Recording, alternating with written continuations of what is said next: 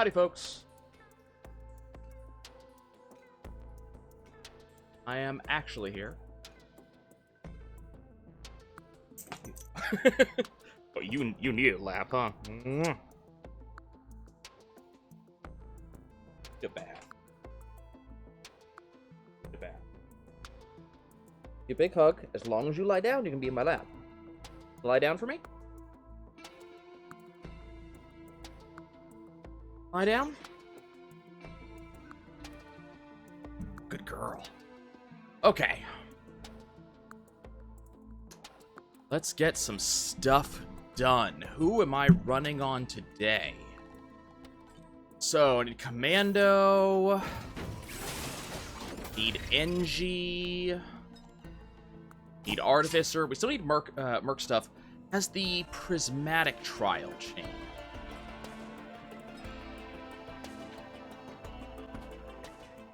Yes, it it just changed, like, 3 hours ago. Okay, what is the new Prismatic Trial here?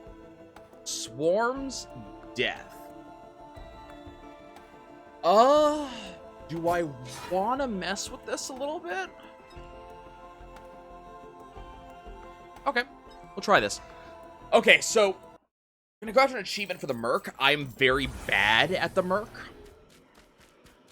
The achievement we are going for here is that we are going to try to beat this challenge without our health dipping below maximum. What that means is I effectively cannot take a hit. Now, that's a pickup. That is a pickup. That is a good pickup. This is doable. We're gonna see if that counts, actually, because that was not my health dipping below maximum. Us picking up that,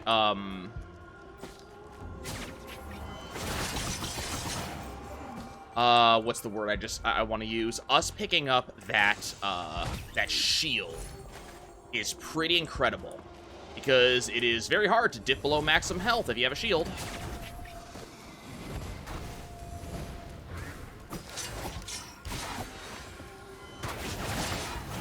Nope, dip below maximum health. Okay.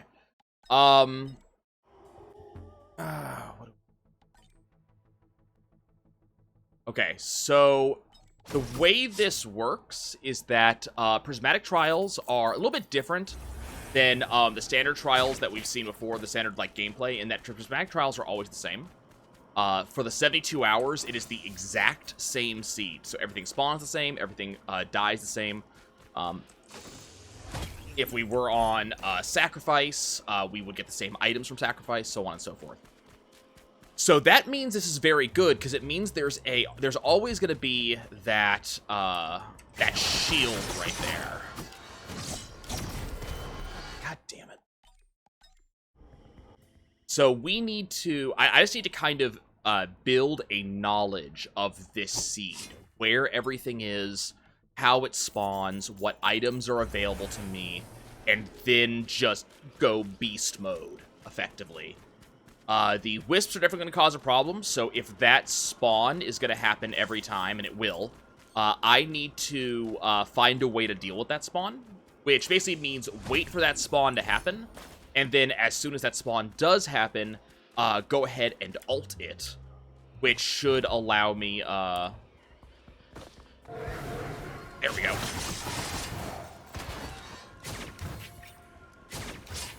There we go.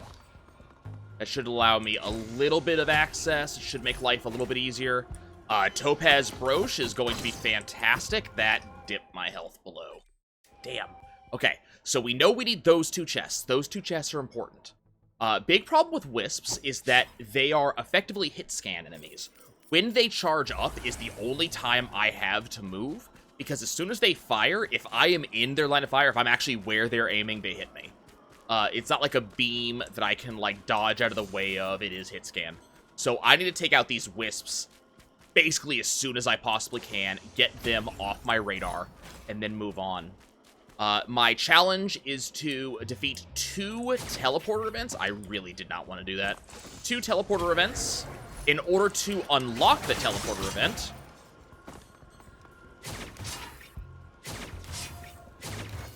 go.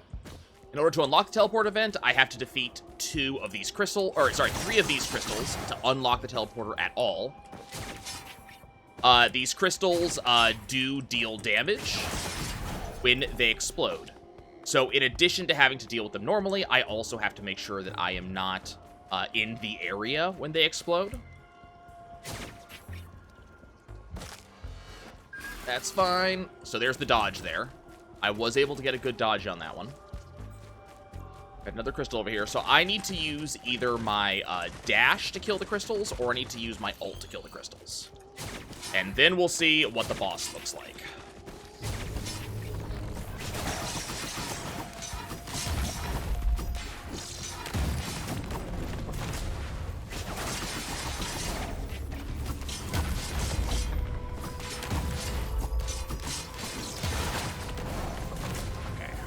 We're getting good stuff done here. There was another tier 2 chest back in this direction, so we're going to be aiming for that. Constant dodging. So we know what this chest is. This chest is not bad. I'm going to go ahead and pick it up because it does come with a 5% crit chance bonus, which is good. I want this chest because we don't currently know what's in that chest.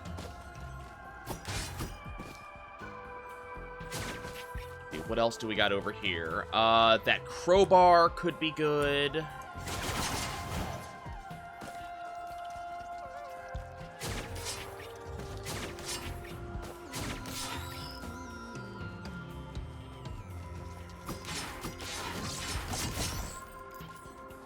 $33. Remember, falling damage does hurt me. So I need to avoid falling damage, the same as every other bit of damage.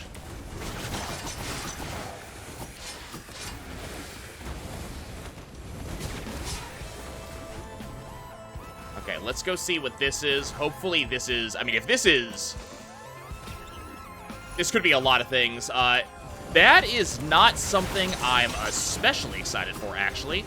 Because having 2 of those doesn't really help me that much. Okay, that did not break my shield. That's good.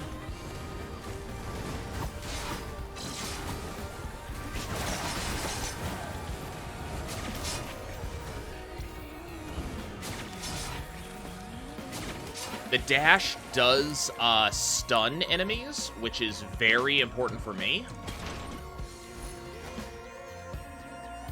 Okay, so we have some good items. I would love it if the game had another shield in place for me, because these shields are going to make sure that my maximum health is fairly safe from these enemies here.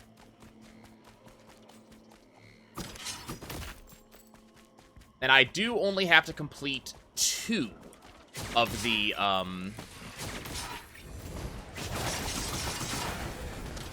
only have to complete 2 levels to complete the challenge. So I don't have to do all 5. I only have to complete 2. That's another shield, which is amazing. Now we do have an equipment barrel here. Equipment barrels could be amazing.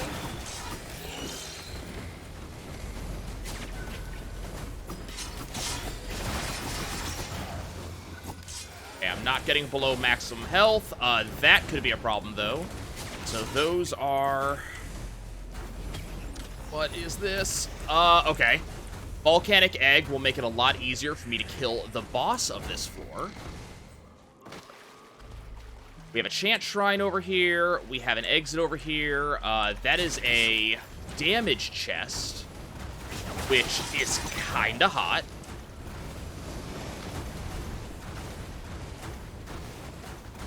Oh, I ended up... Damn. One of those elites caught me in the back. Okay.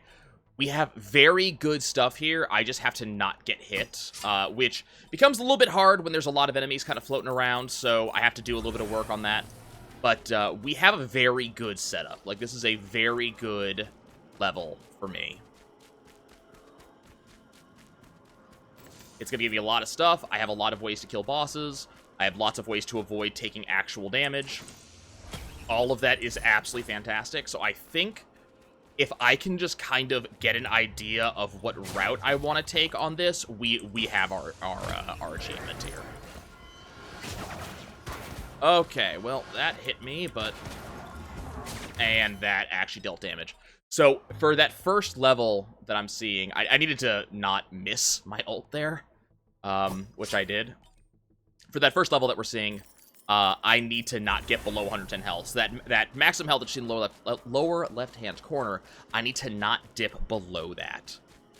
The number on the right-hand side is always going to be the maximum health. Even when I have shields, the number on the right-hand side, I believe, is the number I actually care about. So that's the number that we're actually going to be focusing on. And we need to make sure that we are not dipping below there. I've actually had a pretty reasonably good day. I'm glad that you have as well.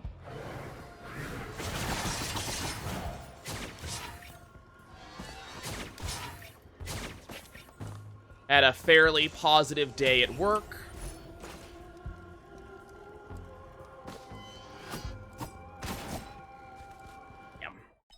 But yeah, had a fairly positive day at work, got a fair amount of work done, helped a bunch of clients. I just got back from spending an hour at the gym, which kind of pumps me up a lot, actually.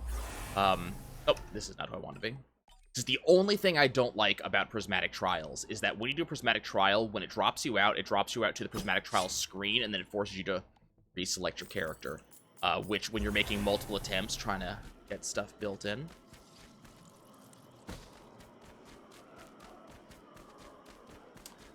I'm not sure 100% which news you're talking about. There's a lot of news that came in today.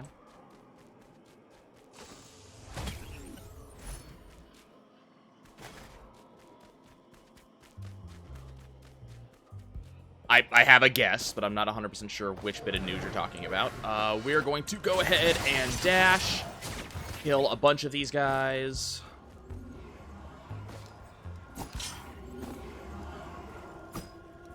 Are you? Jerk.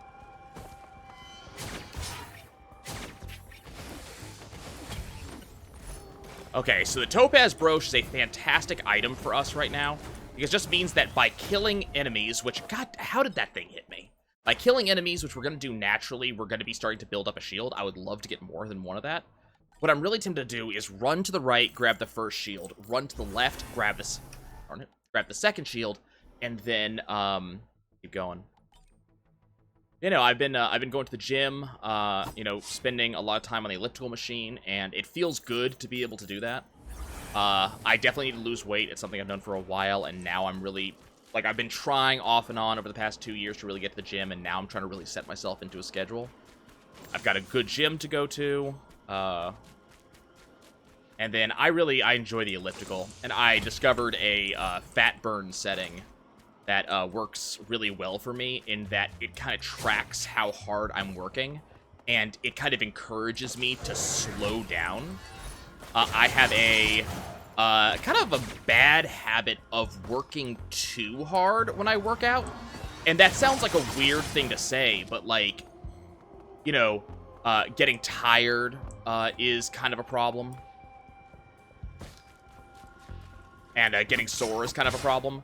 So being able to say, you know, hey, I can work out for an hour straight, and not only do I not feel tired, I don't feel sore, like, I feel good about it.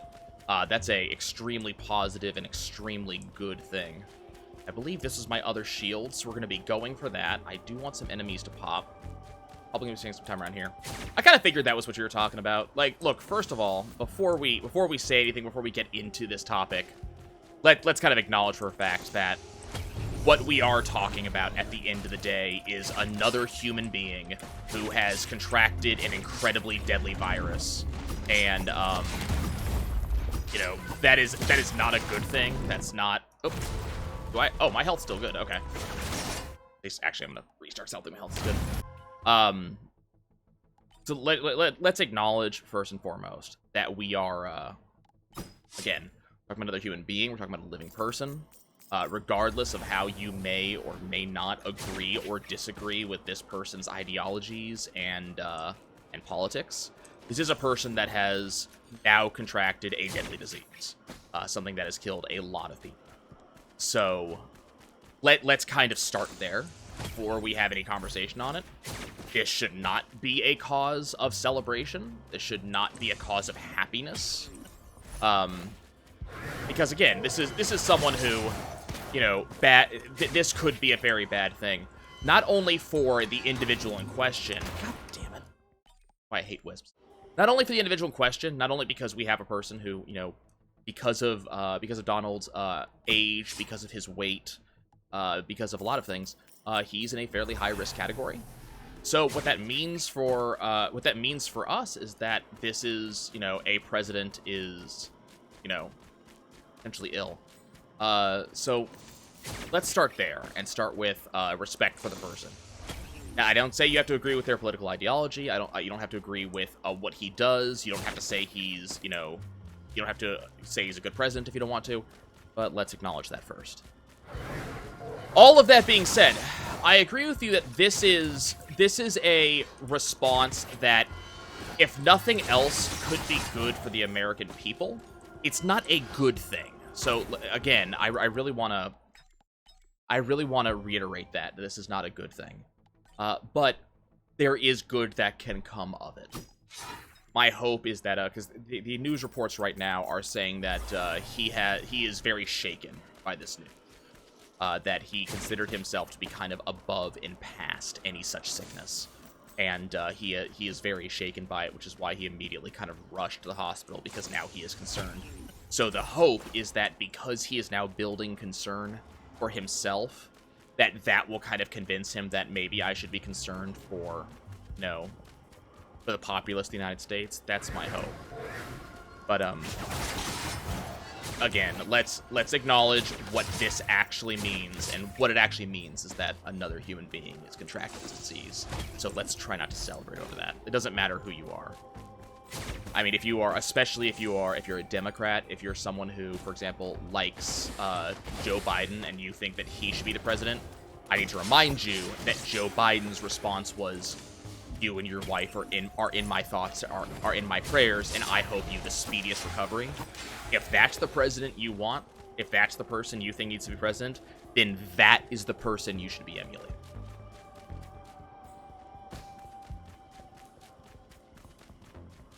Again, that is not something you should be hoping for.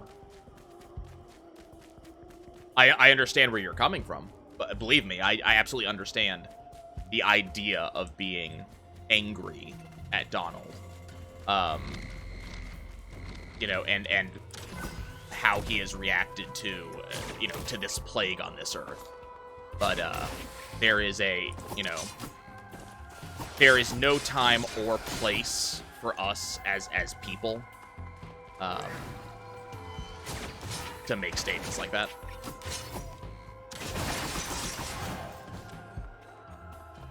This is not me being, like, religious or anything like that, but I am not of the opinion that that is for us to...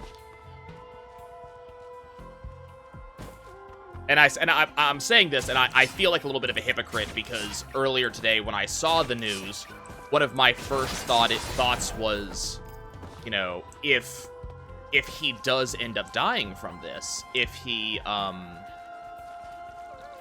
you know, if this does end up costing him his life, this could be very good for our country. You know, this could be very good for the world, really. But at the same time, it has to be kind of understood that we are, again, talking about another living person, and why would you wish that on someone else?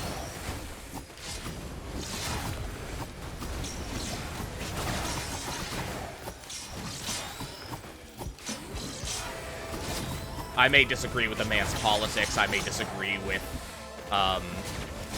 you know, how he acts around people. I may disagree with a lot of things.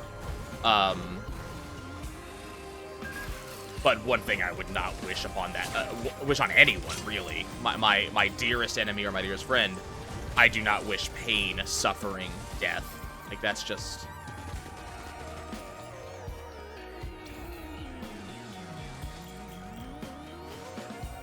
It's got nothing to do with being politically correct.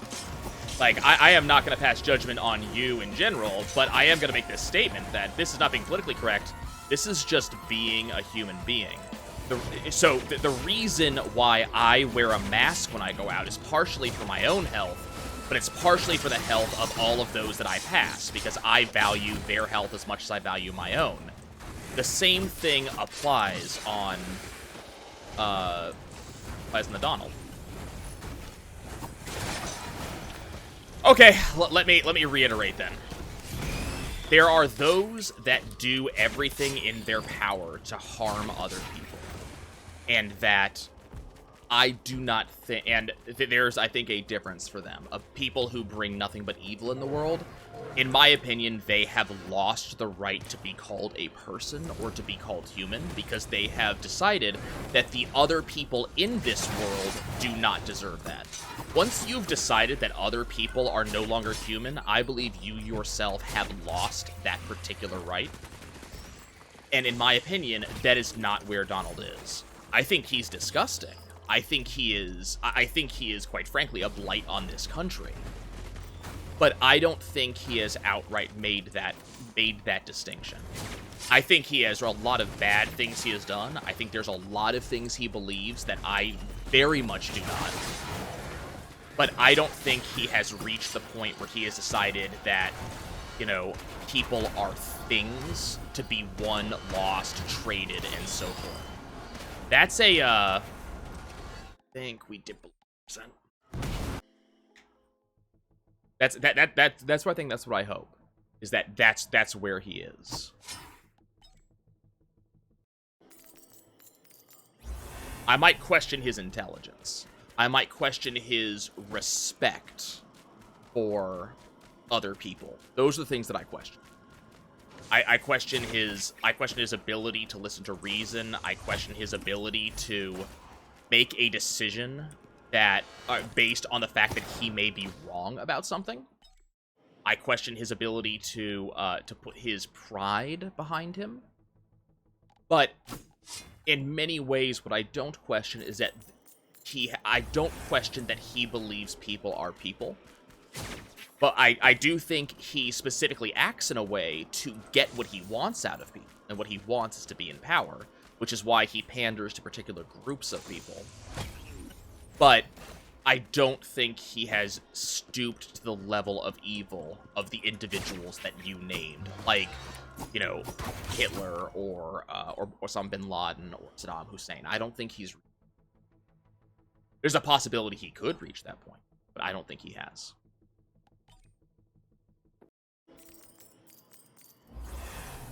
Damn it! There's a lot of negative things that I think about him, but again, I do not wish death upon him. What I do wish is that he is going to, you know, I hope he recovers, and best case scenario, at the very least, I hope this shows him humility. That he's gonna look and see that someone like, again, Biden, who, you know,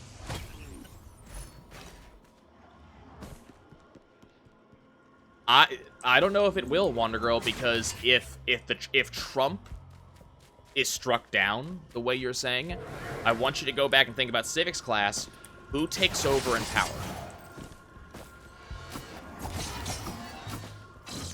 The vice president of the United States right now is, I think, is a man who might be just as bad. And he's an evil that we kind of know where he sits on a lot of things. And that's the person who will then be in power for at least the next 3 months. So before you rush to the statement that let's hope he gets struck down, I want you to think about ramifications for a second. I also want you to think about what a lot of people are going to say if Trump dies. Do you think that the diehard supporters, the ones who think he does no wrong, do you think they're going to sit nicely by if he dies and just, oh, well, you know, he died, I guess that's absolutely okay for Biden to take over? No, absolutely not. They're not going to be okay with that. They're going to be even more upset than they would have been otherwise, because now their leader is gone. They're more likely to be a problem in that situation.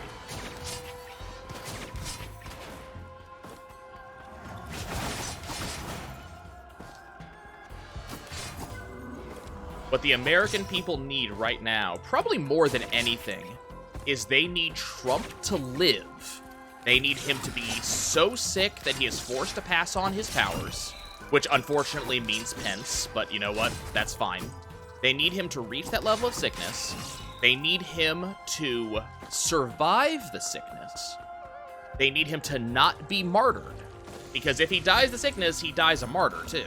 They need him to not die from it. They need, honestly, in my opinion, they need Joe Biden to win the election, and they need there to be a gentle and calm passing of power from one president to the next to show the American people that the process still works, that democracy is still real and still exists in America. That's what the American people need. There are way too many people who are of the opinion that democracy is dead, and that needs to go away.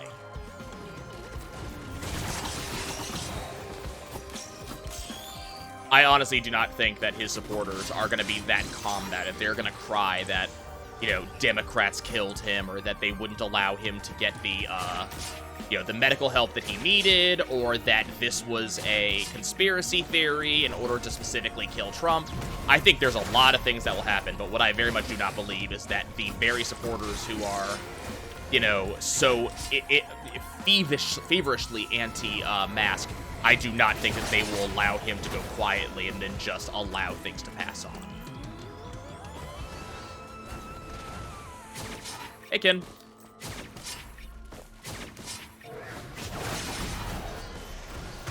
Don't mind us. We are having a intense political discussion. How's your day going?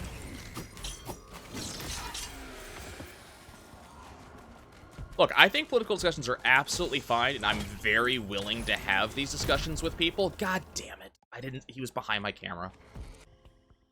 You know, I'm very willing to have these political discussions as long as we are, number one, respectful of each other, but also, I'm glad that you're hanging in. We need to be respectful for each other, but also respectful of, you know, the actual topics at hand. And again, with very few exceptions, I don't think there is any place for wishing death on someone else.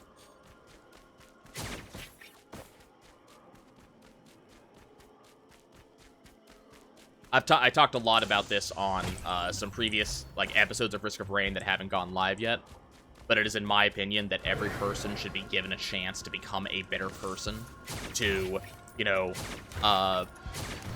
answer for their actions, to learn, and things like that.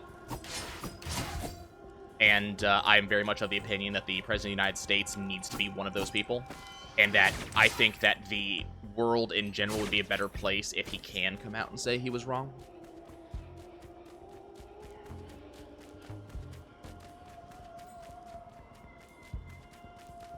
I think I'm curious if there is a distinct difference between my definition of respect and your definition of respect, Avanius. And yeah, kid, this is very much 3D. It's very much Risk of Rain, so don't think the game has changed from base Risk of Rain. It still very much is, you know, the same Risk of Rain as Risk of Rain 1 was. That hasn't changed. It's just the actual space you play in now is 3D, which is absolutely cool. I've been playing the hell out of this game for the past couple of weeks now, and I adore it. I think this game is absolutely fantastic.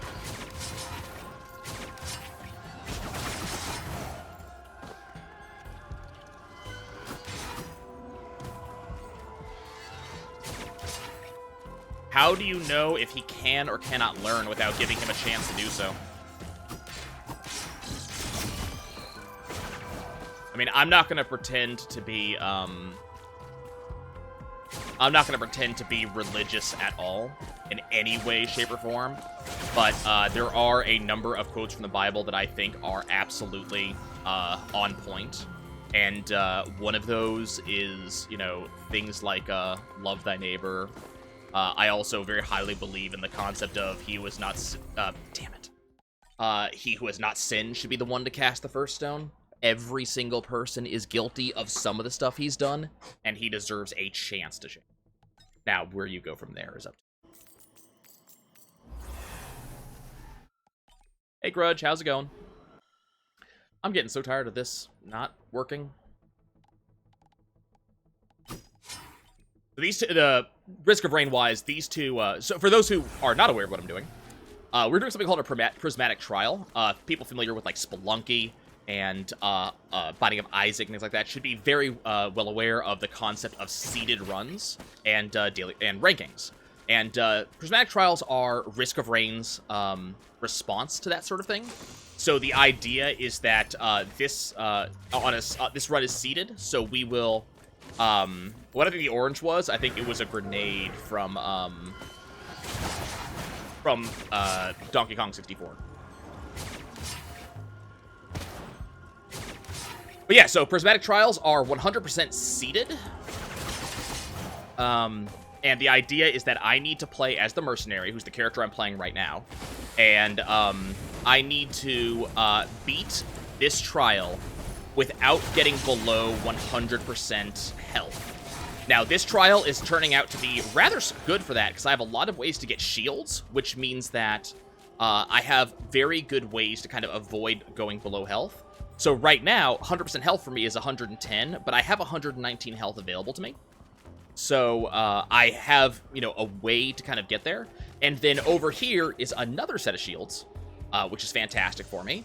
And then in addition to, so now I'm up to 128 total health. So I have, about 18 health to play with in case things go wrong. There is also the Amber Brooch up here. Amber Brooch, every time I get a kill,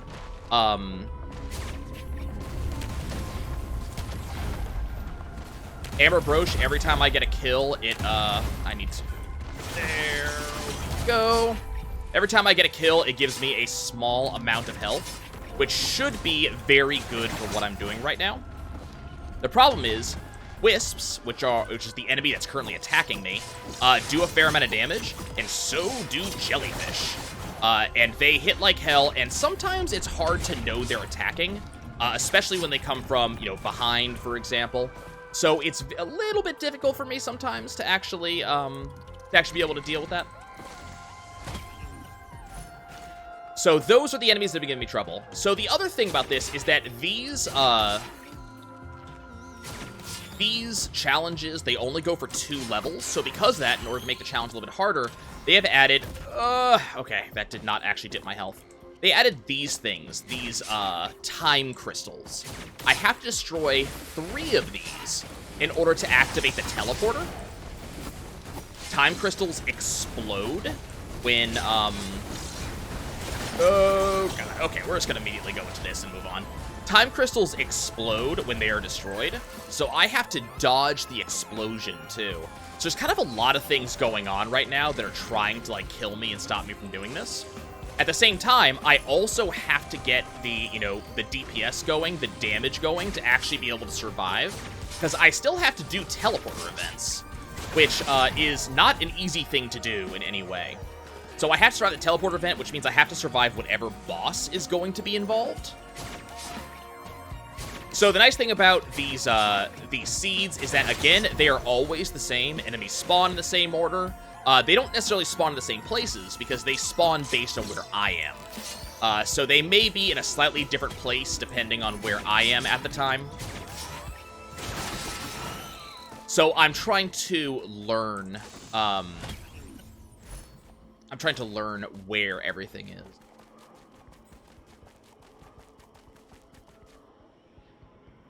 So we have a good idea of where a lot of my items are. We have a good idea of what my items are. Some of these items don't matter as much. So this harvester site's kind of nice because it comes with a built-in 5% crit chance, which just means that I kill things faster, which is an incredibly useful thing. On the other hand, this other tier 2 chest is just another one of those, which is not incredibly helpful. This item just gives me health back if I happen to hit enemies with a crit, and, if I can't dip below health, then what's the good of having that item, right?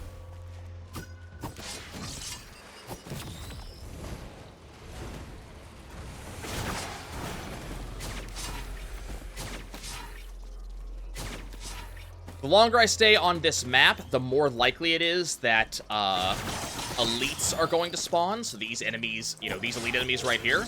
And that is potentially a problem.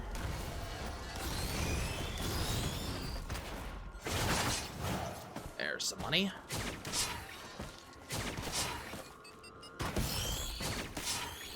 I mean, that's getting into conspiracy theory here, because you'd have to get, like, doctors who would actually agree, or actually, like, follow along and say, yes, you know, this is real.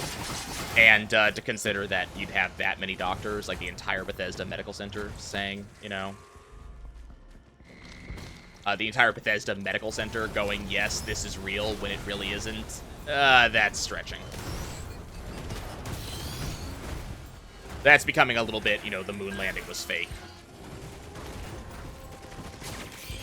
You have a good weekend too, Grudge. I'll probably be getting back to runs soon. I just haven't had, you know, that much time recently. Oh, that's amazing. I haven't had that much time to play, or to do like a 12-hour stream recently. You need one more person to pass you? Did you bop me already? Have I been bopped?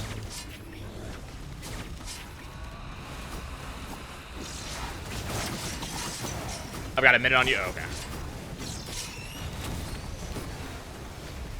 So what we're going to do is we're going to use this active item, kill a bunch of enemies real quick, get some shields going.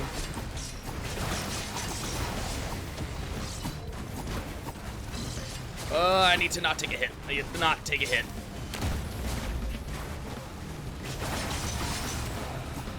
That ukulele is amazing. Okay, so I need to go after this Beetle Queen now.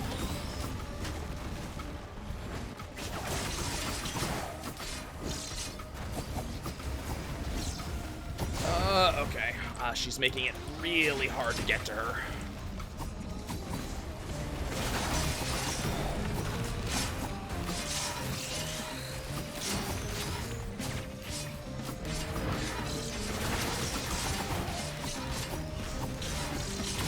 I need this Beetle Queen to die. Okay, so now I believe we are officially in the clear. That was very close. I think we're still in the clear, but it's very hard to say.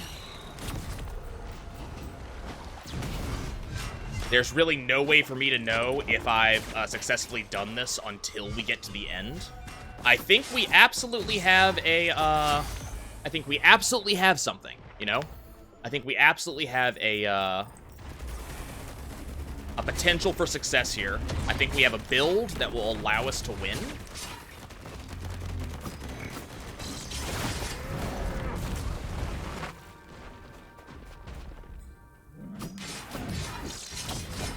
And I think that might have just killed it when that thing hit me just now. Yeah, that definitely did. Okay. We have, I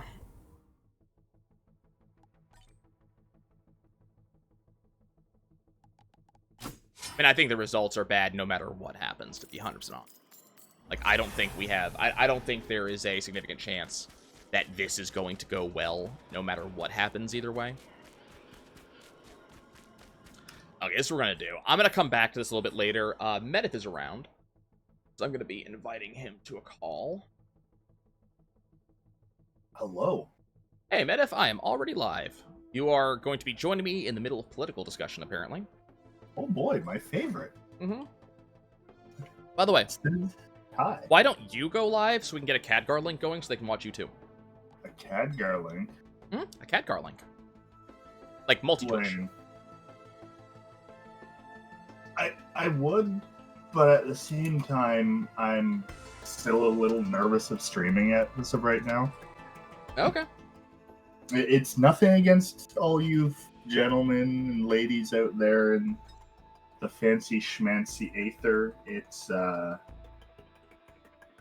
one thing to join a stream for me right now, but my meds kind of make it difficult for me to actually Understandable. deal with it. Wonder Girl wants you to know that the political discussion is entirely her fault, apparently. Oh, that's fine. I mean, I can pull up your stream. I assume you're on Twitch or YouTube? I'm on Twitch. Okay, so I'll just pull up your stream so I can view the chat. It's not too much of a discussion. What we're talking about right now is we're discussing the news that came in earlier. By the way, are you good with NG? Yeah, I love NG. Okay. Go ahead. You just go. I got my Rex win. I got my Huntress win. So now I'm working on Loader. Very nice. Also, the Prismatic Trial this time is very fun. I highly recommend it. I was working on it just now. This is the Prismatic Trial I will get my Mercenary win on. Good. It's actually there's actually two shields like immediately available.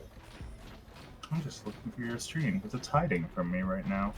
You should just be able to right-click on my name on Discord and watch stream from there. No, I found it. Yeah, we're having a discussion right now regarding the the news that came in earlier today that Trump has contracted COVID officially. Well, of course he has. After that, I mean, even if he has or hasn't, he's going to claim that after that horrendous excuse for a debate. That's what someone actually just said, was that this is something that he might be making up. My opinion is that, number one, we should not be hoping that he dies from it or that bad things happen to him. Of course not. I mean, for one thing, that would both murder him, but on the other hand, like, he is still a human being. We don't want someone to die from something that was easily preventable, even though this was basically his fault. Right, and the whole human being thing was kind of my stance on it. But also, there's a Gorags here for you. Oh, okay, nice. I'll be over there soon. But we were also talking about, like, one girl, and she has a point here. It's not a point I agree with, but I will acknowledge it. I had mentioned that I don't wish, death on anyone, right? That I think that shouldn't be happening. And so her response was, wait, anyone? What about, Osama bin Laden or Saddam Hussein or Hitler? And I said, well, those people, I think, are a little bit different. They're not people anymore because they have also downgraded others as people. Other human beings are not people to them anymore. And her question is, do I not feel that Trump is in that same boat? And personally, I don't think he's there yet. I think he's a dumbass. I think he's an idiot. I don't think he has reached evil yet. He's a dumbass with money, and that's the most scary part of a dumbass, but at the same time, he's not inherently a bad person. He's just used to getting his way because he can throw money at things, and when things aren't going his way, he has a tantrum. Yeah. Like, not to pick on you, Ken, at all, because you did outright mention your political affiliation, but I think that I think that Trump kind of exemplifies the worst of Republicans. I have plenty of friends who are Republican, plenty of friends who are Democrat. I don't, that doesn't really matter. But there are certain ideologies that tend to fall on one side of the fence or the other, and I feel that a lot of Trump's ideologies kind of fall on the negative side of a lot of those, which is unfortunate. So I clicked gasoline there, but it gave me a key instead. You know what? Free items are free items. Let's go for it. It wasn't free. I paid for it. Yeah, well, Well, no, free, because Rusted Key. Rusted Key gives you items. Also, this level is flush. Holy crap. I mean, I do hope he isn't lying about it, but again, I think that the concept of the president being able to get away with a lie like that so many people don't overturn is tantamount to a conspiracy theory, and I wouldn't hold much truck in it. Because you have to get a lot of people to follow with that. And there's a lot of medical personnel who will have access to Trump because he is currently in a hospital. There's a lot of people who do not necessarily agree with him that will have access to him. And to assume that everyone from his nurse to his doctor, to the doctors there, the administrators, that all of them are going to follow along with it is, again, I would say tantamount to a conspiracy theory. Like, as I said, I really hope the guy's healthy, because I would prefer him lying and being healthy than to actually be ill, because he is of the age where he is at quite high risk. Well, I had mentioned that I would prefer him over... honestly, as much as I don't like Trump, I would prefer Trump over his vice president. The former vice. Nope, current vice. Hence. Oh, yeah. Yeah, definitely. I thought you were talking about Trump and Biden. Oh, no, I absolutely want Biden. Mostly I want Biden because I want... Damn it. I want what he, I want what he stands for, not necessarily him as a person. By the way, is there a scrapper here? I haven't seen one yet. Damn. Let's see. How's my luck gonna hold out? Am I gonna lose my mushrooms? Let's find out. In the next episode of Dragon Ball P. Nope. Yes, I lost the key. I got the good choice. Nice. I mean, the key is still nice, but like, I would prefer grenades over keys. And I haven't addressed it just yet, but because we are in... This is the first time I've done multiplayer on stream. Because we're on multiplayer, all shops, all chests, everything like that, are a little bit more expensive than they normally would be. I believe they're one tier more expensive than they would be otherwise. In addition to that, we have more spawns of them. We also have more spawns of enemies. Difficulty scaling scales faster. And we are more likely to see elites, I believe. Which is why I got... Go for it. Yeah, I'm dead. It's on you right now. Oh, I wasn't paying attention. Sorry. Yeah, I had a infernal stone giant that just kept lighting me on fire and blasting me. What a butt. Yep. Yeah, I am very dead. It's cool. I'll catch up on the next one. Well, I mean, you got a good amount of items. It's just, are we gonna get like oodles of lost items? Yeah, I mean, you're right. I got more items than you did. I should have been in a good place. I'm kind of annoyed I'm not going to get that opus. I mean, there'll be more OPI. OPI. As I said, Wanda Girl, there is a, there is some good that can come. There definitely is. And we'll kind of see what happens.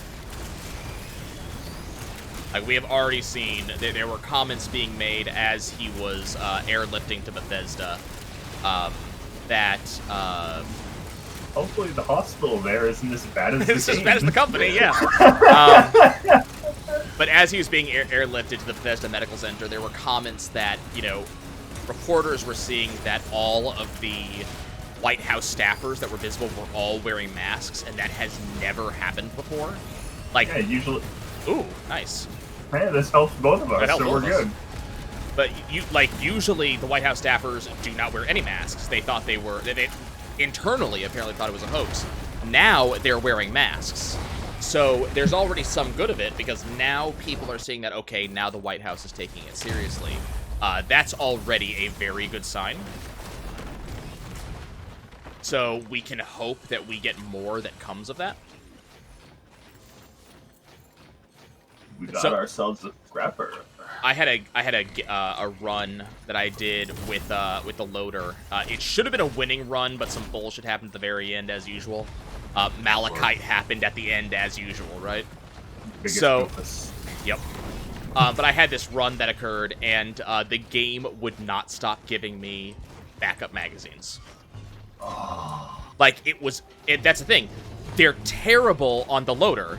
I got, I think it was a total of, like, 10 backup magazines between, like, 2 levels. That's a move. Looks like you may be able to get an equipment item. Okay, I'll keep an eye on it. Yeah, Ken, I've been wearing masks continuously, and I've actually kind of, or not unconsciously, but I've kind of consciously made the decision that from here on out, if I feel sick, I'm just going to wear a mask. It's something they do in a lot of other countries, especially Asian countries, that I think is a really good... Japan especially, but apparently Korea does it too. And I think China does it as well. And that sounds like just a smart idea in general. It is, because it's like, people still want to work, but at the same time, because it's such a compacted commercial area... Oh my god. Oh yes. Okay, let's... And we got multiple And there's scrappers. a scrapper over here, yeah! But I think I'm probably going to do that. I was wearing the thick cloth mask until I started realizing it was giving me Not trouble breathing. I'm not going to say that because that's 100% bullshit for people who say that is. But it was making it so that way when I exercised, I was having trouble. And not only that, but fogging your glasses constantly. Fogging, yeah, well, there's no getting away from that. This is better. Well, actually, no, I'm melee. This one's better on me. Next one's on you. What? Yeah, big thing. It was, yeah, unstable test. Well, I was thinking your turrets, but I went, wait a second, what am I talking about? I'm a melee character today. But yeah, I mean, that's you. Yeah, I kind of need the mobility, yep. Even though I hate the item. Yeah, I've been wearing masks consistently. You know, I'm going to work out, and what I was finding is that I was having trouble working out at my full capacity. Like I was having to go half as God damn it. I was having to go kind of half as hard and half as long just because I was not able to kind of get breaths quickly enough. Most of that's just gonna be me being out of shape, so that's not something I'm gonna blame on the mask. But I found that if I got a mask that was slightly less thick, it made it better for me. But yeah. I will absolutely be wearing a mask until we basically get the all clear. I would highly suggest, as far as masks go, you pick up the surgical scrubs, like the blue. I can't remember the number off the top of my head, but they're the lightest. Yeah, you're talking about the papery ones, right? That have the folds. Yeah, I got a box of 50 of those. Perfect. Yeah, because even though they're definitely the thinnest as far as masks go, they're also the most protective. They still have multiple layers on them. And look, if a surgeon believes in it, I'm fine with that. I'm grabbing this. That's especially what I'm wearing at the gym because it's something that works for me. I don't wear a mask at home, Wonder Girl, but I will tell you outright, if someone in my family contracted COVID, me or otherwise, I would be wearing a mask at home. Yeah. In my case, I don't wear a mask at home either because it's my home. If I have guests over, yes, I'm going to wear one. But otherwise, no. I think mask at home is asking a little bit too much, unless, again, you have someone in the household that has COVID.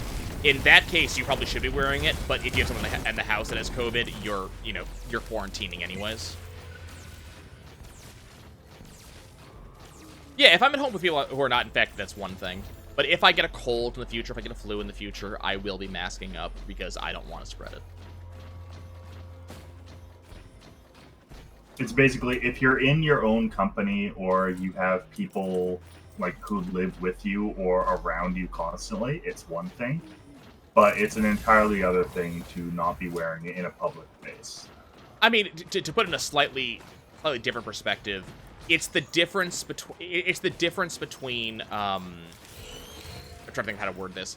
It's the difference between people who go, I don't wear a condom because I feel safe with my partner, and someone who says, I don't wear a condom because we are already together, we have already had sex without a condom, we know that we're not, we know that we're, I think the term is fluid bonded is the term I always hear, which is a weird term to me, but there you go.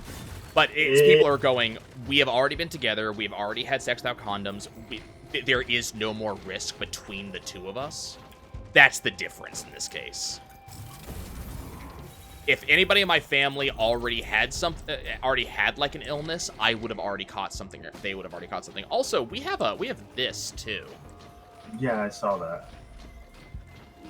There's actually a number of very good 3D printers on this level. Yeah, I already have 3 glasses, so I'm gonna grab a second tri-tip. I have 2 glasses. I'm trying to decide if I want any tri-tips. I mean, there are people, especially in in my area. I mean, in public, there are people who they do not. Wonder Girl, it's a question of it has nothing to do with pregnancy risk. It's STD risk is the question. Because even if you're on the pill, or if you're a guy who has had his tubes tied, or if you're a woman who's had a hysterectomy, nope, guys can have tubes tied too. No, that's a vasectomy. It's a snip. Same thing. No, I've heard the term used both ways. What I mean, like, Okay. I've heard it used for vasectomies and for where was that tri-tip? right here. Oh, there it is. Found it. But it doesn't matter, like, what level of fertility you have as a person. If you're with a partner that you don't know, you should be wearing a condom regardless to stop transmission of an STD. But there's a lot of people who are like, okay, well, I've been with this partner for, you know, for a month and a half or so. We don't wear condoms anymore. Why not? Well, we don't really care about the pregnancy risk. We'd be fine with it happening. But we're fluid bonded. You know, there is no risk of STDs because we already know that neither of us have them. I don't necessarily know how I feel about that argument, but... There's a radar scanner. It's probably a bit better than your... It's better than the base, yeah. Did you get that, Did you get that chance shrine that was over there? Over where? It was over on, like, that side. No, it's somewhat expensive now, but you might want to go for it. Of course it is! Right, because I fail it over and over and over, I know. Okay, I gotta go do some 3D printing real quick. Yeah.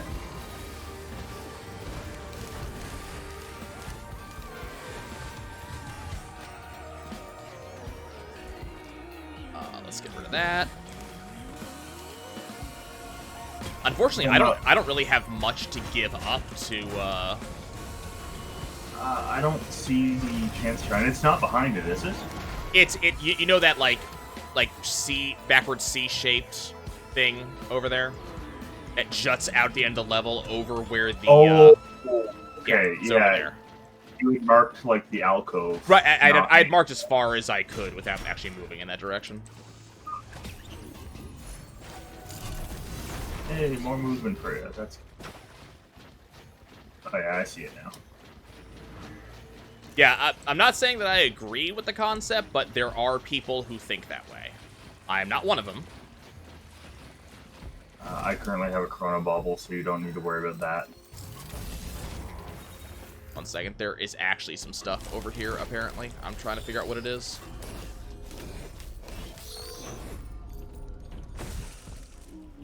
I'll scrap the squid pull-up and okay. the... That was...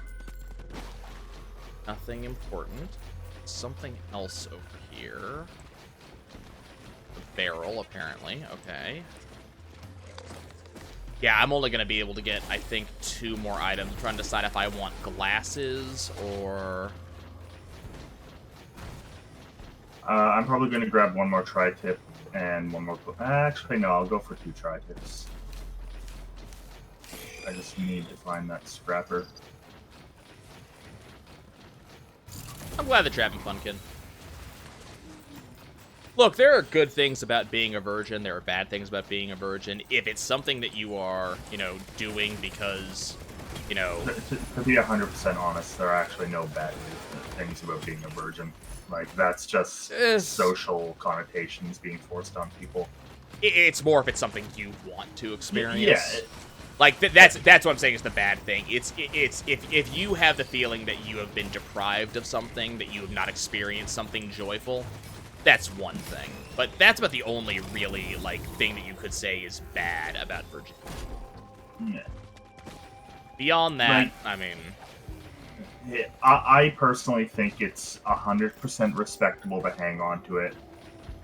Like, it's hard these days because it's so glorified to have sex and all that shit.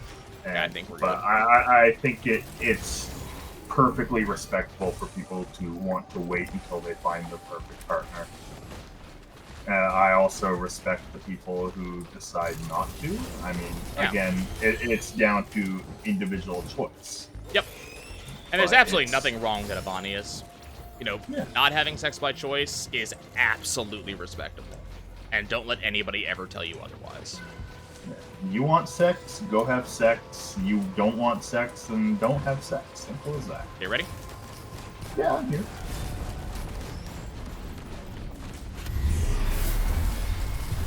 Oh, hi. Right? Go, my boys. My baby boys.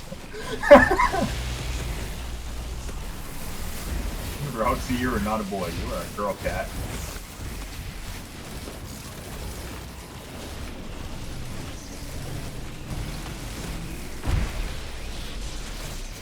I think there's a lot of stigma around being a virgin or not, and it's, you know, okay, fine.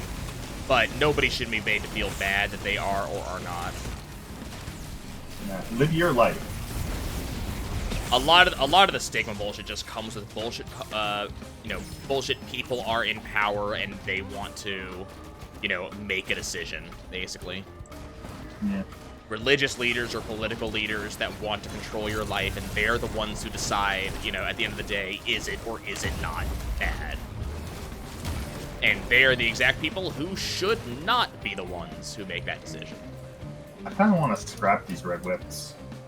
I kind of want to scrap one of them, but you already picked them up. I already picked it up, yeah. I don't know, I might scrap it anyways. Yeah. In the hopes of a better green. Yeah, that's fine. Yeah. I'll hit up the scrapper after this ends. Just need to find one. Well, you say it's about you and not having anything with social stigma. I have to argue with that. Not that I'm saying that there's like you're not making the choice for yourself. You are, but your personal, you know, view of the situation has been shaped by culture. Now, that doesn't necessarily mean that you're listening to what culture says. It doesn't mean you're rebelling to what culture says. It just means that, like, there has been a response to something that happened culturally. You know, there's no in a vacuum for someone who has actually lived outside of their house. I'm good whenever. I'm just gonna grab a Chrono Bauble real quick and you can hit it. I already have a Chrono Bauble, but sure. Well, remember, I'm gonna be separate from you for a while. Nice. Yeah, I brought this up in actually a episode somewhat recently, but to bring it up again, like the book or don't like it, like the author or don't like him, but Robert A. Heinlein's Stranger in a Strange Land, as weird as the book can be, it has a kind of interesting point it makes at one point. There is a character, the stranger in question, Valentine Michael Smith. He grows up as a human on Mars when there are no other humans around, so he is raised by the Martians. And the Martians in this book, because food is scarce on Mars, have no problem with cannibalism. They will eat their own, and in fact, it is considered to be a high honor to be eaten by your fellows. If food is that scarce, you have been the one that was selected to feed the group, among other things. They also just eat the dead in general, because why waste food? So he has no problem with this, and he kind of brings this up regularly. Another character, however, has a huge problem with this concept, and there's a discussion that happens surrounding Michael and his presence in a household where the head of the household asked, when are we getting rid of that ghoul? And the head of household, one Jubal Harshaw, says, I don't know what you mean. You know, what do you mean ghoul? Oh, the response, I was raised right. I'm no cannibal. What do you mean you were raised right? You know, or not that I was raised right. It's instinctual. I instinctually don't like cannibalism. And it's brought up that, no, it's not got nothing to do with anything at all instinctual. There's cannibals all throughout human history, you know. And he says, well, I wasn't taught not to be cannibal. Well, your mother might not have taught you.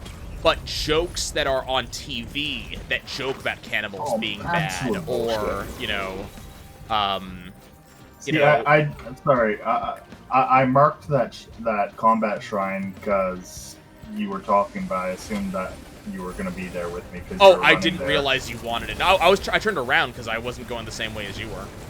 Well, that's why I marked the combat shrine. Oh crap. Interrupt me. Feel free to interrupt me if I'm talking. Okay, we'll have to get out of this one quickly so you don't fall too far behind.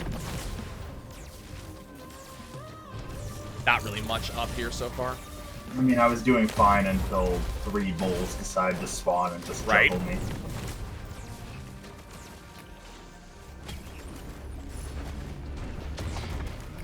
I've been doing some sacrifice runs recently. It is so nice to get fireworks that are actually useful. Mm-hmm.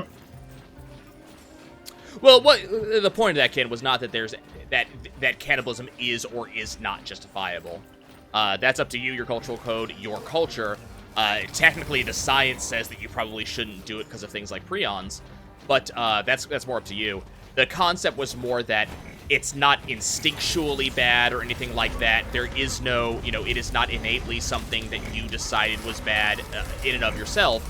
Culture absolutely had a part of it, regardless of if anybody said, directly to you that it was wrong. Culture did have something to do with it. They just might not have said it directly. But if it's something that, if there's jokes about it, it means something is feared or something is wrong. We joke about death because we're afraid of death. We joke about, people who are... Let's just welcome it. We joke about, fat people are constantly joked about because being fat is considered to be a bad thing. So that's what jokes are. So if culture shows you that this is a joke or this is a, bad thing, that is culture telling you, and kids grow up learning that shit. And you can't pretend I didn't teach them. You didn't have to. If you do these jokes or if you do these, actions, if they see it on television, it shows them that that this is a bad thing. And yeah, Wander, it's a study that they found in everything, basically. If something eats their own kind, it's basically the equivalent of mad cow for that species. Look to your left. There's a big boy. My left? Well, right now. Behind the fence. Oh, yeah. I should be able to afford it, actually. Yep. Almost. Now I can. And there's a crowbar inside this. There's a lot of chests. There's a lot of chests around here. Holy shit. Apparently you're getting the crowbars. Entire next stage, given how much this one's giving me. That's fine. Also, I got brains. Not that I really care about them, but I got brains. Oh, nice. Yeah. We're definitely gonna pick that up. Can y'all spawn over here, please? I need money, and y'all aren't here.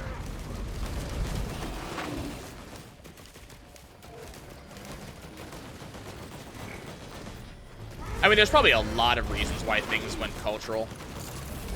Like, not just because someone actually realized that eating something turns you insane or this is related. That might be a bit too much to say that that primitive man actually figured that out. Although, one funny thing about that is that previously in a lot of pagan cultures, I'm not talking about, like, modern-day paganism, but, I mean, non-mainstream religions, their shamans and such would consistently be considered, like, speaking for God after doing ritual cannibalism. It wasn't because they were connected to God, it was because their mind was going fucking insane from eating their own people. I mean, prions are a terrifying thing, man. They are. The very concept of prions is terrifying. Okay, I think we're good here. Yeah. So yeah, just a long story short, it's that, like, culture is constantly kind of a part of who we are as people. Even if you want to say, I'm counterculture. Okay, so you are part of the culture of counterculture then. Like, Nope. you can't really get away from culture. You can just decide which part of it you actually want to be part of. Oh my god, there is so much going on right now. I need to not be underneath this. Okay, are they dead? Nope, they are not dead. They are very not dead. Get the coin, get something good out of it. But it was more to get away from this spawn in. Get some health over here. What are prions? So Prions is the way that one is spelled. It is a they're kind of like viruses, but they aren't a living thing. It is a very weird mini, and not like even organism apparently isn't the right word for them, but they're kind of like a bug in software. They kind of screw with human cells DNA. And kind of force our cells to make more prions. And they especially do this in your brain. So they force your brain to make more prions instead of cells for your brain, and gradually cause you to effectively go insane. They're the source of what used to be called, or no, well, it's still called this, but they're a source of what's called mad cow disease, and the human equivalent is, I think it's called Creutzfeldt-Jakob. Yeah. It literally makes holes in your brain. Yeah. Your brain ceases to be able to understand how to make more brain cells. And instead, it makes prion cells.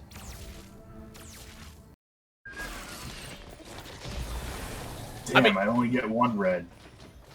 I mean, public nudity is a, I got a purity over here for if you want it.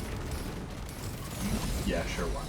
Public nudity is a fantastic example, actually, of the way culture works on that. Because, like you said, there's no real good reason why people should not be okay with public nudity. Is it a parasite? Not really, because parasite implies living thing, and prions, as far as I understand, do not qualify for the concept of being alive. Like, they just aren't alive. They're not alive like bacteria. Even viruses are more alive. Nice. Even viruses are more... actually, can you drop that for a second so I can pick it up just so I can get the... Yeah, sure. Yeah, I'll give it back to you. There you go. Now I have fire. Yeah, it's a misfolded protein. There you go. Yeah, so it is actually, a protein type. Actually, you take this because it's fire trails. You'll benefit more from it. I have a recycler. Oh, okay. That being said, do you want me to try to recycle it into one of the other ones? Because that is a solo pool. Oh, yeah, sure. Okay. Never mind. I can't recycle that. Apparently that is not. Do you want to recycle the boys, then? I'm keeping the recycler, so I can try. Okay. There's a missile launcher if you want that instead.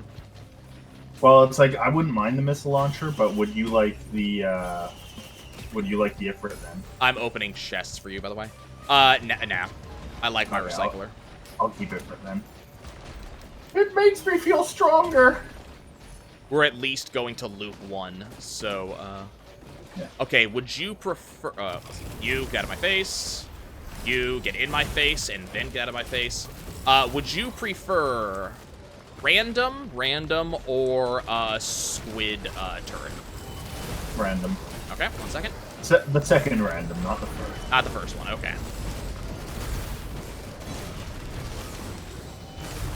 No, culture screwed up, absolutely. Nudity, like, climate nudity is absolutely a thing, but the reason we don't like nudity is because freaking, again, leaders, the cultural leaders of the planet, they decided that nudity leads to promise... Actually, I'm going to take this one because you just got one. Yeah, do that. Spread that.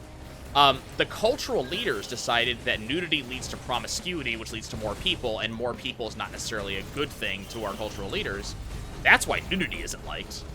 You know, they decided that, you know, that if a man sees a woman's breasts, he's going to go nuts and want to have sex with her constantly. And vice versa. If a woman happens to see a penis, she's just going to lose all control. Regardless of how true or untrue this may be. Oh, dicks! Yep, pretty much. By the way, there are a crap ton of lunar items here. Well, get whatever you want. I will absolutely pick that up. I found a Nye Shrine, and I don't like it. So there's a corpse bloom over here. Are you interested in that? No. Okay, it is now a Beads of Fealty. We're gonna pick that up. Oh my god, there's another one. And sure, I'll pick that up. That helps us both, technically. But yeah, you know, the whole nudity thing is just entirely because people who are in power decided that nudity was a bad thing, and therefore, you know, it's been taught to us. I'm not usually nude. The reasons I'm not usually nude is partially because of body shame, because I don't like that I'm big. We'll talk about it again. We'll talk about it later once I'm fit and once I, okay, we got a infusion over here for you. Well, thank you, Wander. I appreciate that. Medif is awesome. By the way, I didn't really have a chance to introduce Medif. You'll hear a lot of him on the offline episodes. But Medif is the leader of my free company in Final Fantasy XIV. We've known each other for quite some time. He is absolutely awesome. Medif, I'm assuming your Twitch channel is Twitch/Medif? Yep. So you guys should go to twitch.tv/Medif, MEDIPH, and follow him. So that way when he does get back to streaming, he has a big group of people following him. Yeah, it's no big deal. I don't mind followers and all that because streaming hasn't really been a priority for me as of recently. But I mean, like, if you guys want to, then it's appreciated. But don't feel obligated because Nye's telling you to. Like, you should absolutely feel obligated because I'm telling you to. Metaf is awesome and needs more people following him. It is your choice. I will never take that choice away from someone. Okay, I'll pick this up because we can both use it. I'm checking the back. The YMCA cured your nudity problems of culture. Hey, I bet you're big fans of the police too. Look, if nothing else, the police will tell you that the male body is fun to look at. I don't know how they feel with the others. God damn it! Freaking infernal, goddamn things. I felt that in my soul. Freaking infernal brass contraption just took me from 100 to 0. But yeah, so let me... I need you now, teddy bear, please. Let me toss this in here. There you go. Guys, I mean, back when I was a young kid, so I was probably like 11, 12, 13, I distinctly remember, like, we were going to Waterworld in Colorado, which is a very large water park in Denver. Fantastic water park, too. I highly recommend it. It's a lot of fun. We were going to Waterworld, and then when I started noticing there was a lot of fit people around, and I was very much not fit. I had a lot of asthma problems when I was a kid, so exercising was a problem for me back in the day. Thankfully, I seem to have outgrown it, but I still carry an inhaler with me every time I go to the gym. But asthma was a problem for me, so I was not fit in any way. And I grew ashamed of, you know, having a belly and things like that, so I started wearing, like, a shirt when I went swimming. And that just kind of continued.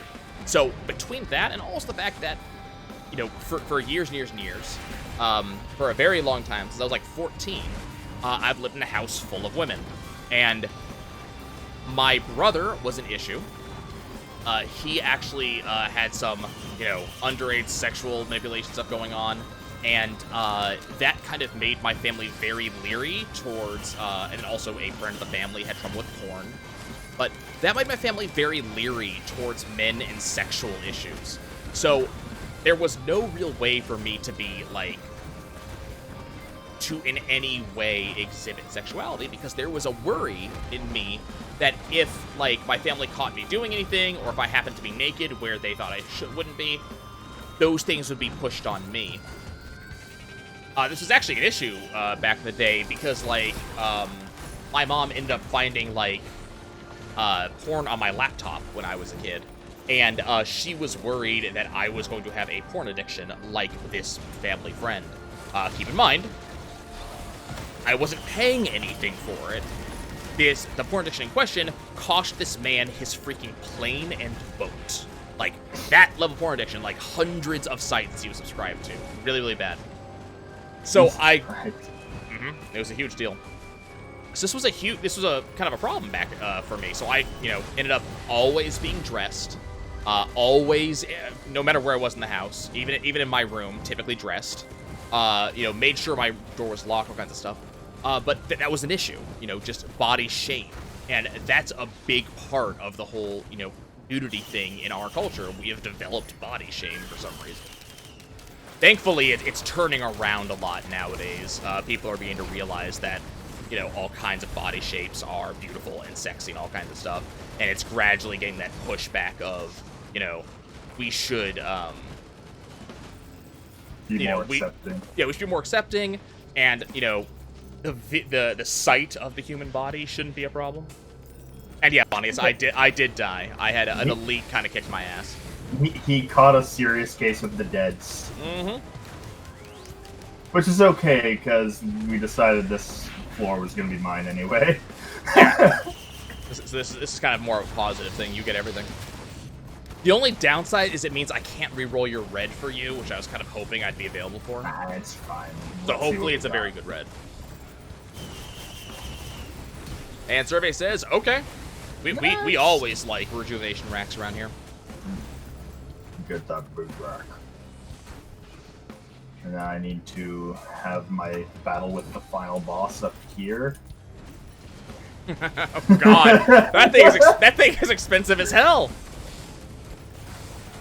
Yeah, the final boss. Ken, as I've gotten older, I've begun to feel that, for the most part, I agree with you. Do whatever you want as long as you aren't hurting anybody. There are exceptions, and politics is one of them. There are exceptions, but I think that I remember.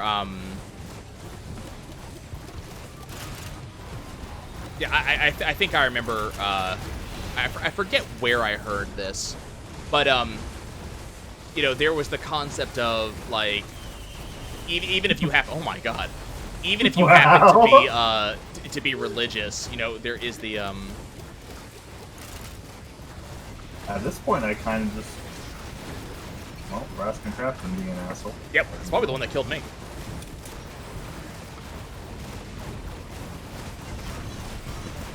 The bald man cry? I'm not sure what you mean by that.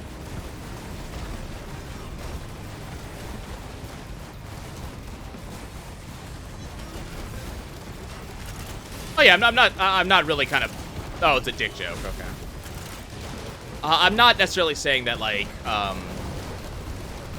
you know, I'm not really like more pointing that anybody is more of a, you know, culturally influenced than anybody else or anything like that. It was more as a kind of a statement. A lot of people like to say that they're not influenced by culture. It's like, well, but you are though. You might not be aware of it, but if you think about it for several seconds. Did you see where the exit is? I did, and I don't remember where I saw it. Okay. Look for the sparkles. I'm pretty sure it was ground floor. Okay. My family was never religious. Part of that has to do with the fact that my mom and my dad come from different religions. My dad's family's Jewish. My mom's family was Catholic. And they couldn't 100% agree on what to raise us. So they just ended up not raising us. Which is perfectly respectable. Mm-hmm. I mean, for a number of Easters, a number of Christmases, and specifically events like that, basically Christmas Mass and Easter Mass, we did go to church, go to Mass. I always thought it was boring and never saw the point, personally. Mom never really kind of pursued it. Like, they tell interesting stories on, like, what people should be doing. Like, you gotta sort of think on them to figure out what they're trying to say. But the messages are good. It's simply a matter of, like, don't force it. I think the decision that I made a long time ago was that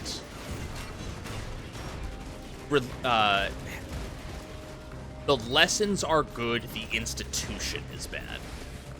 So the church itself is a problem, but what it's trying to teach isn't necessarily.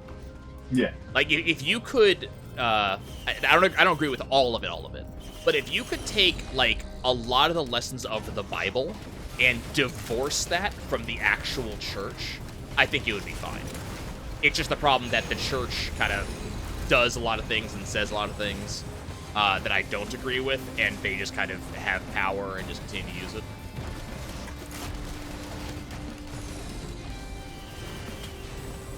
There was a, I've talked about this in the past, but there was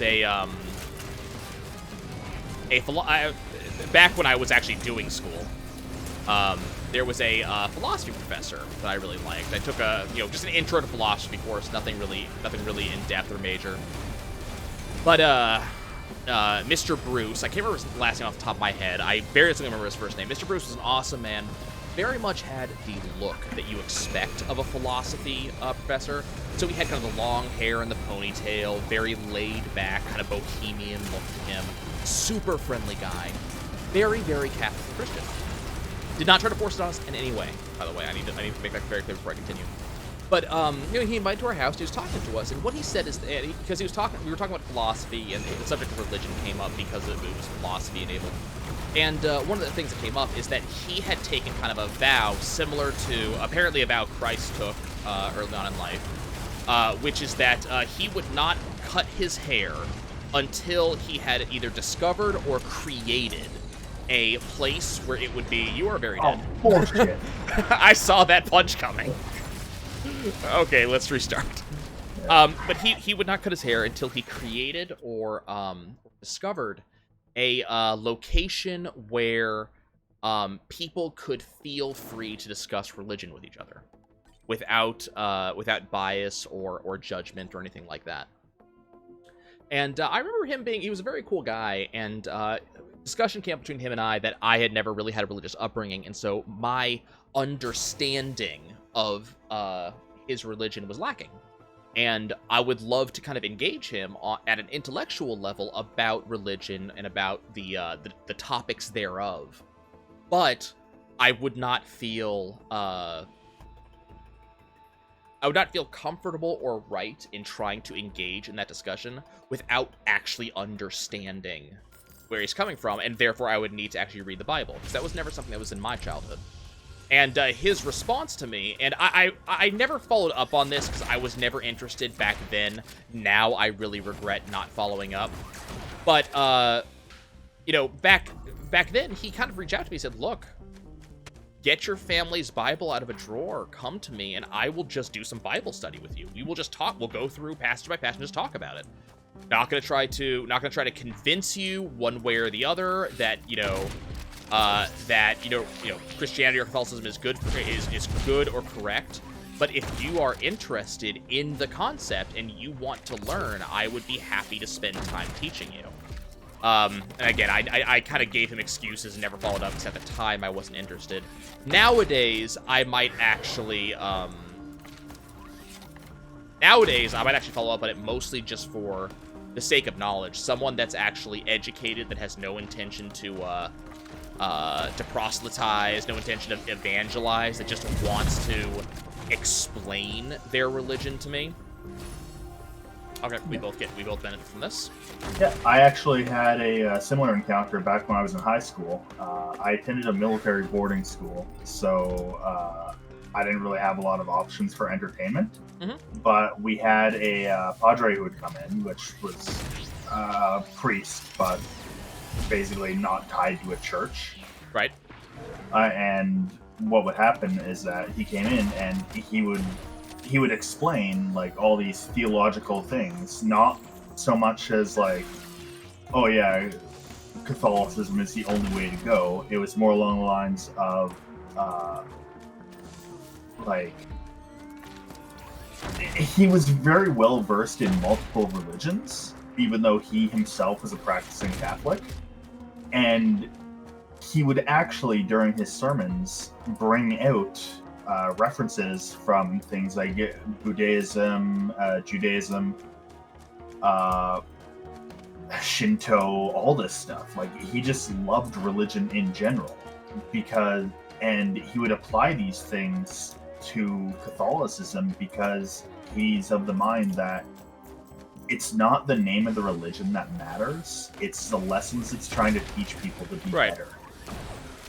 Well, even that, I think that if you really want to think about it and kind of sit back for a second, it's not unreasonable to think that every religion is worshiping the exact same thing, just in different ways.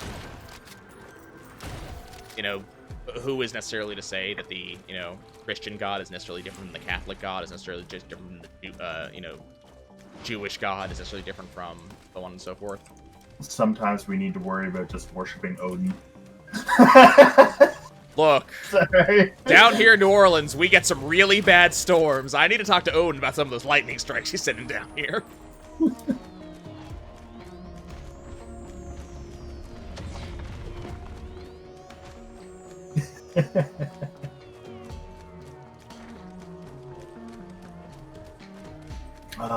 We gotta get some of those good Wonder Girl, I've had people who would disagree with you on certain aspects of that statement.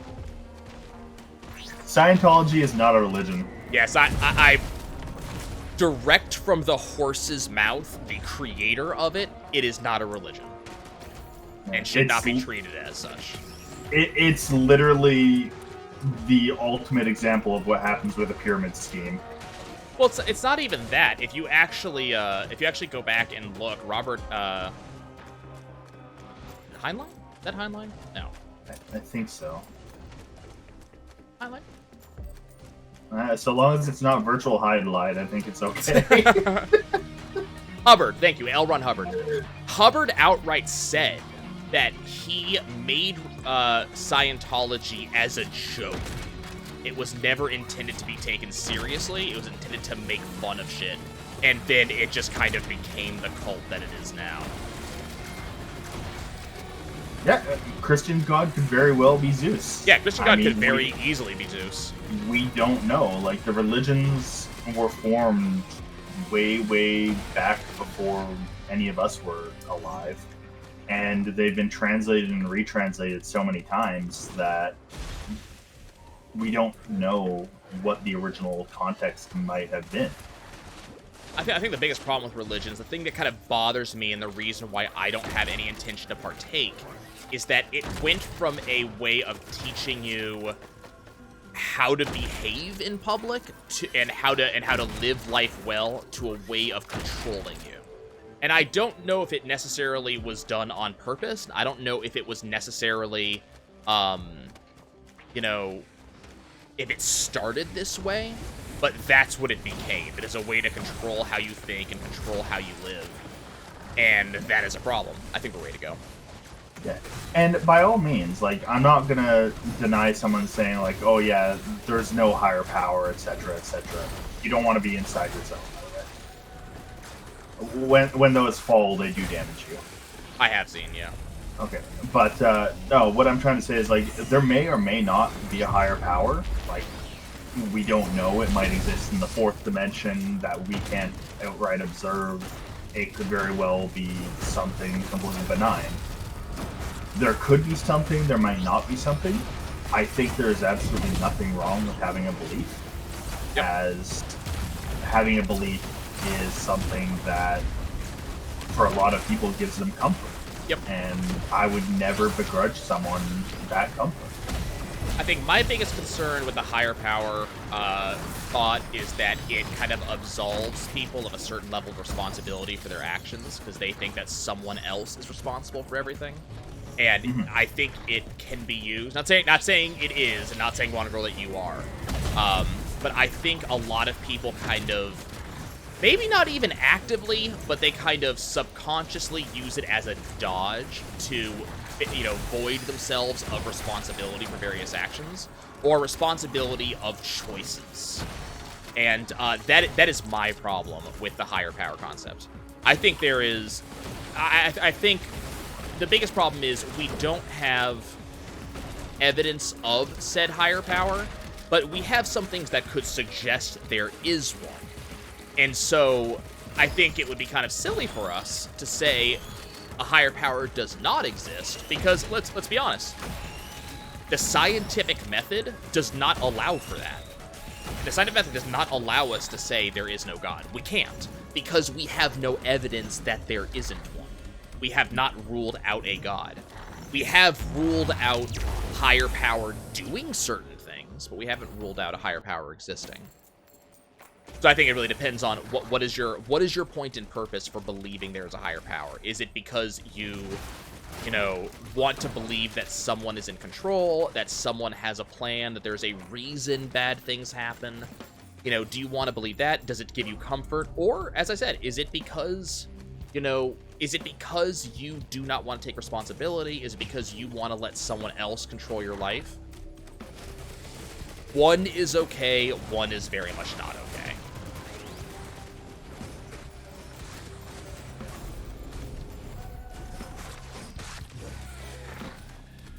You know what I miss? Soldier syringes.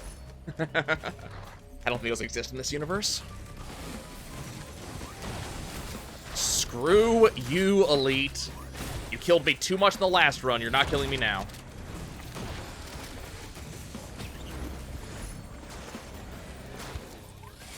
That might have been better on me right now. Maybe. But it's fine. Yeah, right now it's better on you. I'm looking at our stuff. Yeah, I need the extra 5% crit first and foremost. Yeah, I do need that.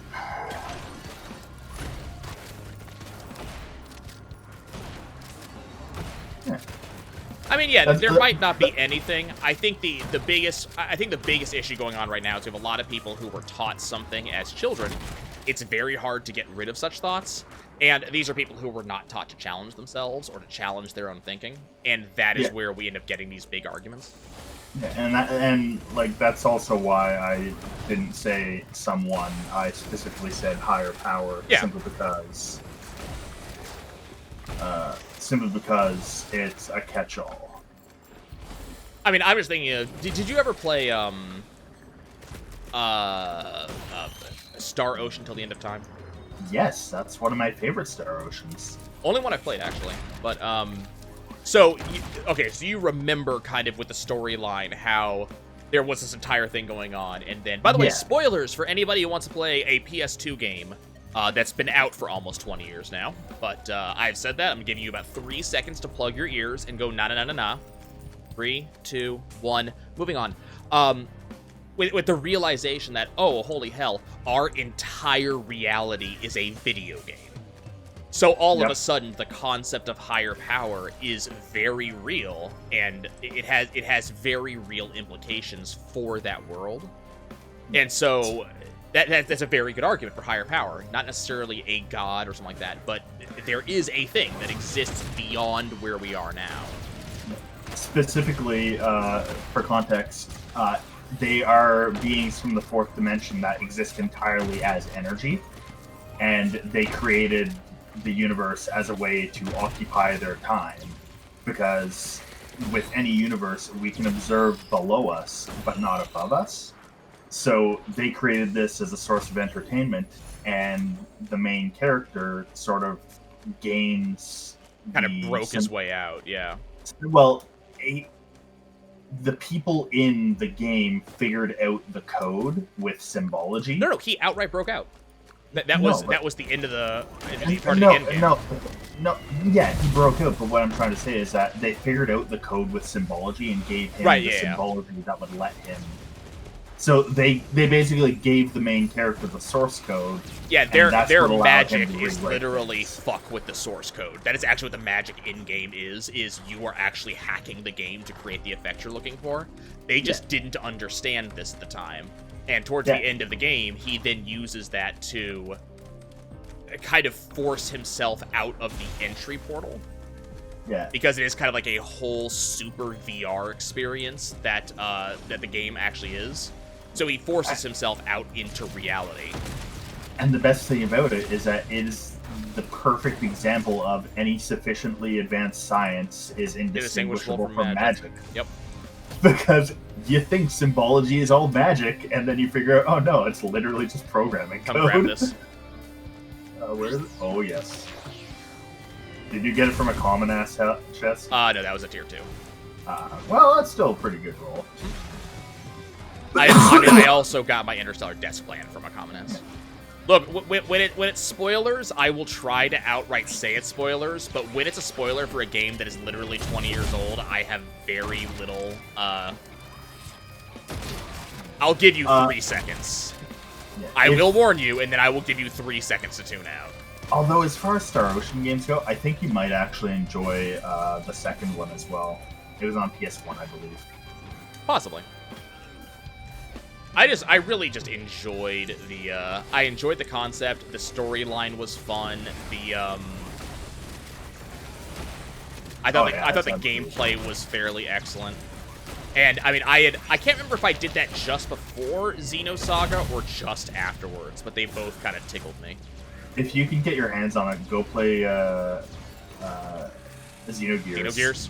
It's on the PlayStation Store. How did I do that? I did what you did earlier. I know, right? I don't know how. I think you aim straight down and the cursor lands on your own character. Maybe. Go ahead and activate whenever you're ready. Xenogears is on PS Store, huh? Well. It's at least on PS3 Store. I don't know about PS4 or PS5. Okay, I'm focusing on this one first.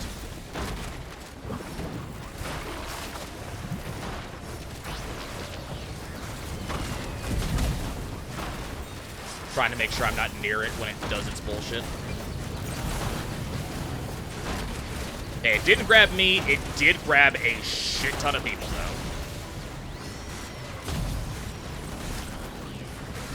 There we go. This is why, and that is why I hate clay Dune Striders. Yeah, it's like I just didn't have any option. Yeah, that's why I always fight these guys from a distance. Yeah, it's like I didn't have that option. Yeah. Like, I would have been fine if the elite beetles weren't spawning on my ass. Right. Because my my passive healing was actually doing enough to keep me alive. I should have this. It depends on if... Okay, that took out one of them. Yeah, perfect. The other one's gonna do his bullshit. He's gonna get a bunch of health back.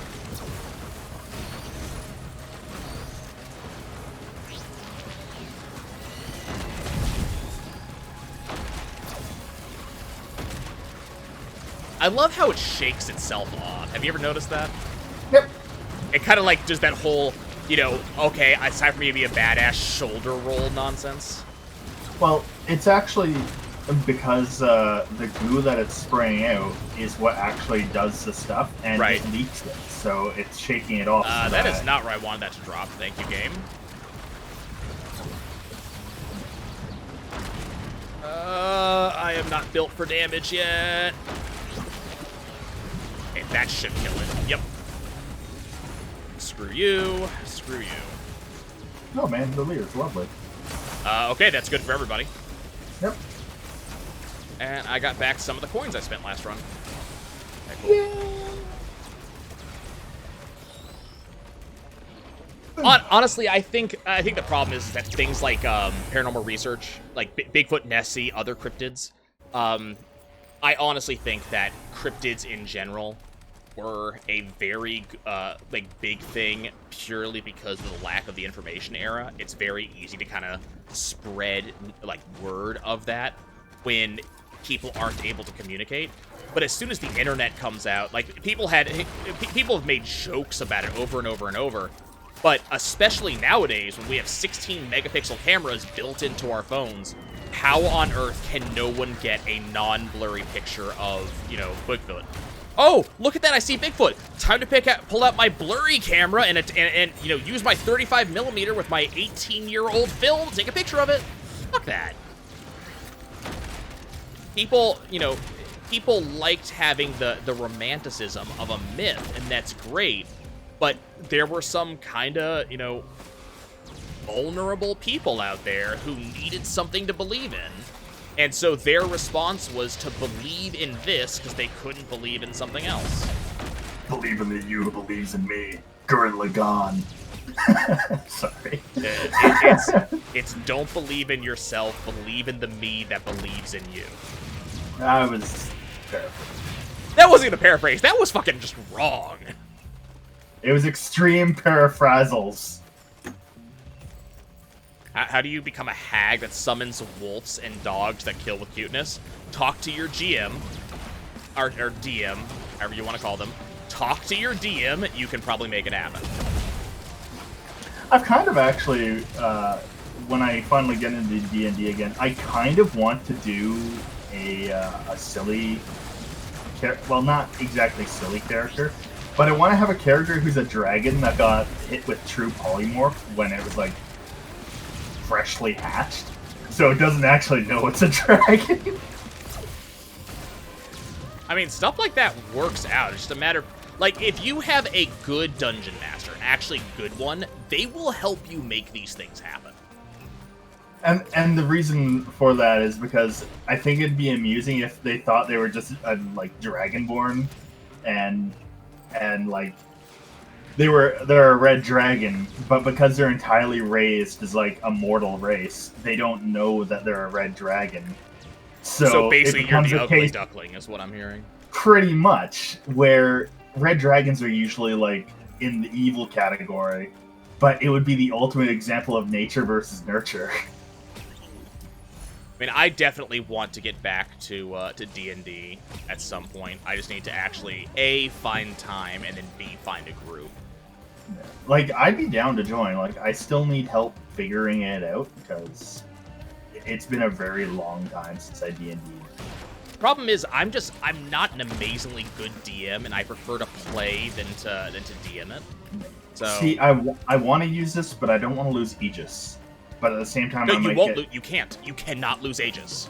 Oh, really? So the way Shrine of Order works is it chooses one item of every rarity and then transforms every other item of that rarity into that one item. All you have red-wise is Aegis, so you cannot lose Aegis. You won't get any more Aegis because you don't have any other red items, but you can't lose it. Okay, so it's not like I'll get random things. It's no. It's based entirely on what you actually have. So it just goes, okay, you have, if you have 5 soldier syringes and 5 tri-tip daggers, for example, you will either get 10 soldier syringes or 10 tri-tip daggers. Okay, so I don't want to use this then. I mean, it can be fun, but it's a little bit more of a meme than anything.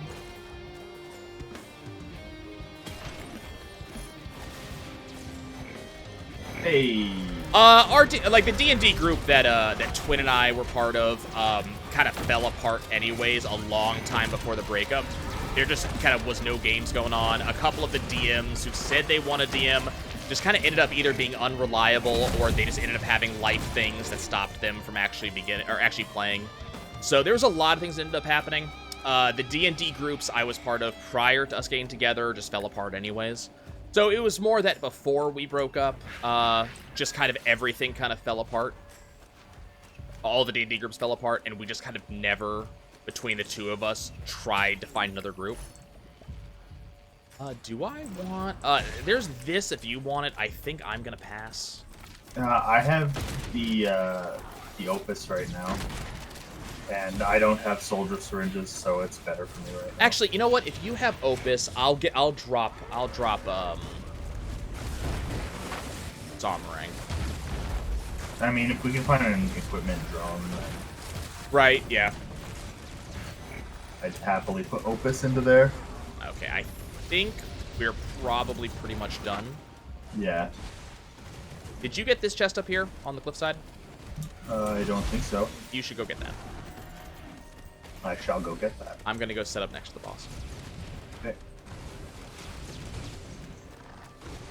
Yeah, I for years I have wanted to be a DM that was actually like good and made an enjoyable play place.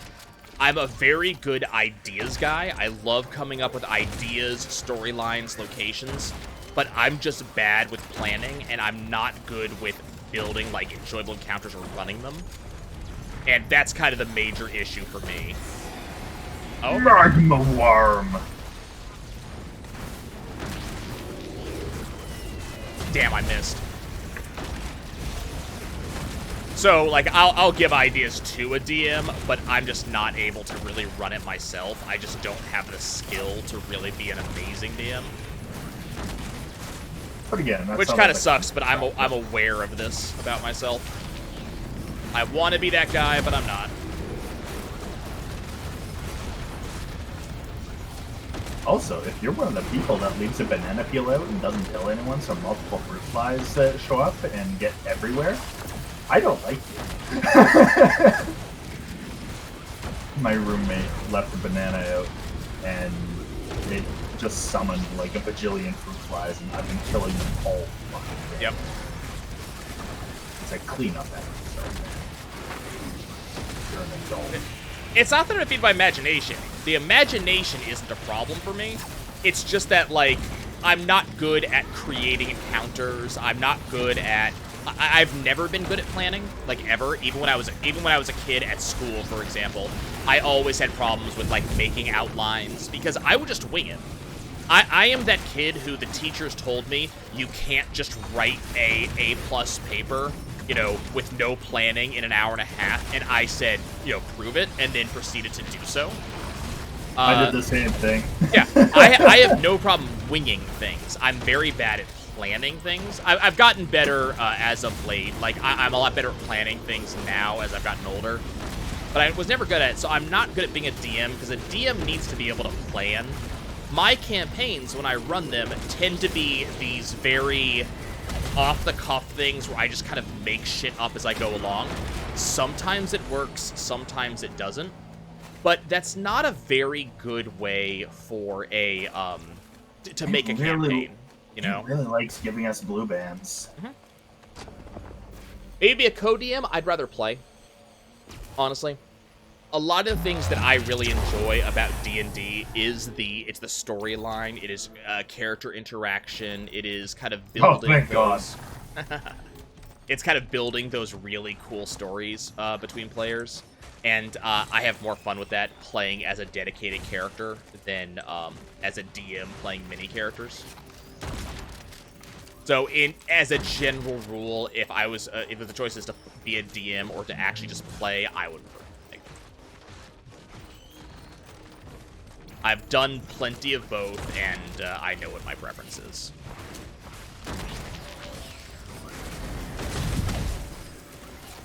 Man, getting airdropped has got to suck.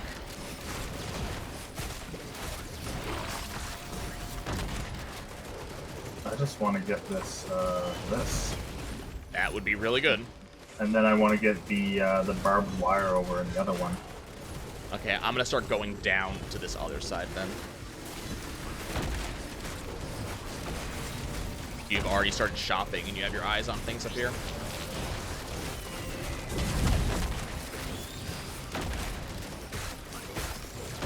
Oh no, it's got nothing. It's not nothing to do with derailing. The thing is that as a DM, I don't plan, so you can't derail me. I just respond to whatever it is that you're doing. So, you know, you tell me you want to go a place, cool. I will spontaneously make up an NPC for you to encounter. I'll grab a name off a name generator. You know, I'll kind of do that. I have no problem with doing that. So you can't derail me as a DM because I had no plans in the first place. I'm just kind of going along. On the flip side of that, though, the problem with, you know, being a DM like that is that it's very easy to very quickly get, you know, to get shit that stops making sense, especially when you're doing a campaign. It's also very easy to not have very interesting sessions because you don't have these big, complex plans that other DMs have, lots of puzzles and stuff like that.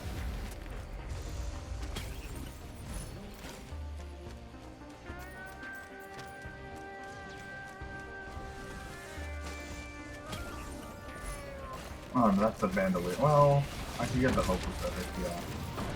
Yeah, I already have a bandolier. No, I just thought it was barbed wire from a distance. Oh, okay.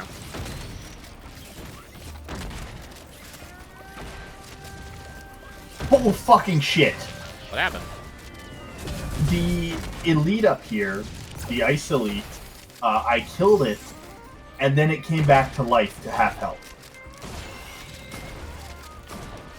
Like, I watched it die, and then it respawned itself at half health. I mean, you're not wrong, Vanius. You can't derail what I didn't plan. You're not wrong.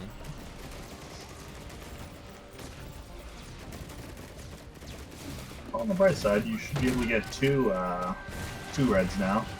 I don't know. I'm not very powerful right now. And the 2 reds. Right, well, I don't know if I can kill the bosses. That's what I mean by not being powerful. You see how little damage I'm doing right now. And I have to kill 2 different... Well, just remember, bigger enemies like that, you don't need to charge your shotgun. Oh, good point. See? Yeah. I do have the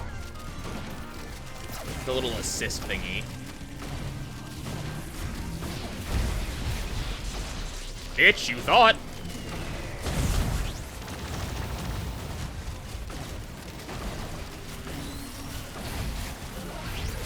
Can you not?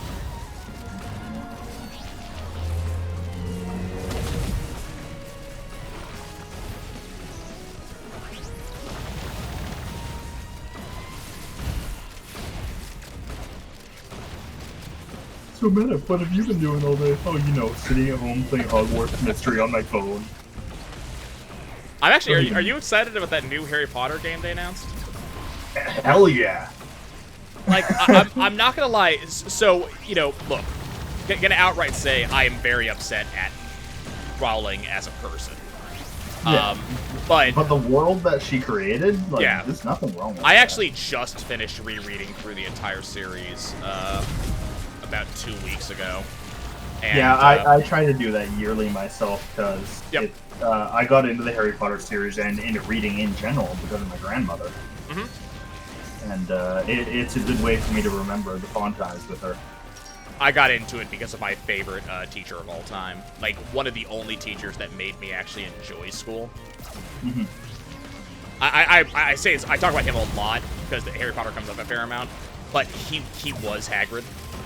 Like, he should, as much as I love the guy who plays, I can't remember his name off the top of my head, the guy who plays Hagrid in the movies, my 5th grade English teacher could have been Hagrid. Oh, you should have done that. He was a, oh, well, I'm dead. Yep, that's what I was kind of expecting was going to happen. Too many elites around me. Yeah. No, he, you know, very, very big guy from kind of backcountry Colorado. You know what I think I'm going to do? I kind of want to, no, I don't want to do hacking. Never mind, I'm sticking with this. Hacking sounds cute, but big guy from backcountry Colorado, so he pronounced creek as crick, wolves as woofs, so on and so forth. So he had that kind of very woofs. Yep. He had that very very kind of Hagridy accent. And what was kind of very cool about it is that back when it wasn't even in America yet, one of his former students went to England. And when I think Philosopher's Stone had been out like recently, like it had only been out for a couple of months or something like that. And I thought Americans got Sorcerer's Stone because you can't pronounce philosopher. Like I said, she went to England. She remember it wasn't even in the United States yet.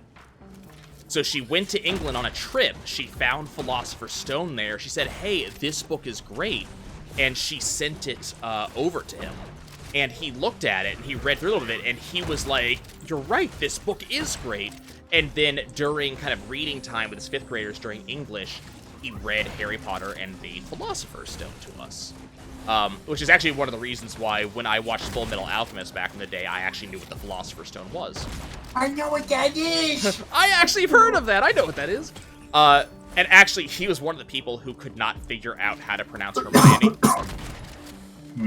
He could not figure it out, and none of us could. So we were the people that she actually references in the 4th book. So we're the people who called her Hermy because we could not figure out how to pronounce the name. Hermione. So he just like, are we all cool with me just calling her Hermy for the remainder of the book? And we're all just like, yes, let's go. So it was thanks to him that I read all the books. But no, I love those books. I adore them. I'm a huge kind of just fan of Rupert Grint and Daniel Radcliffe and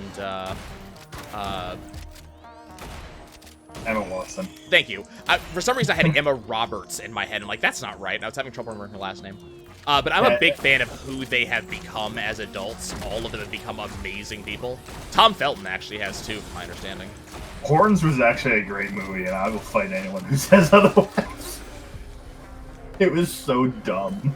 I really want to, at some point, go and watch, what's that movie that he did, Akimbo, that Daniel Radcliffe did, where he had the 2 guns strapped to him? The source of that weird meme that runs around with him running around in a bathrobe with 2 guns. Yeah. That's actually a movie he did, apparently. I know it is. I actually want to go watch it, just to... It's pretty good. Yeah, Guns Akimbo. Hermione is how it's actually pronounced, apparently. Yep. Okay, so this is over here. But yeah, they actually, apparently some people were having trouble with it. That's why Victor Crumb in book 4... Hermione. Yeah, Hermione. That's why she had that conversation with him in book 4, because she was, because JK was so not upset, but she was amused that nobody could figure out how to pronounce it outside of Europe. So she put that in there specifically for people like us who couldn't figure it out. I mean, it's not really a hard name, but then again... Well, when was the last time you met a Hermione in the United States? That's just it, I'm in Canada. Have you met a Hermione Yes! in Canada? Yes! Okay, I have never met a Hermione. It is not a name I've ever... It's a very British name, but we're one of the colonies. Look, one day they'll give you up to. No, the Queen isn't giving up their favorite child. Oh my, yes. Well, Oh, nice. Our life expectancy just rose dramatically. Just went up by lots, yeah. Okay, I think we're probably solid now. See, I don't care about Hollywood anymore. No, Bollywood, that's what it is. Actually, you know what? I've been meaning to start watching some Bollywood films because... Oh my god, they are great. They're so over the top. Well, it's not just that, but it sounds like they have some really solid goddamn stories in them.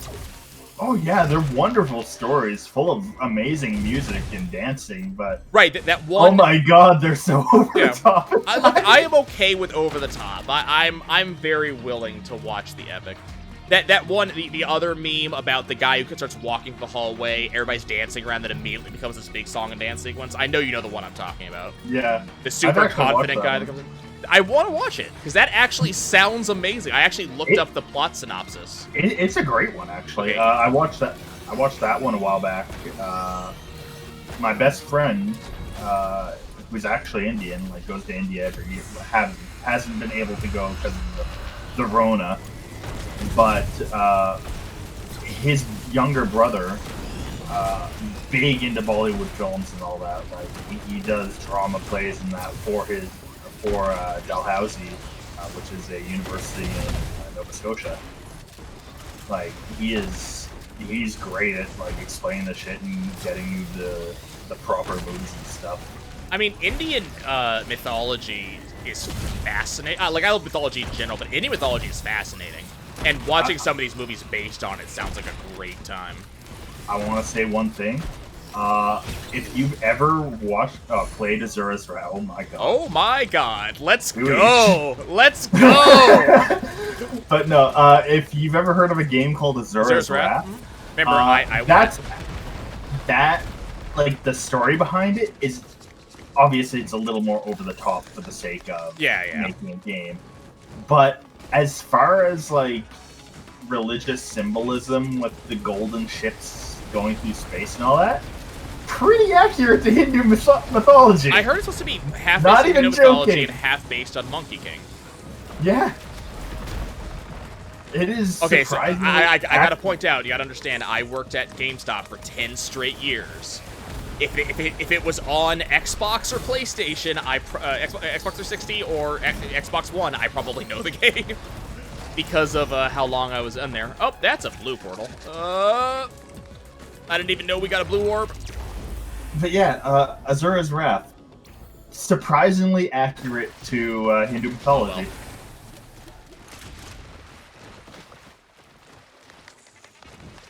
Yeah, it's definitely something I wanna look into. I just don't watch movies enough to really put any time into doing so. But if I ever get a point where I'm like, you know what, I'm having less fun playing video games, let's watch some movies instead. Those are some of the movies I want to watch. Yeah. I really need to start. So one thing I do want to start doing. There's currently a writing tool I'm waiting on, which is why I haven't started doing this. But okay, that's good to know. Yeah. You're gonna want this. I'm gonna leave that for you.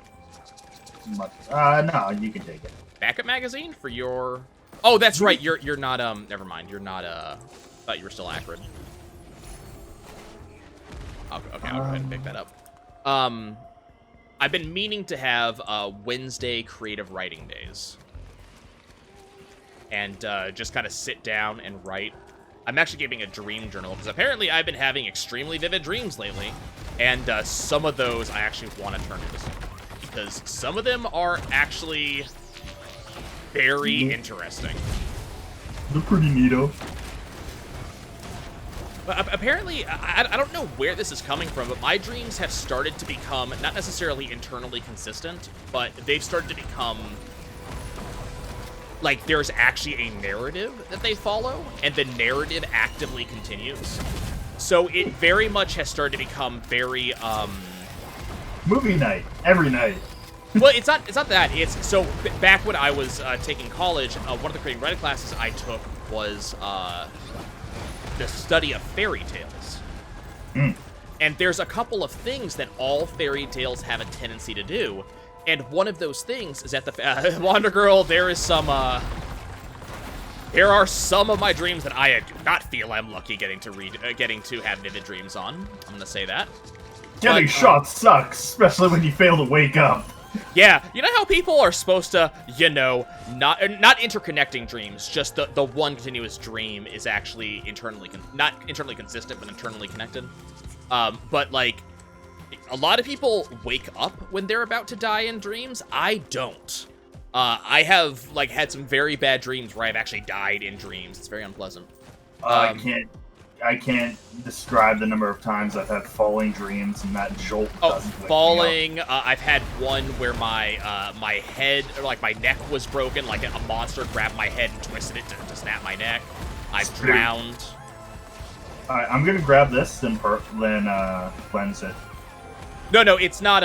It's I don't wake up. I will have a 2-hour, 3-hour dream, and that one dream is all the way through. Like, it is one series, it's one dream. But the important note about it is that when I say it's one dream, what I mean by that is that the events follow each other. And that's what a lot of people, their dreams do. The narrative of the dream does not follow. It's not consistent. It kind of breaks and jumps all over the place. Mine, when I have one of these dreams, I don't always have them, but mine will actually be a series of events that does follow. There is actually a consistent narrative, and they kind of follow the fairy tale rules. So the fairy tales, if you actually go back and read some of the old fairy tales, so very much Brothers Grimm, very much Brothers Grimm. But if you actually read like Brothers Grimm, what you'll find is there is a consistent narrative, but they have a habit of ignoring or forgetting about facts. So, for example, if you go read Cinderella, for example, the glass slipper is important until it gets used, and then it never gets referenced again. And that happens a lot. You know, if you go read, is it Alibaba and the 40 Thieves that has the genie? I can't remember which. So Alibaba, once a lamp is no longer needed, it never gets referenced again, and the genie just happens to exist. And that happens an awful lot in fairy tales, in that facts that are no longer important just kind of get ignored and they get left behind. So my dreams do have this kind of internal storyline that kind of continues and moves on. But there, once kind of a fact or a plot point is no longer needed. Have you gotten that before? Yeah, I haven't gotten the other one, the rarer one. Okay. But there's kind of nothing we can do about that. One of us will get that one, and that'll be it. Oh, I've already gotten it. That's. Oh, you've already gotten irradiated? Okay, I might ask if you ever see one, if I can get it, just so I can get it. That's why I was asking when I rolled that. Yep, no, I've gotten regular pearls before. I've actually had situations where I had a lunar pod right next to the cleansing pool. Handy. Mm-hmm. I'm gonna grab a buff banner. I mean, a banner. Yeah, Wonder Girl, if you actually go look at some fairy tales, like actual true fairy tales, ones that were, the old Brothers Grimm's, or a really good one to look at, actually, that follows the sequence is Neil Gaiman's Stardust. Stardust follows these rules, but once a plot point is no longer needed, it doesn't get referenced anymore. It's just completely ignored for the remainder of the storyline. It's not needed to advances. I am on the way. You think we're done? Yep. Okay. I am on the way. But yeah, that's a pretty common thing in fairy tales, and so my dreams do that. And so I get some fairly solid, interesting dreams, but some of them are not good. You should read Stardust. Not only is it actually a fairly solid book, Neil Gaiman is a fantastic writer in general, and people should just read his stuff in general. But the movie was actually pretty solid as well.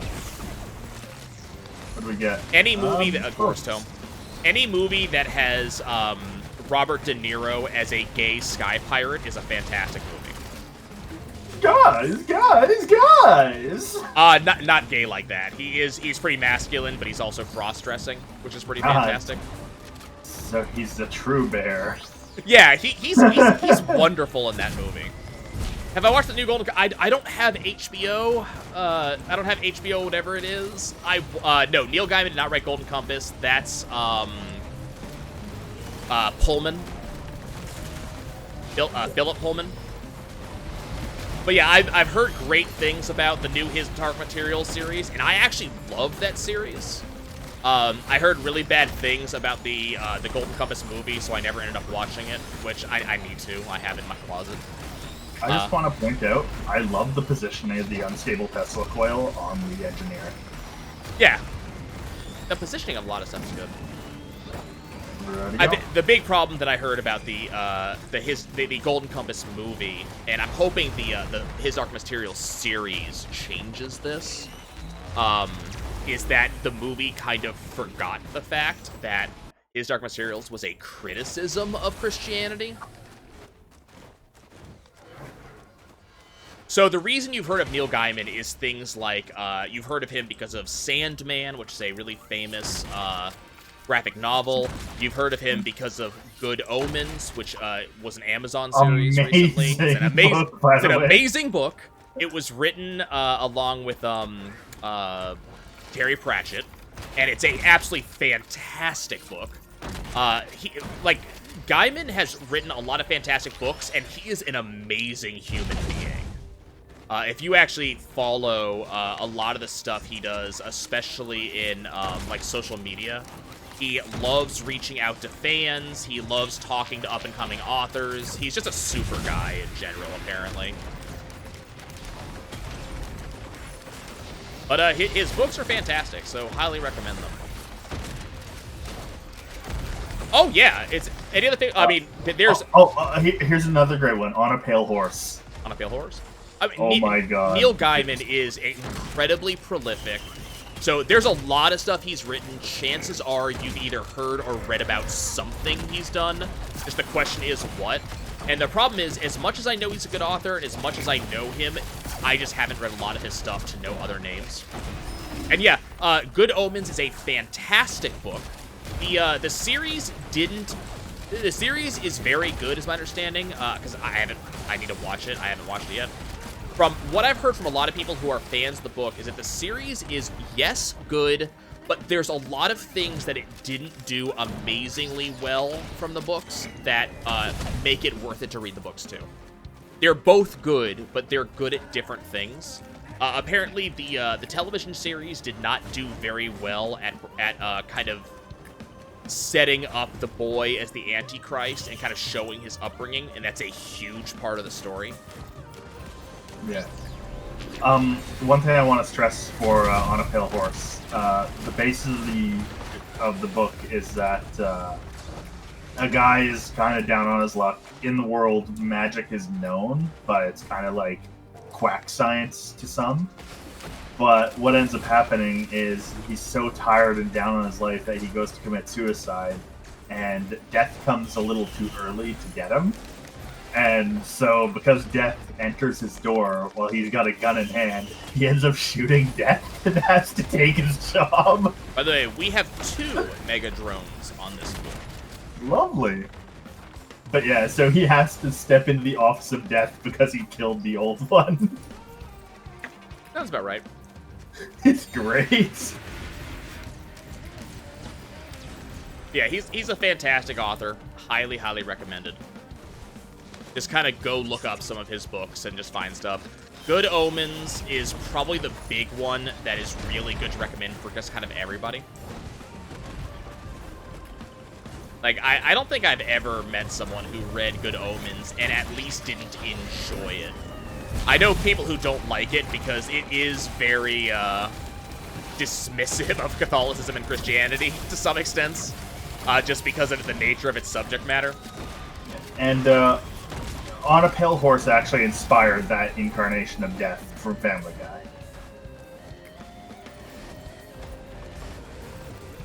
Alright, so it's 2000.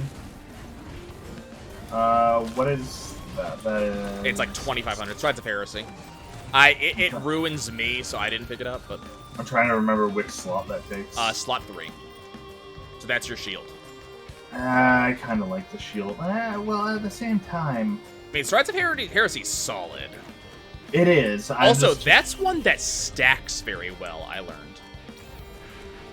I mean, yeah, it'd be a lot better if I can get myself some hard light afterburners. I mean, not just that, like, if you actually get a second one. Yeah. Yeah, fuck it. Like, a lot of items don't stack well. That one actually does. It increases both the time you're in the Netherrealm, but every one it stacks gives you an extra, I believe it's 25% healing while you're in the Dark Realm. Mm-hmm. So it's 25% healing for the first one and 50% for the second one. It's really solid. Have we found the exit yet? Yeah, it's over there. Alright, so we're just gonna get some more money first. Yep, we need 2,500 total. Gore's Tome has not been paying out. Gore's Tome's a butt.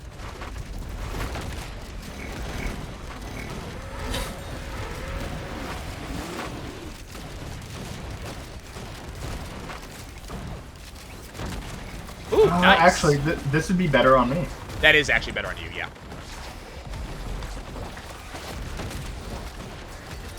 So, the next two are yours. Sounds good.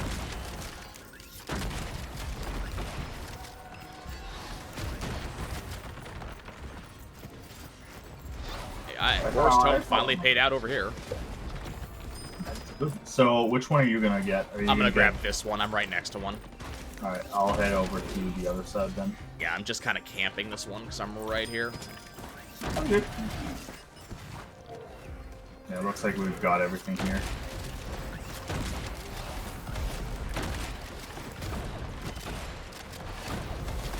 By the way, guys, I didn't actually give a an overview of the captain, so let's go ahead and do that now. My left click is a kind of a shotgun, but the longer I charge it, the more accurate it becomes. At full charge, it's effectively a sniper rifle. Does a fair amount of damage, and actually, even when it's fully focused, it still does all of its hits. So if I can stack a good number of tri-tip daggers, I still actually end up doing a fair amount of damage, and can get all the bleeds on there. My secondary skill, my right click, is going to be a stun laser. The laser not only stuns targets when it hits them, but also it does bounce off of surfaces. I've never gotten the hang of this, but if you happen to get a ricochet shot that hits something, it does even more damage. So, kind of solid there. If you play Destiny, it's basically the hard light. Yep, so this is that's my stunning laser. My third kill, my utility skill, actually calls in a airdrop from space. I am the captain of the ship that brought us here. So I call it an airdrop. I get 3 airdrop shots that go on the target after a short delay. They do massive damage, but you do have to kind of prepare ahead of time to actually use them. I got mine. Okay, cool. Actually over here. Is it inside the bunker? It is inside the bunker. It's a weird place. It is. And then my my ult is kind of a little bit weird. My ult, I get 2 choices with it, a left click and a right click.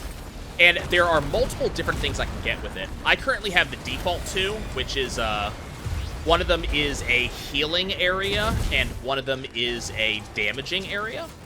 And they just kind of sit. I'm only able to call them in once per level, unfortunately. But they just sit forever. The healing one actually does percentage heals, so it's actually a very powerful heal. And the damaging one not only damages in an AoE, but it also stuns, so pretty solid there too.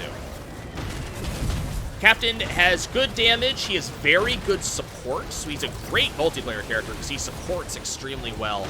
His problem is mobility. He has no escapes from any combat. He's very slow, so his mobility is a problem. I absolutely, in addition to kind of mobility things, I also on the captain want attack speed. Attack speed increases the rate at which my primary charges, which is usually good stuff. And then I want a little mobility and a little bit of health. Ooh, Berserker's Pauldron's nice.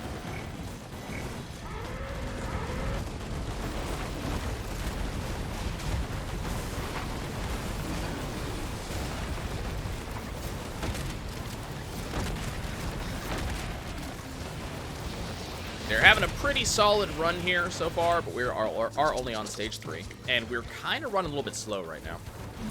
The Final Destination movies were just murder boner for the sake of murder boner. They weren't very. And my understanding was the final... I mean, I haven't watched them, but my understanding was the plot was that it wasn't that Death gets a kick out of killing people. It's that he's very strict about punctuality. If you get out of the death you were supposed to have, he will make damn sure it happens. It's not that he wanted to kill people, it's that you are scheduled to die at this time. How dare you try to deprive, you know, fate of its kill? It goes full scree. Oh, finally, an equipment box. Let's see what I don't get out of it. What, are you happy with your equipment or something, or...? I don't have equipment. Oh. Well, you said what you don't get out of it. Watch, I'm gonna get the fucking... Gonna get the blast shower? Oh, hey, that's actually pretty solid. Oh, that is a solid one. Oh boy. Focus crystal. Do you have, I do need mushrooms. That's not what I'm talking about. Do you have... Actually, you have significantly more items than I do. I need to start grabbing stuff. Yeah. Okay. This helps us both anyways. I was gonna see if you had a, Hello. I was gonna see if you had a, Wisp in a bottle. Don't worry about it. I need to catch up a little bit. You are very, very ahead of me.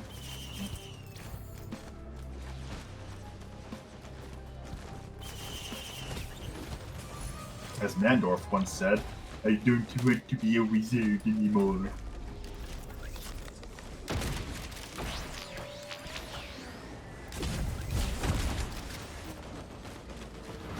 I mean, tiredness does happen. Do sleep well.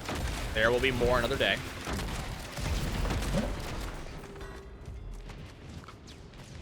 I mean, these streams are happening more just because I don't have anything to do in Final Fantasy right now, so I decided I would stream. That will change as of next week. By the way, this exists. Oh boy, I can scrap this focus crystal I have.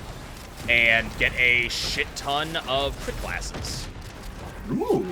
Yeah, there's a crit glasses 3 printer. Holy shit, and I will not be able to take it. Okay. Well, What? Yeah, you see what killed me. God damn it. Well, I will not be getting this red. Okay, I'll get it for you so you can live vicariously through me. God damn it, the game is just screwing me right now. Where is that crit box? The crit box is up on the cliff there, if I remember correctly. That way? I think so.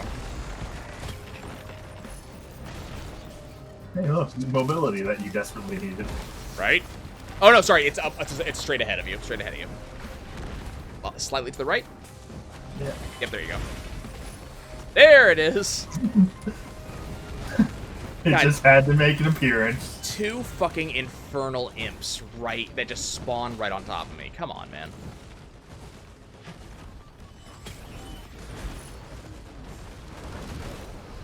That just makes me feel bad. That makes me feel like the game's, like, specifically tried to kill me, you know? Yeah, it's kind of a butt.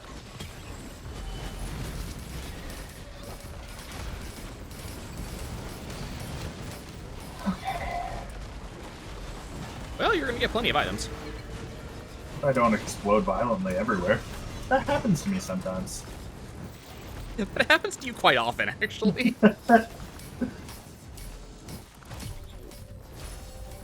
Okay. By the way, did you ever end up getting, Gesture of the Drowned? I did. Okay. I'm still working on it. Last I knew, I'm at, like, 11 of 20.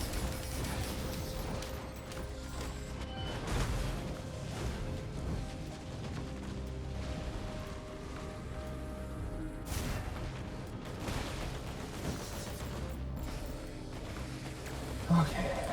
Is there anything up here?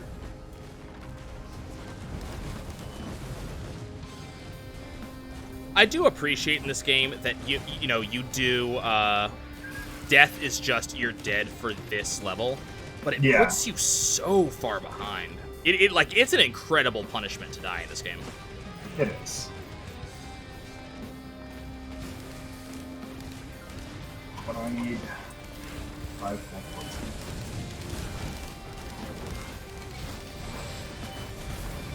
Like, it is no small thing to get killed in this game. You lose all of the items from that level, and that can be a lot of stuff. And when you're behind like I am already, it just really ends up being a tremendous problem.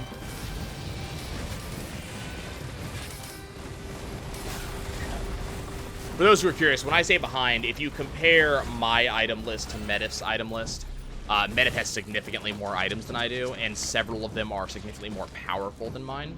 First, I don't know why it's been so giving with reds for me. I mean, I got several last round. That wouldn't have helped me at all, so there you go. Yeah. Shame we can't reroll that.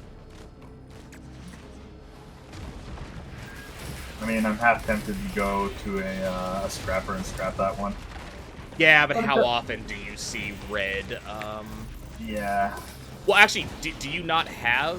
I have red scrap. Okay. Yeah, I believe Medif was part of the Twilight Princess run. Yes, I was. Yep. Oh boy, my favorite. Hey, overloading worm is actually a pretty okay thing to get. Yeah.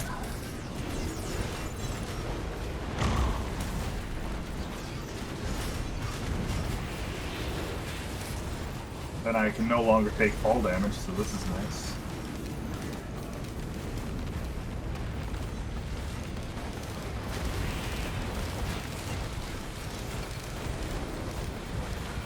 Oh, no, that's Midna. Yeah, not Meta, Midna. M-I-D-N-A. I mean, I did join for a few of the episodes, so... But yeah, Medif was in several of the episodes of Twilight Princess. That is a lot of lightning. Oh, and you got... It killed me while I was in the bubble. No, I think you were on fire. I think, because I was watching your health. Your health was gradually ticking down. But it's supposed to stop everything. Well, it doesn't put fire out when you're on fire. Mm. Okay, I'm gonna change things up slightly. Oh, you voted for command? Yep. Okay.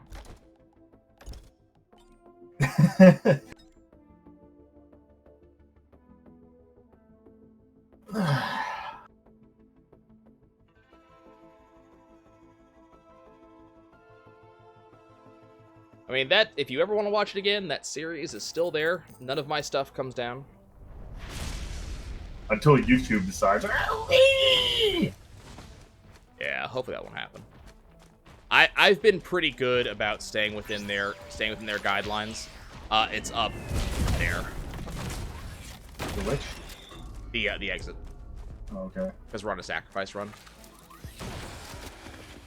Yeah, I just hit that blue orb. I see that.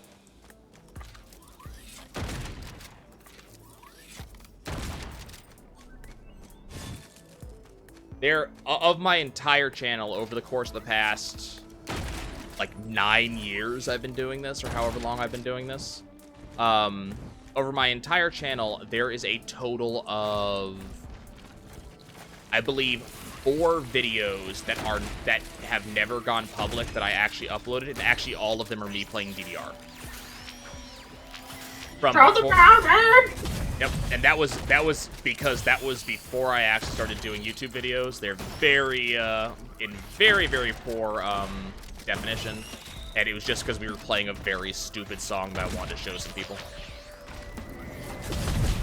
There are a couple of, like, series that have never seen the light of day, because I just wasn't happy with how the, Yeah, I marked that one. Oh, okay. I wasn't happy with how the series ended up being, and we just stopped recording them. Or I just didn't enjoy the game that much. I might still upload a couple of those. And then there are some series that I have just not gotten around to uploading them, like Dead Rising 2 was this time last year, and I only just started uploading it. Let's go. Yep. So there's stuff like that, but apart from that, you know, everything I have done is online, and it has not gone anywhere, nor will it go anywhere.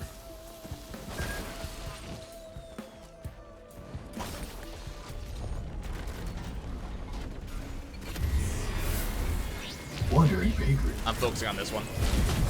Okay.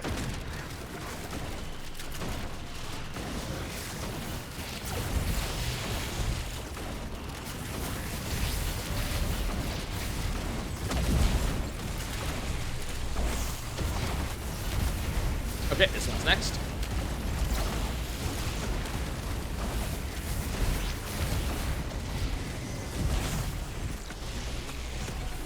And now that one.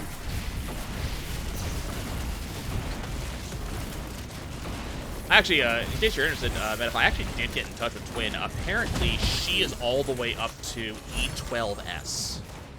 Jesus. Yeah, I was incredibly surprised because, you know, remember once upon a time she was having trouble. She is now better than I am at Final Fantasy. That's impressive. Hmm? I'm very impressed. I've been meaning to actually start doing Savage, but haven't really gotten around to it. Hey, look. Oh, okay. I mean, go for it. Okay. I'll take the next one. I'll get Hammer next. Yeah, I'm trying to decide what is... I'm trying to think of what I specifically need. And I'm thinking what I would probably want is... Yep. I was just shouting it so you didn't hit the middle again. I think what I would probably want is Brains.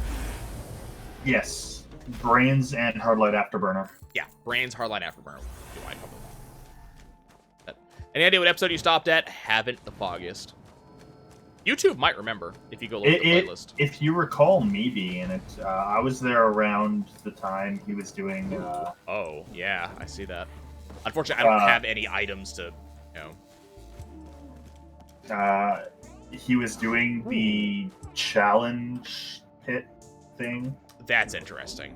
I mean, I know we have command, but... I mean, if you want to try it, how many coins do you have? I mean, I'm not gonna Gesture of the Drowned freaking Spinel Tonic. What I'm gonna do is I'm gonna take, this. This is what I want. Elvira Tincture. I'm gonna go YOLO. Oh, please don't YOLO too hard.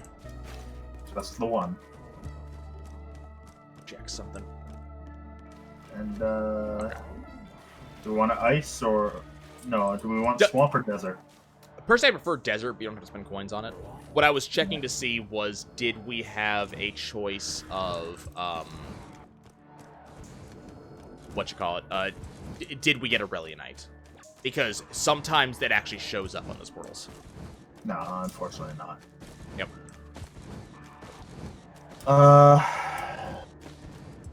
Yeah, that's why I was just pointing it out. He was doing the trial in the desert. Oh, that would have been late. That's like... Yeah, that's when I joined in, so if you recall me being commenting on that. Speaking of Aurelionite... Yeah, I see him.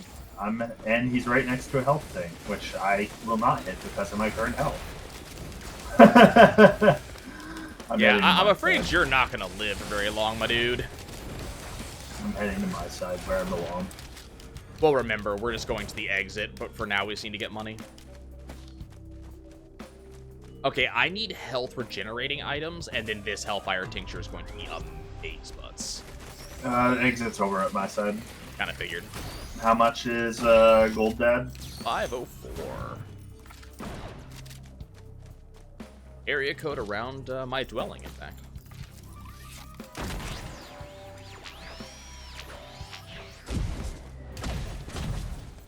Been a pleasure having you, Ken.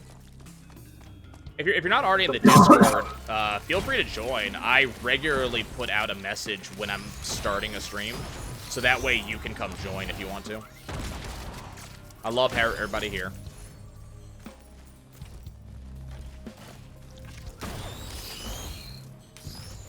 Let's see. I want this. I want that.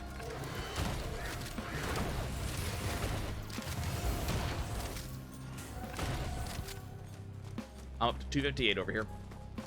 Nice. Unfortunately, none of the stuff I just picked up is... Like, I didn't get a white that is incredibly good at giving me health back. Gonna do something incredibly silly. Please don't die for this.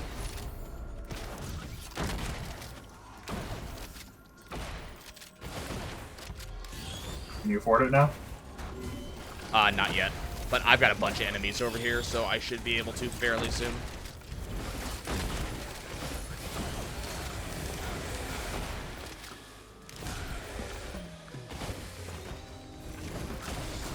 I found another combat shrine. I'm getting pretty lucky with my drop rate, too. And I'm there. And I'm still gonna hit it for the meme. I get you drops, too. Yep. Maybe we figured out elites don't have as high a drop rate as you thought they did, but they do have a much higher drop rate than normal. Yeah. Oh, and I do want money because this exists, so good. I'll grab the drone, just mark it. Oh, I need 3 to get it, and I got it.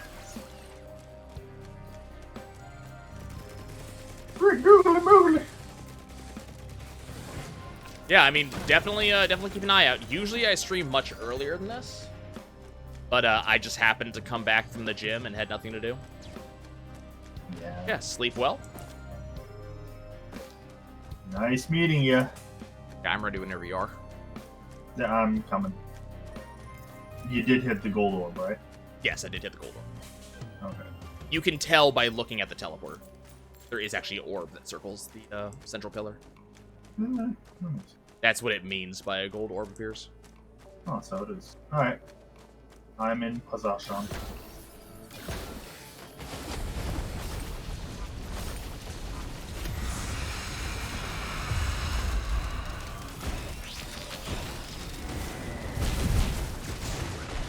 Oh, I am so gonna die. Holy crap. Natural healing thing. Give me all of my health back. That. And give me that. Can I have that play? Because I don't have any whites, really. Yeah, apparently you had significantly bad luck when I had good luck over there.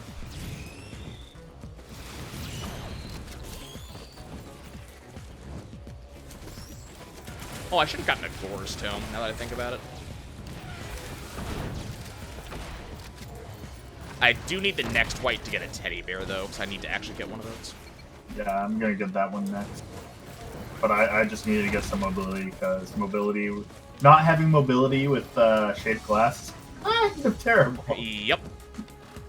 I mean, I survived, but yeah.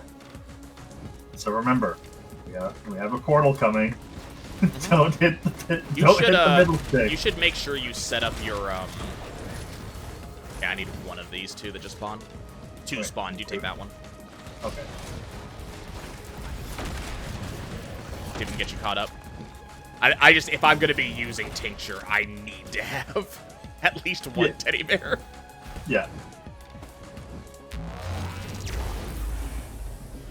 Okay. Okay. I actually had a run. I think I can't remember if it was my Rex run or my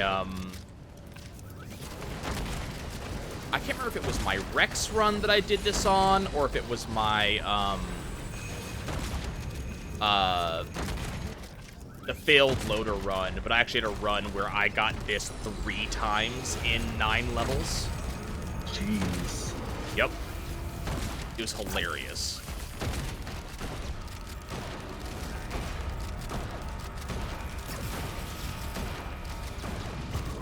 Yeah. Okay. Both of the giants are dead. I'm gonna go pick up the 2 over here. There are 3 on that side, 1 on this, so I'll grab the one in the water right there. Okay, I'll grab the one over here. Is it just 4 total? I thought it was 5 total. Just 4. I thought it was 5, but then I spent like an hour in each hunting failing. Saddening. I think now it's time to start stacking crit. I'm gonna start making some fun guys.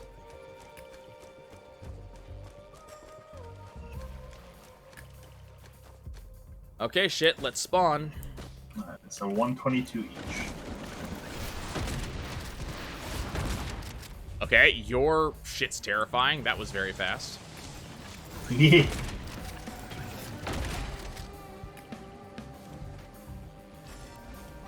I don't know, I don't think you're that far behind right now. Well, Given now how fast things are that actually died. things are actually dropping for me now, and that's entirely because of shade glass.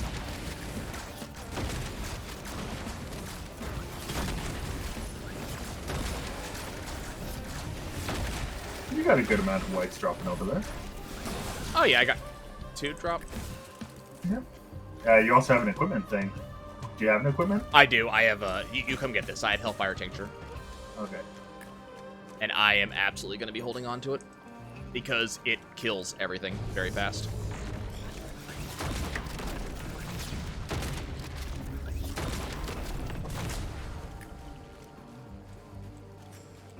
Alright, well, I am going to get, Honestly, I think Opus is the choice for you. Yeah, that's what I was thinking of. Yeah, I'm going to start activating mine. I'm going to go to the far side, because you're already over here.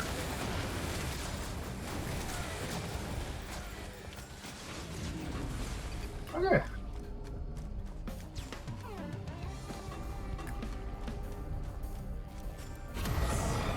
Yeah, I don't have money for the last one. Can mark it. Yeah, I'm trying to kill some stuff over here, so I might have money soon.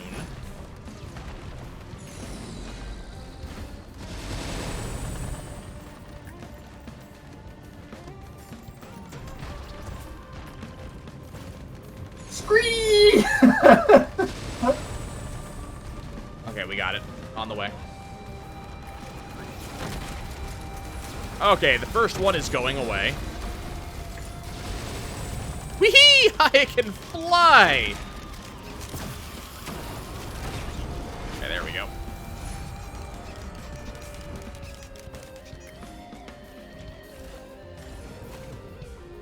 Okay.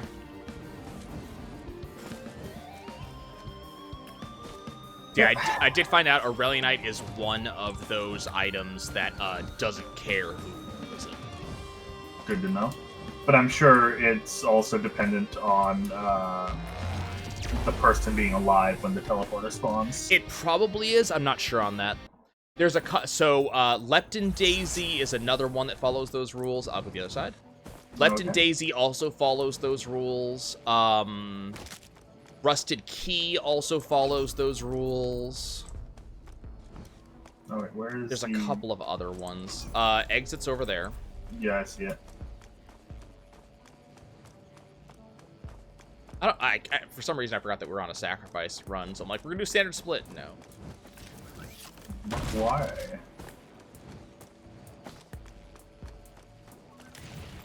Nice Yeah, shot. right now your movement speed's much better than mine. I'm okay at shooters. I'm not good, but I'm okay.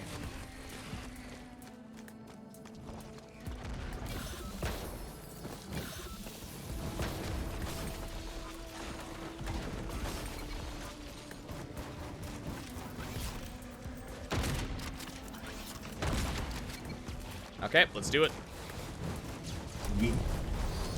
You should probably put both of your guys in my AoE. Huh? Your turrets, you should probably put them in my AoE. You mean my murder boys? Yes. I think I actually want the white over green, but I guess I'm getting 2 greens. I'll take the green if you want to take the white. Thank you. You know what? I'm gonna grab a daisy.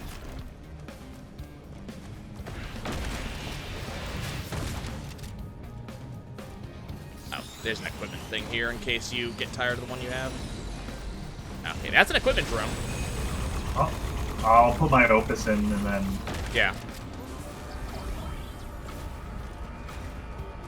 Well, can't right now, but...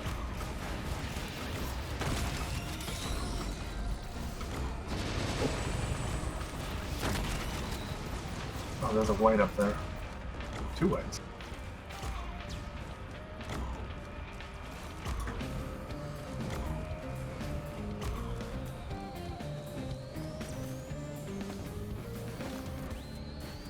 Okay, come on, enemies. Let's spawn. Let's go. I'm afraid! So I mean, you know what? If I was them, I'd be afraid too. I want that to be a Prion after I go by. Now I'm gonna start grabbing some of this shit. There are 2 whites up on the ledge that I want to grab. Okay, I'm just gonna take this one then. You get those 2 up there? Yeah, I'm just grabbing the equipment drone really quick.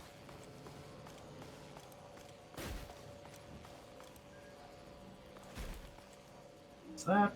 The solid drone to have. Got my Prion. Wish I had some hops. You get to go the long way around. Yep. I mean, you have had the option to get hops. It is entirely your choice that you have not hopped.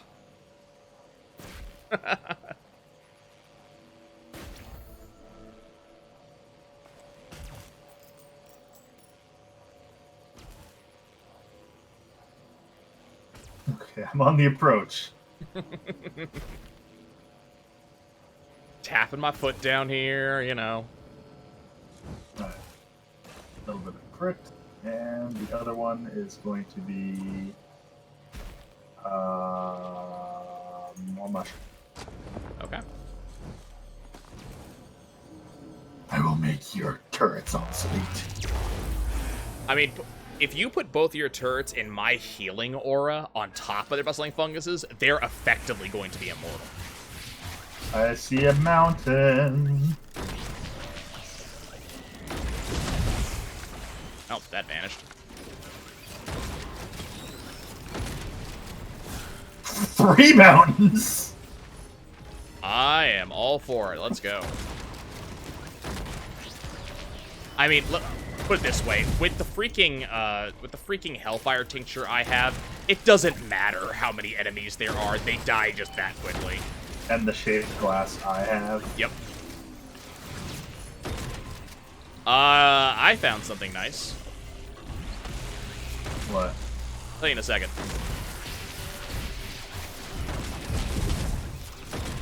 I have a few enemies that think they're relevant.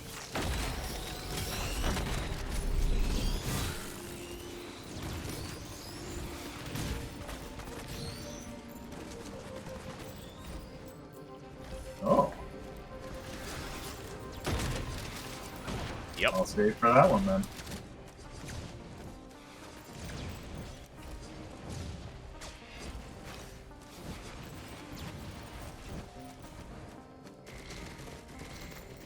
Currently looking. Have you gotten all 3 mountains already? Yep. Okay. Looking for the nests. So I did find, in case you were curious, you absolutely can fight the boss after, fight the extra boss after you've done the teleporter event. Good to know. So there's no problems there. However, I do find it's a little bit better to do the boss during sacrifice, just because more items. Yeah. Every one of its like ads that it summons has a higher than normal chance to drop items, apparently. Oh, that's good to know. Yeah, because they're considered to be like upgraded enemies.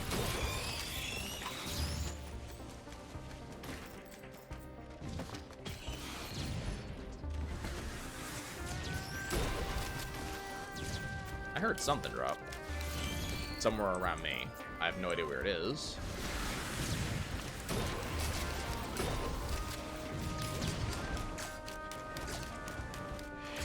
Oh, by the way, I found that there is a reason to stack attack speed on the captain, apart from the normal. Oh? The captain's, his red item, his little, little doodads. Yes. Their intercept cooldown is based on his attack speed. Oh, nice. The higher his attack speed, the more they intercept. We got a gold orb up. Awesome. Still looking for... Hey, Yuki, thank you so much for renewing your subscription, man. That is a full year. I greatly appreciate it. I absolutely do not intend to let my content decline. I will still be here doing stupid shit for a good long time. But thank you so much, man. Again, I really appreciate it. Okay, I don't have one of these yet. Squadron looks good.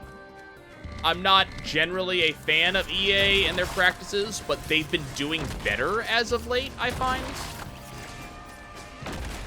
At the very least, they've been less dicks lately than they normally have been. And, if they do with Squadron what they did with the other Star Wars game that they had out, whose name I forget, the Dark Souls one, then I think it's going to end up being a good game. Yeah, we have another equipment thing if we get another drone. Nice. Okay. Stack some more tougher times. I'm having a hard time finding our last, or our next things. Probably up there. They probably are. I'm heading in that direction. Oh, is there... You said you pre-ordered it. Is there a... I'm assuming there's a demo or something for pre-ordering it? Or are you talking about Fallen Order? There's an item over there, by the way. Over where? On ping. Ah.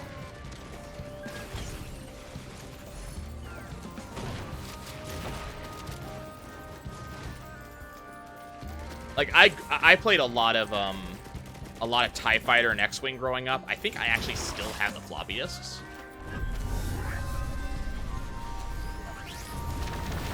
Go, my turrets! Make them rue the day they realize the word rue was a type of sauce. And a street, and... No, that's a root. Nope, no, in French, it's a roux. Choose one. I'm gonna go ahead and pick up grape. I'm grabbing hammer. Okay. I think we're good. Do we have any idea where the exit is? Maybe there? I wonder if it's inside. I didn't see it up top. I'll check. Yeah, it looks like, yeah, it's right there. I kind of want to play Fallen Order. I might do it eventually. But I have so many games to play, and it's not I'm not saying it's a bad game, but it's just not necessarily a me type of game that I don't know when I'll ever get around to Fallen Order.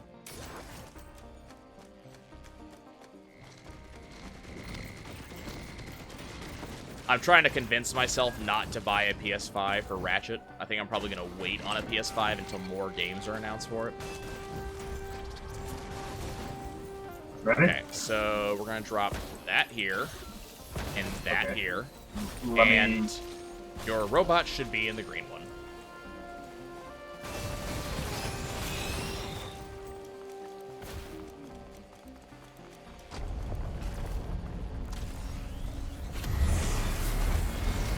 So you know those bosses that we supposedly have over here? They don't exist anymore. Looks like 4 yellows, 6. 1, 2, 3, 4, 5 yellows, 2 greens. Okay, so I think we should split them up equally. So, grab 1. 3 yellows each. 3 yellows each. Yep. And then 1 green. 1, 2. That's that. 3. Okay, you didn't grab. Yeah, I grabbed my 3 yellows, and here's my 1 green. I will grab.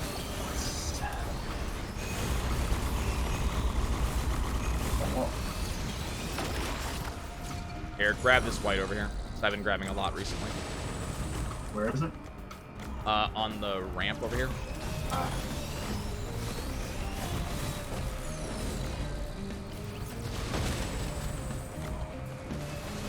another one for you. Trying to split them up as evenly as I can.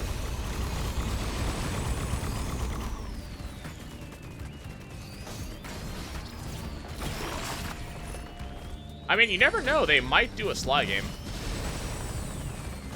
Sly. I miss Sly. Gold!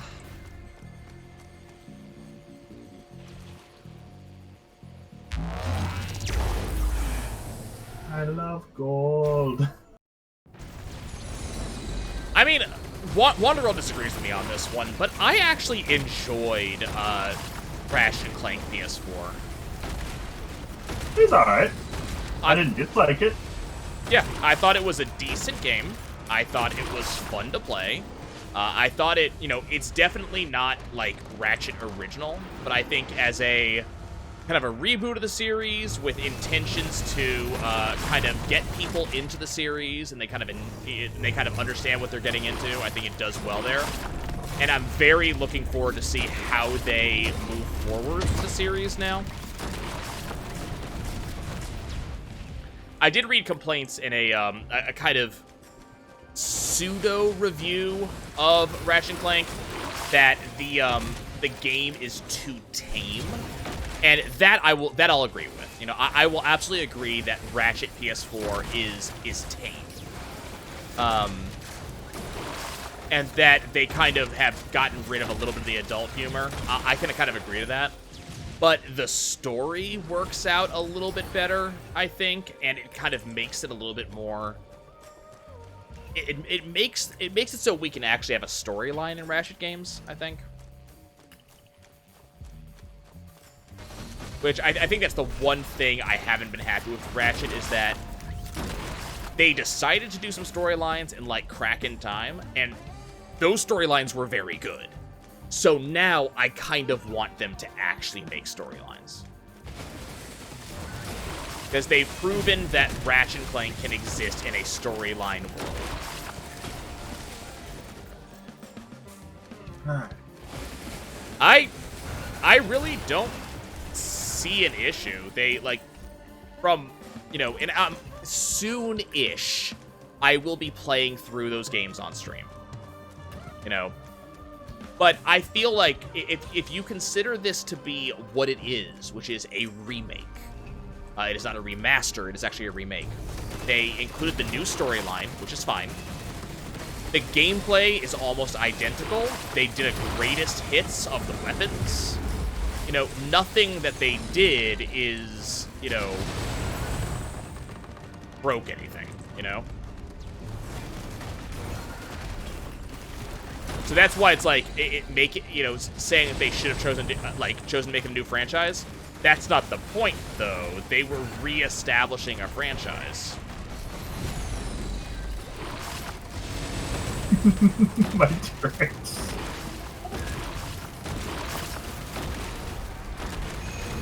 Just go in and just say no, go away. Yeah.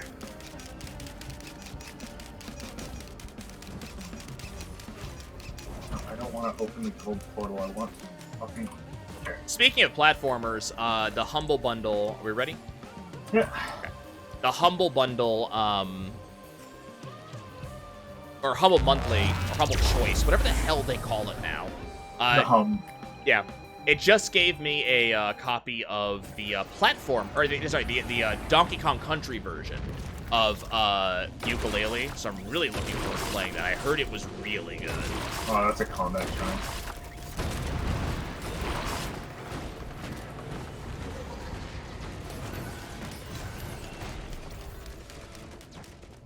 Well, remember, half the... what's up? I said 521 for turrets. Oh, okay. Like, you gotta remember, half the reason they remade it is partially as a, you know, PS4 kind of launch title. They also remade it as a thing to go along with the new Ratchet and Clank movie. Which, honestly, I thought the Ratchet and Clank movie was pretty fun. And the way they did this, and I'll talk about it when I actually get around to playing it on stream. but it allowed them to make a story that actually makes some level of coherent sense, which the story didn't do previously. So now we get to play with a story where we are part of the reason that Nefarious exists, which I think is very fun. It gives Nefarious a reason to dislike Ratchet. And I think that's a fantastic thing for us to have right now. Dr. Nefarious, he's quite contrarious. Nefarious always was kind of a clever and intelligent villain. And he is certainly a better villain than Drek ever was. It's over, here. Yeah, no, I'm going for a green. Captain Quark is still the best superhero, and that... they also, it made Quark better, I think. Yeah. Like, it took Quark's character and it actually made him an even better character. Because his betrayal means so much more now. Now that it's a thing like Ratchet looked up to him, not just a, hey, this is Quark, he exists. No, Ratchet actually fucking looks up to him and then Quark betrays him, so it's actually a big goddamn deal. We're gonna get more health, okay. That parent just dropped 2. But you were supposed to take Nefarious seriously. He is good at villaining, he is just a goofball. They didn't ruin childhood villains, they made Drek everything he was in the original game. He's like Aku from Samurai Jack. He's fairly laid back and enjoys a good joke, but he's very, very good at his job. Like, you gotta remember, in the original game, Drek is literally just a he's a businessman who's taking advantage of other people. That's all he's really doing. And so all that Drek does is that in the original game, he's a boss, but he's a boss who doesn't make sense. Why is an executive the final boss? And also, why is this high-powered executive with a shit ton of money losing to a random fucking mechanic? You know? Like, it works that Drek gets ruined by someone else because Ratchet shouldn't be the one who takes out Drek. It makes no sense. Are we looping, or what are we doing? Yeah, we're looping. Okay. What I would like to do is I'd like to obliterate. Yeah, okay. Yeah, I'm not saying Drek wasn't threatening. I'm saying that he makes more sense as a minor villain that shows a bigger villain being a worse person. Like, Drek works very well, both as a villain that you're kind of like, oh god, he's a villain, but he also works very well to set up Nefarious as a legit threat. We both get a yellow. Okay.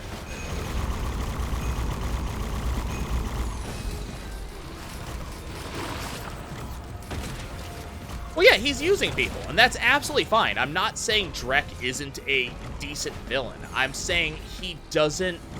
He works better as this type of villain. You know, he sets off how much of a threat that Nefarious is, as opposed to being his own major threat. And this allows us to have a Nefarious who can still be a goofball. I bet if Nefarious is in the new game, I bet you he's still a goofball. I can almost guarantee you that concept has not changed one bit. But Nefarious is a threat! You're forgetting the entire thing that happens whenever Nefarious is around. He succeeds continuously! Nefarious does create the Obio Obliterator, and he does win! It's Ratchet who beats him.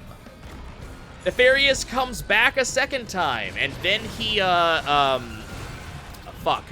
forget the second thing he does. He does the Bio Obliterator, then he does, hold on, I'm trying to remember what he's in 3 different games. He does the Bio Obliterator as one of them. There's a white over in the distance that I want. Right. they can still do that, Wonder Girl, but you have to make a guy a threat in order to have him be a bad guy, in addition to having him be hilarious. And he's kind of cool. Well, yeah, in Kraken Time, he tries to take over the clock, and he almost succeeds. The only reason he doesn't succeed is that Ratchet and Clank actually get back together at the end of the game. But Drek does almost succeed with the clock. Or not Drek, I'm sorry, Nefarious does almost succeed with the clock. He does almost succeed with, what's the third one? I'm trying to remember what his third thing is. I can't remember. Are we good to go? Yeah.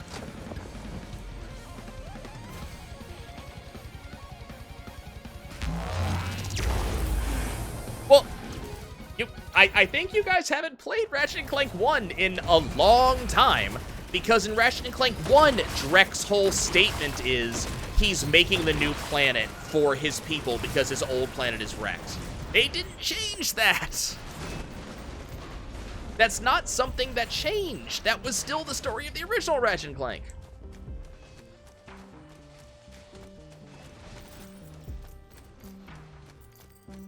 In the original game, he's also trying to save his people. That didn't change.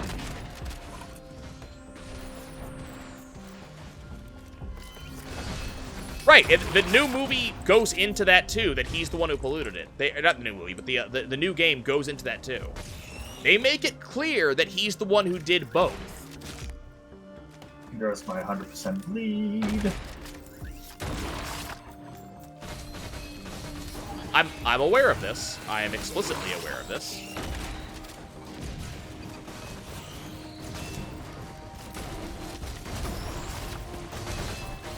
You're making me want to go watch the movie again, because if I remember correctly, in the movie it is... Or maybe not, the movie may not out explicitly say it, but the game does. The new Ratchet & Clank does explicitly say that Drek did it. There.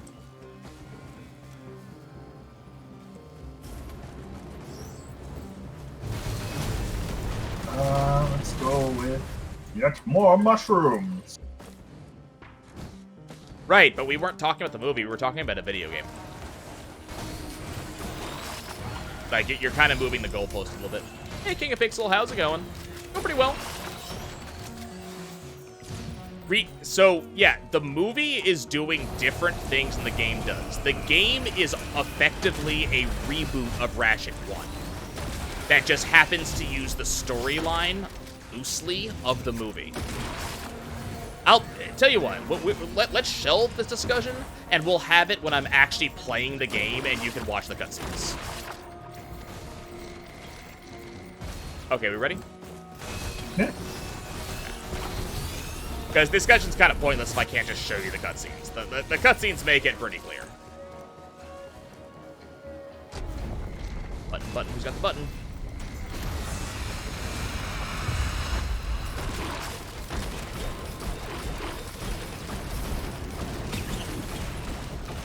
Well, that didn't take long. Stop running toward me. You're hurting me. Looks like we each get, so there's 3 yellows and 1 green. I'll take 1 yellow and the green. Okay. I'm going to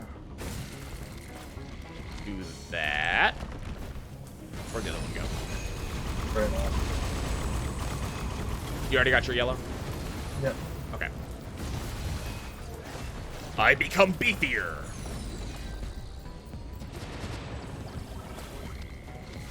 See, I originally was talking about the game, not the movie.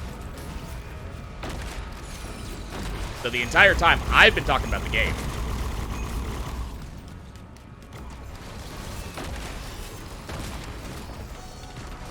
But yeah, let's just shelve it. When I actually play through the game on stream, and I will. I've been wanting to do it for a while. I just keep on having other things I want to play. When I play through it on stream, we'll talk about it then. And we'll hope I don't get content ID match for showing the cutscenes.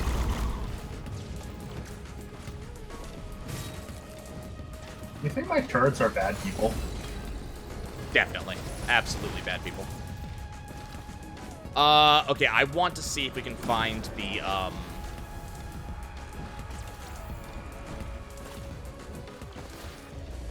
want to see if we can get the, Newt altar for the next world. Yep.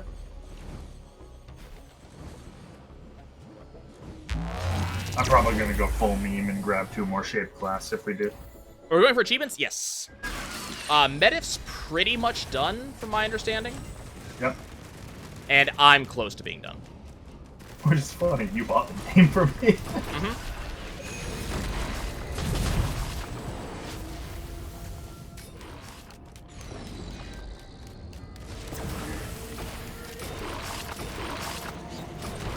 We'll, once like, achievements are done, we're gonna start, doing loops and such and just be stupid. Oh, no. Okay, I think, yeah, I see the new altar. It's up there. I don't know why. I don't have any double jumps, so I can't actually get there yet. I can probably get it. Let me collect these items that spill everywhere when I violently nuke these enemies. It's not a canon sequel, Wanda Girl, it's a reboot. That was the intention. Where? It's up on this pillar up here. Hold on. I see it. See it?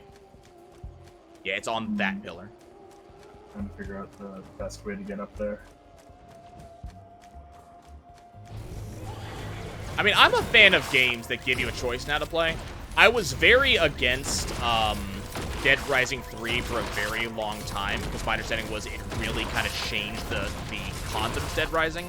And then I've recently been watching the Niskel and UDJ play it, and they've made it very clear that it's not what I thought it was. I've been watching their playthrough, and that if you want to play with a stricter time limit, and you want to play with save only in toilets, you can play that way, which I kind of like. I like the concept of. I like that concept. I don't know if I'll ever play it, but on the other hand, they have confirmed that Dead Rising 4 is flat trash. Okay, we are doing blue orb, though. Yep. Okay. I just wanted to hit it because, I have money. What am I going to do with it? Feed orphans? No, they chose the path. Terrible joke, I'm well aware. Okay. I want that. And I want that. Hi, Beetle Queen. You have made terrible mistakes. You should not have spawned in front of me. That was a terrible idea on your part.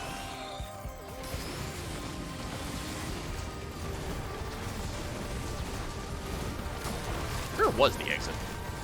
Oh my, right there are actually 2 altars of gold in this level. Really? Let's hit both. Why not? You can't. This other one's not available anymore. I didn't know you could spawn 2.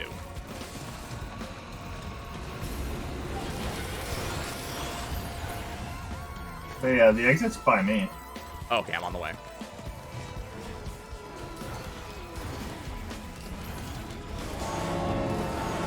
Oh, fuck me. Oh, fuck me. Oh, fuck me. Oh, fuck me. Running, running, running. Also, hi. How long have you been sitting here? That was just kind of sitting there. Well, I guess my turrets must have killed it. Who's my favorite survivor? If I had to choose one, and that's really hard to do, I'm a gigantic fan of the Artificer.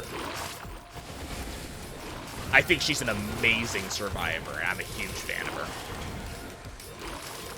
Oh, multiple items dropping behind me.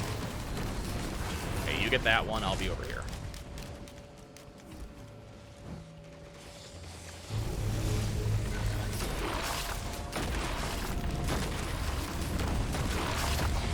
Okay, let's get out of here, because there's like 4 Malachites nearby. Okay. And I would like to not die. Want me to hit the button then? Yes, please. Oh, wait.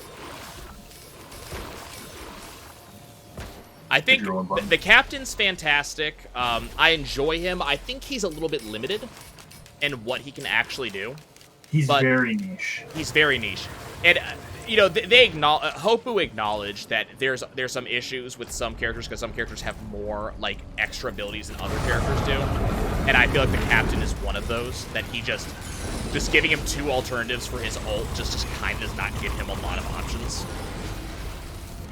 But the captain is a very good character who I very much enjoy. I think the Artificer is probably the best of the new ones. NG is great, but he also existed before. Like, he's not a new concept.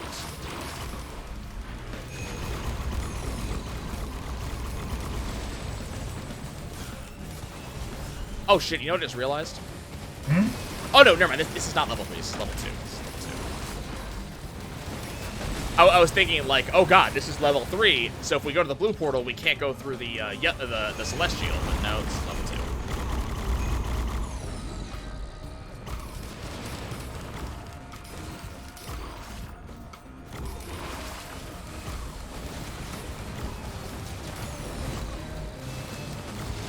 Yes, my minions, kill, destroy. I don't necessarily agree with you that toys to life are evil. I think it was a great concept, and it just didn't get used to its full potential. If you think about it, they were basically the precursor to amiibos. I mean, even I consider amiibos to be part of toys to life, but I think even amiibos do not use toys to life to their full potential. Remember, don't hit the button. I'm you not want hitting blue. the button. They're both up top. I remember, like, I've talked about this multiple times, but I remember when Toys to Life was first being talked about as a concept, and Trigger Happy, the character, was being shown off, and he looked very cool. It looked like it was going to be a very, this very, like, epic kind of character that we'd get to use. And then he just kind of, like, Skylanders came out, and it just kind of wasn't anything, you know? Oh, that's the wrong one. I didn't want that one. Yeah, this is the one that I want. I want one of those.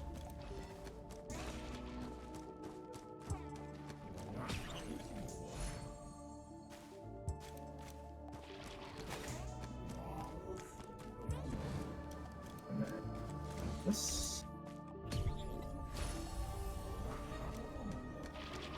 You. And actually, yeah, I was really, one of the things that we were really hoping for was basically turning, like, Magic the Gathering into a Yu-Gi-Oh! Type thing, where you actually got to use the cards, and then you would, in the game, have them come to life and shit like that. That's the stuff we were hoping for with Toys to Life. There is not a snail in this game now.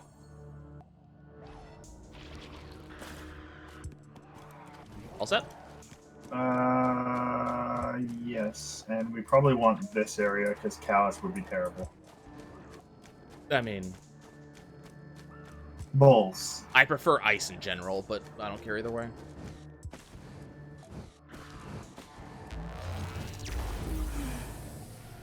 Yeah, I was very disappointed. Like, the one that I was really hoping would be a great game was that Starlink game.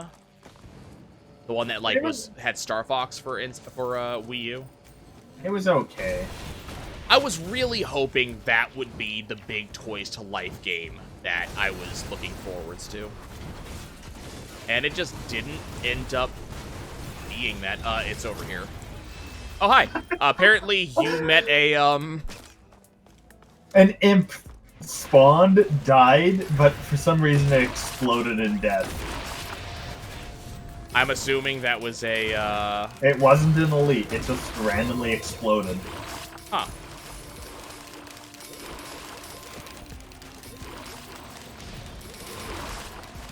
Weird.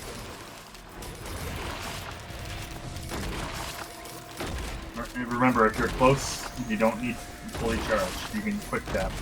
Yep. Should probably start doing this. Was it not over here? Oh, well, I can't see anything. It's all red. Yeah, that's the overlay for Brains when Brains is active. I'm trying to decide how much I care about these items. I mean, that's 4 more guillotines. Yeah, but I'm already at, well, no, it'll get me to 10, and 10 is good. I mean, I've been seeing diminishing return for guillotines for a while, but on a list of things you're not allowed to do, live.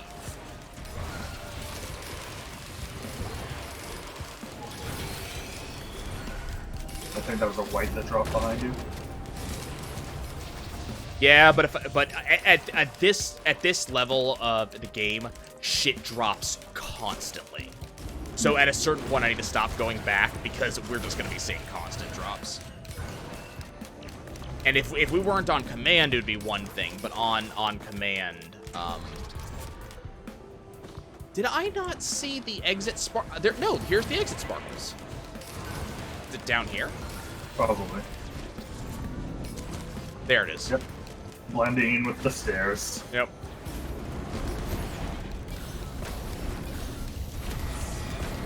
Oh, Grove Tender, that's easy.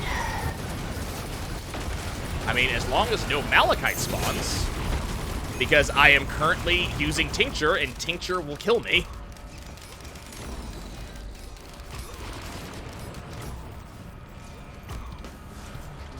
Might as well grab his mask. I already have one.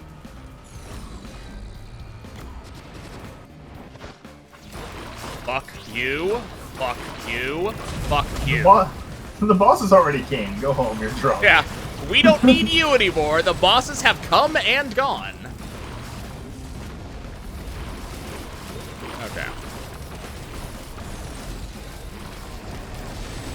Oh, that's a lot of freeze. I know you have the urge to hit the teleporter, but remember, there's a portal coming. Yep. And you've got the beads. Okay, good. So we're gonna beat up a scavenger. Yep. I got owned by the scavengers last time I saw them, actually. Yeah, they hit hard. They hit really hard. That's one of the reasons why I'm getting so many Titanic Knurls.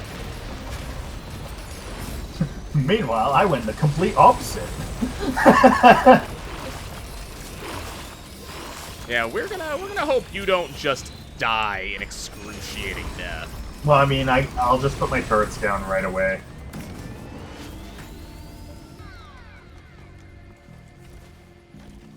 So, don't...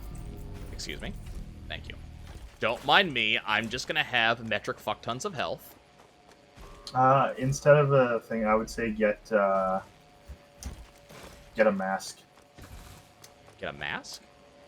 Well, the crit mask. Oh, I already have one.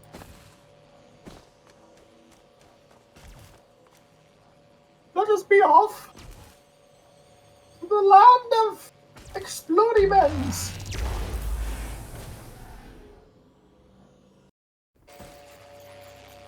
Look at all these turrets. We have a lot of turrets. God, I came through here on who was I playing?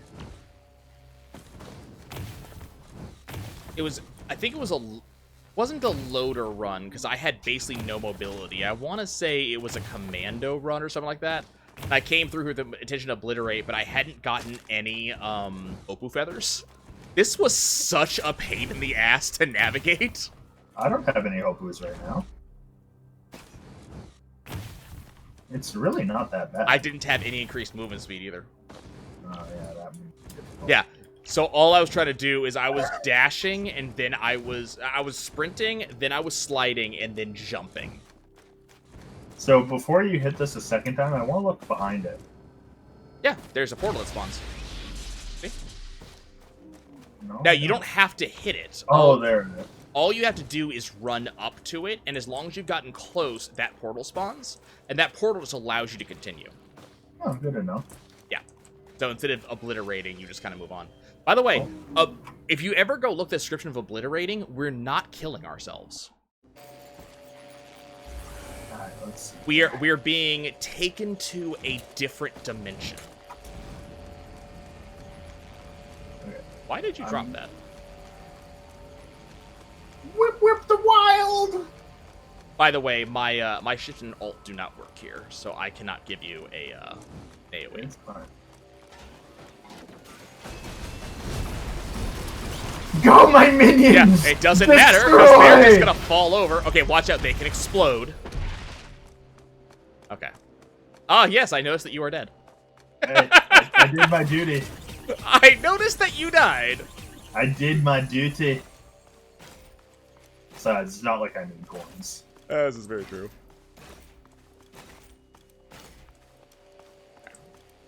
We did it! We survived!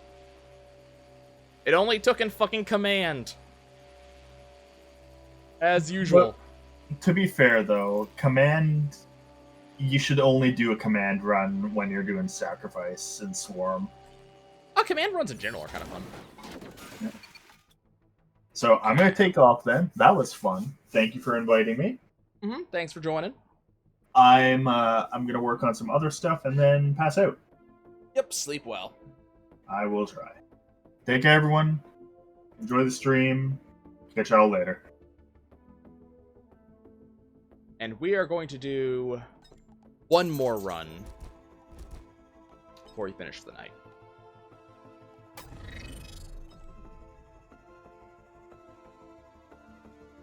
We're going to run with Artificer. We're going to win. I am not going to play this in the multiplayer lobby, however.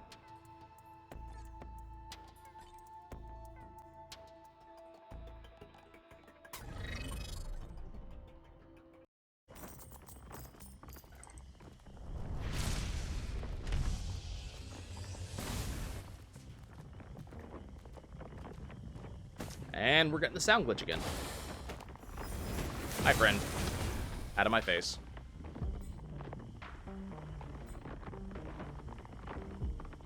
Okay, I do not see an exit over here.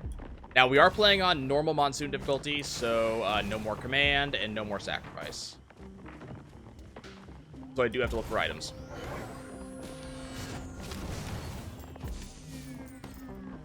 Kind of keep an eye out for that. Hopefully, we'll actually get something. Hello, Lunar Bud. What are you offering today? No. I think not.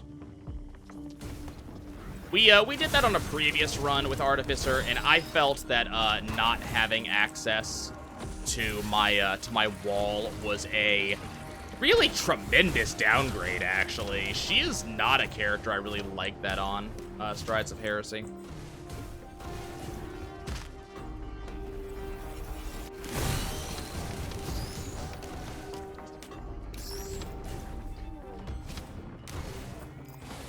As a reminder, every failure I have on this Chance Shrine is a 45% chance of happening. Hey! Ooh. Okay, that was worth 2 failures. So I get my Hammer of Doom, so attacks I make on my enemies will gradually build up a debuff on them that reduces their armor. Unfortunately, not really amazing on the Artificer because she really is looking for that all attack out. That one giant attack that kills everything in 1 or 2 hits. So she's not really a big fan of, you know, Shattering Justice, but I'm not going to complain about a red.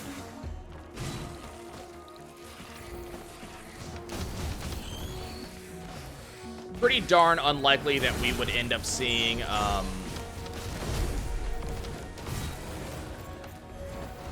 pretty darn unlikely that we would end up seeing a recycler, so I just kind of picked it up.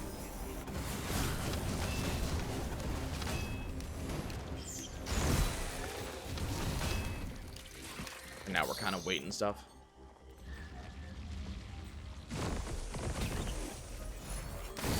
Ooh, okay, so the bans are amazing on the Artificer. Sure, he does gigantic damage, so being able to get a band, which causes her to do even more damage, is fantastic.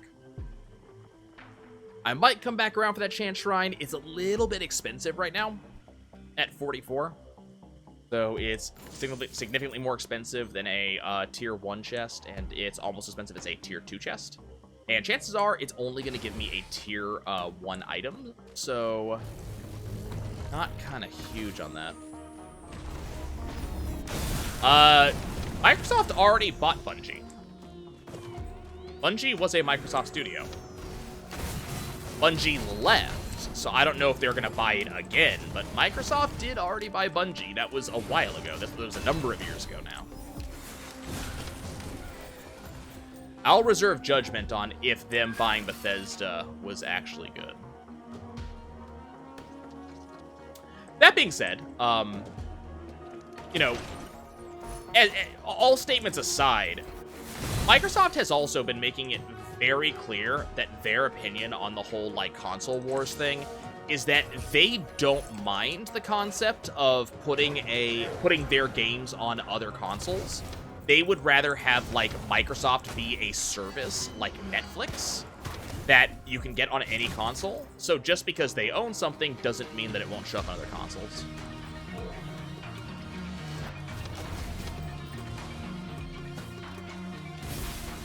Which, frankly, I'm okay with. I would not mind if Xbox was a, you know, just a flat service and not a console anymore.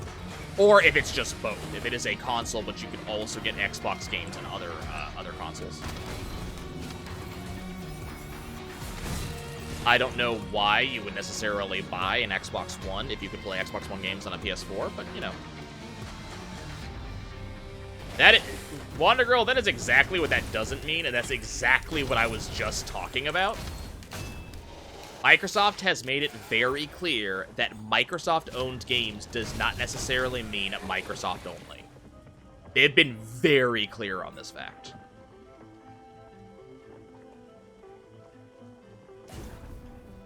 So, I think that, you know, Microsoft ending up owning Spyro could potentially be a good thing. I don't know if it's actually likely to happen.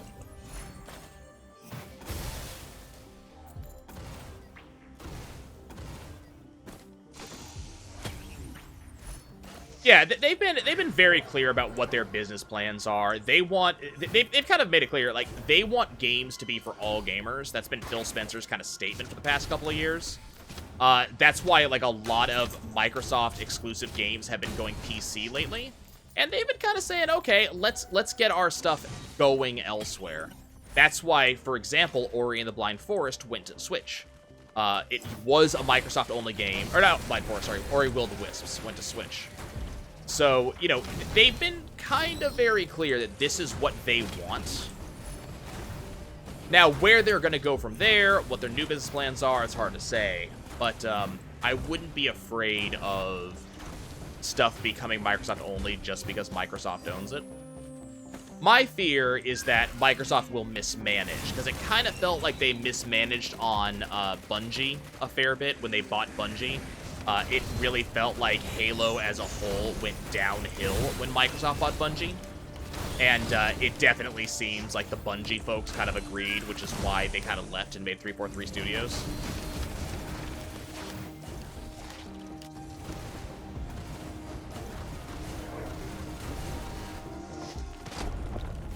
I mean, of course Microsoft and Epic are going to throw down. Epic's going to throw down with a lot of companies.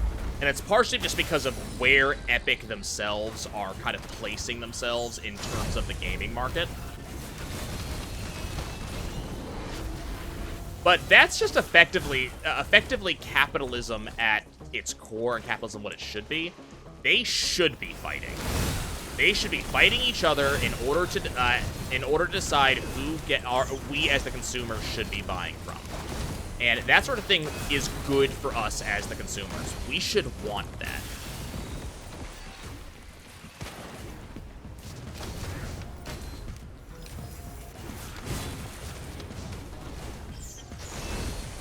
But as I said, Microsoft has been very, like, pro-gamer lately in a way that's kind of weird to see.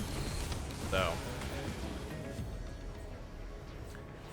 I mean, a lot of the major publishers, and EA actually is even one of these, as weird as it is to say that, a lot of the major publishers have been kind of realizing that they should basically just let developers do their jobs, that giving developers time and not necessarily hitting,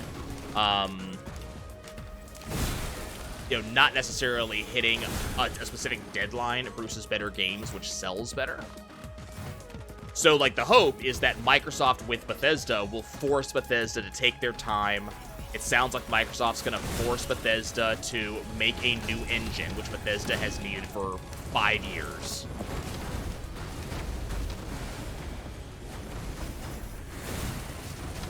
So I'm okay with them doing that to a point.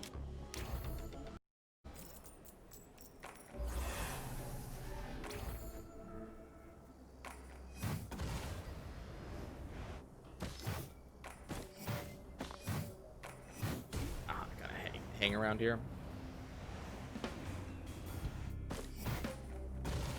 Wonder Girl, based on timing, I don't think that Crash Trilogy had anything to do with Spyro Trilogy. It takes longer than 6 months to a year to fully make a game. It takes like 3 years.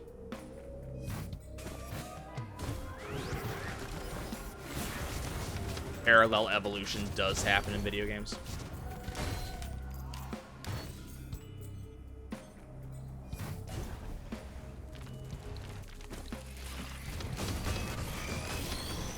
I mean, they might have heard that, oh, these guys are making a Crash Trilogy, therefore they just started making it, so we should just start making one. Okay. They might have heard that, but, like, it wasn't like Crash Trilogy came out and they decided that Reignited needed, that Spyro needed a trilogy. No, that will not happen. No. These companies are very jealous of their rights. Of their IP rights, the rights will not go up for grabs. If another company comes in and goes, hey, we're interested in buying the rights to Spyro off of you, that's something. But just because the game, goes tits up, that is not going to cause Microsoft to say, okay, who wants to buy it? Not at all. They want their IPs for royalties, for remakes, for re-releases on new consoles.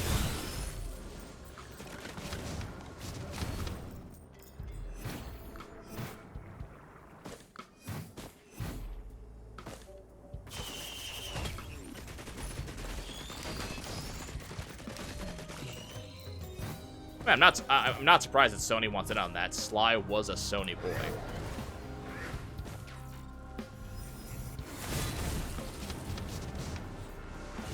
I seriously missed all of you.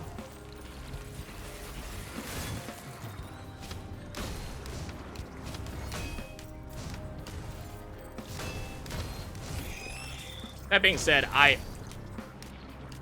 hate to say it, I don't think Sly needs a TV show. I don't think it should get a TV show. I think that idea should be left in the cold where it belongs.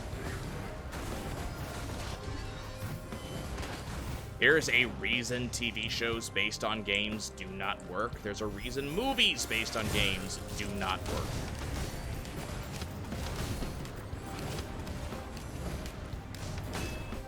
With exceptions. There are exceptions. I'm still holding out hope we'll get a BioShock movie at some point. Because that one would work.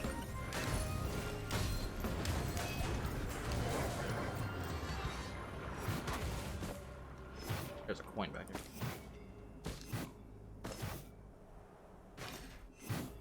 I mean, we might see a Sly game eventually, but I think, I'm trying to remember, who was Insomniac? Sucker Punch? Sucker Punch is more interested in making Uncharted. And similar game.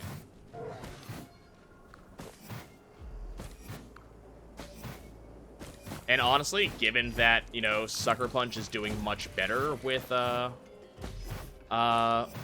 the one game than the other, Uncharted sells so much better than Sly ever did. I can understand why they would do Sly, or, Uncharted over Sly.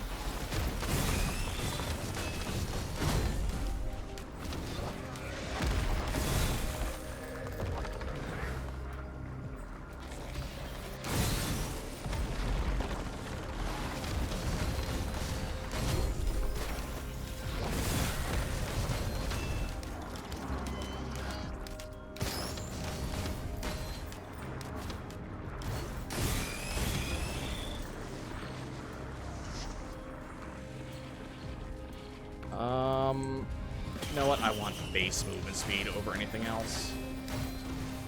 Because I want to get rid of this energy drink if I possibly can.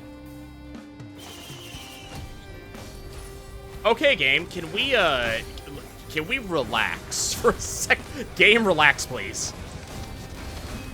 Give me a bunch of reds. None of them are actually particularly good for this character. So can we choose to either just give me base items, or...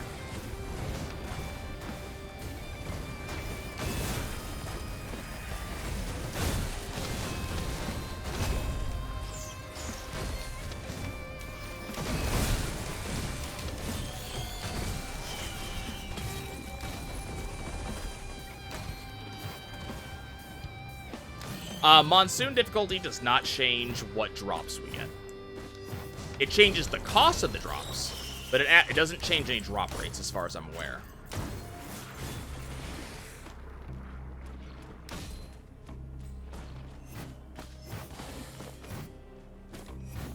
So, I'm gonna take a quick lap around to see. I did not see a scrapper. And I really would love to see a scrapper right now.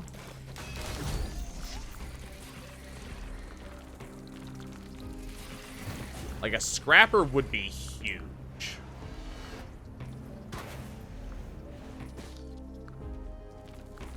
Because this exists. And I want to use it, but I do have a couple of white items that I would not necessarily want to lose.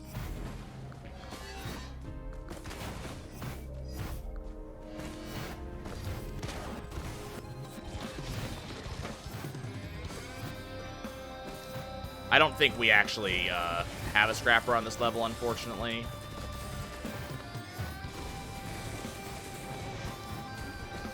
A shame.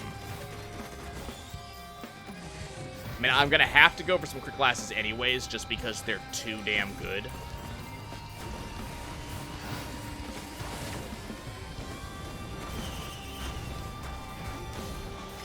Okay. I'm also good with losing that. Also good with losing that. Let me see if I can get some room to breathe here.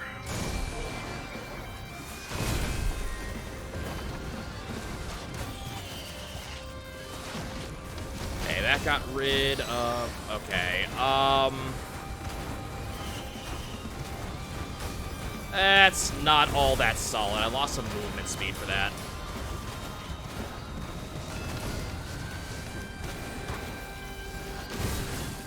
That's what we're gonna do. We're gonna go activate the boss.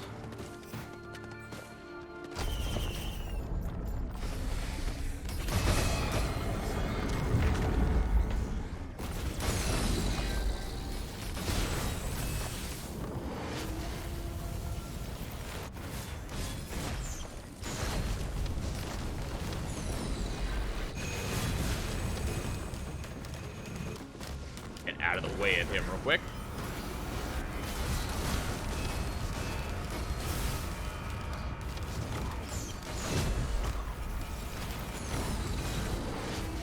Okay, boss defeated.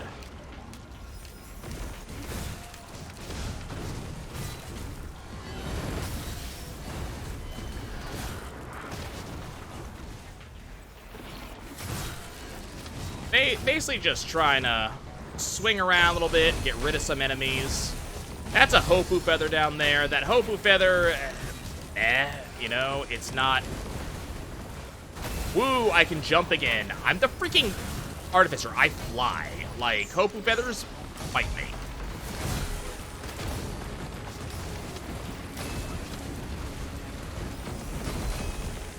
So losing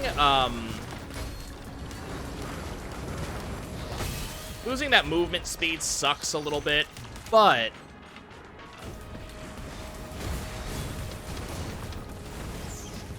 it actually makes me more willing to hit that 3D printer again, not less.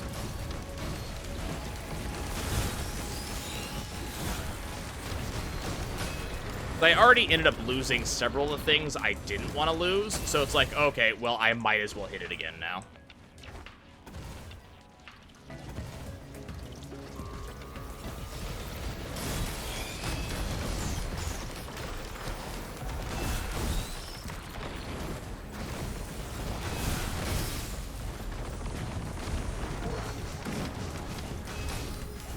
let's go ahead and kill a bunch of these enemies, and then go hit that 3 printer up.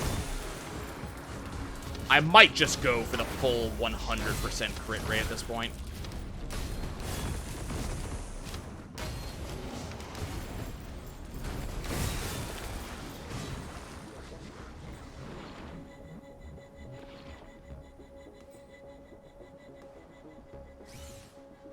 Okay, there go my fireworks. Not really something I wanted to get rid of. 3, there goes energy drink, that's fine. 4, 5. Okay, there goes one of my backup mags. I'm not incredibly happy about that, but given the fact that we have 100% crit now, which means I do a shit ton more damage than I did a second ago, I think we'll live.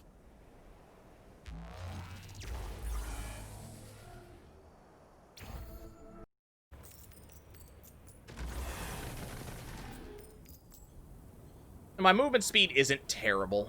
I'm not as fast as I was, but I'm definitely not slow.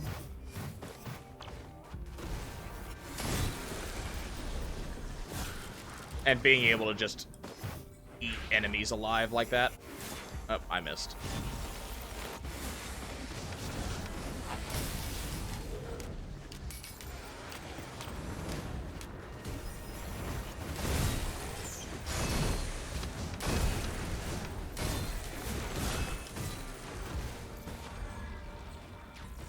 Darn.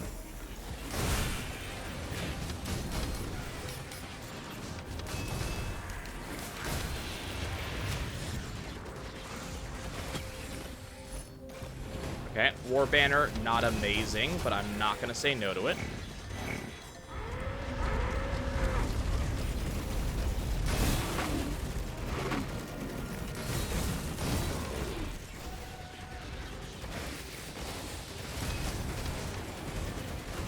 Okay, we have another lunar pod here.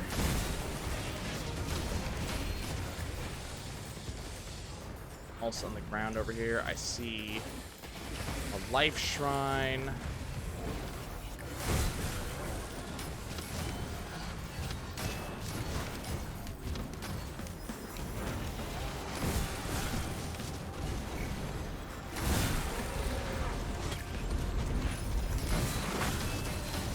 Yeah, I think we're gonna say no to that item, as I have no reason to want it.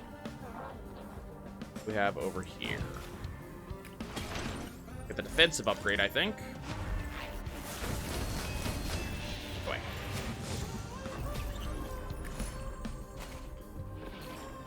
A bit of healing here. Okay. Got a Shrine of Chance up there.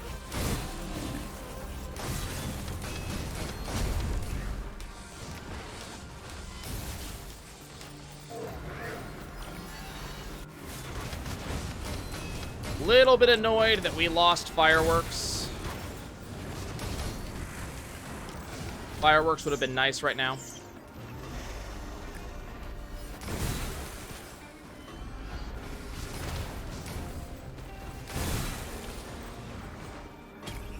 Okay. And, okay. Gasoline's good. Ukulele's amazing. Now we actually have crowd clear. Both those items are actually crowd clear items. So I'm very happy about that.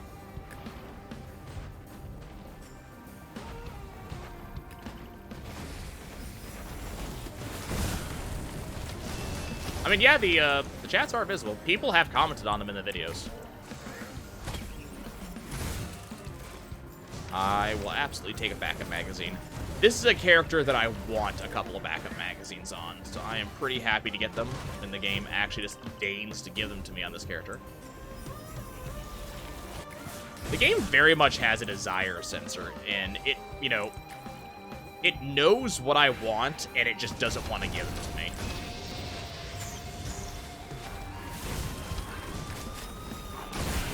Go away.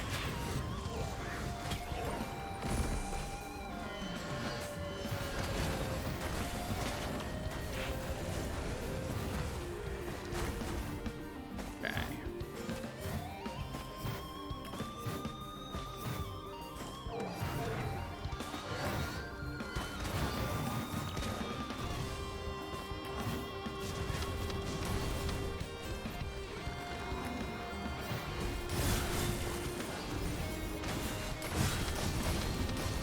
I have no idea how I set a fire elite on fire. Not gonna argue with it. It is kind of confusing, though.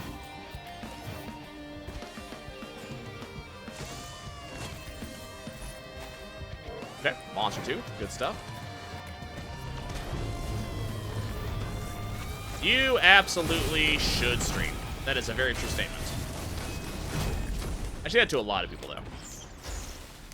There's kind of no reason not to. If you want to do it, just do it.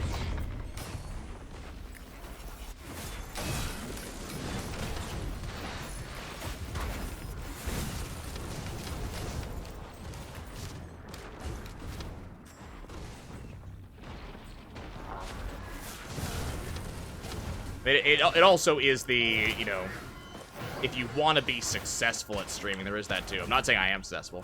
But, like, there is a very successful streamer and speedrunner, Badger, runs Terraria, and he has a saying, says a lot to people who ask how to be successful. And he says there are two types of streamers. There are those who are streaming now and those who aren't. And that's very true. You want to stream, you should be streaming.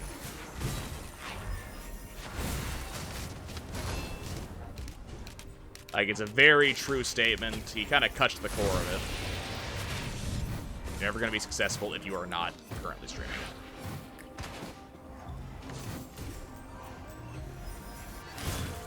Which, the fact that I know that off the top of my head should tell you how successful I really care about being at this hobby. Back! Stop shooting at me. Hey, more backup magazines. Nice. Ouch. Ouch. Okay. Who am I getting? Of course you are.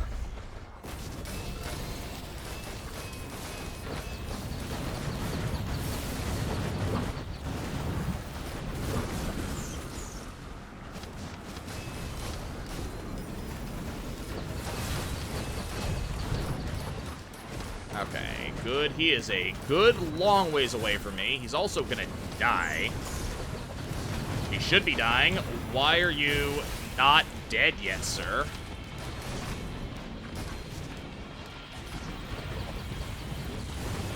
Also, who do you think you're skeet shooting at anyways? You guys see this guy? Look at this guy.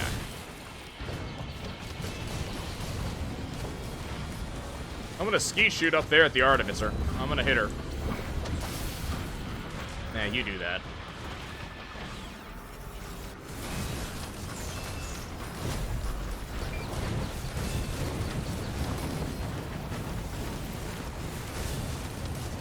Why are you not dead? Oh, God. Okay.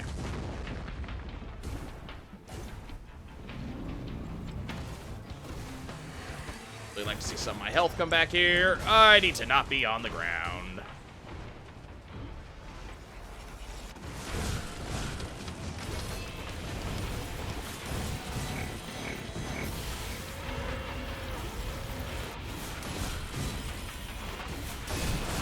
So using a fun little trick there, if you're charging an attack in this game, as any character who has one, it doesn't matter what type of character you are. If you're NG can do this with its main attacks, Artificer can do this, so on and so forth.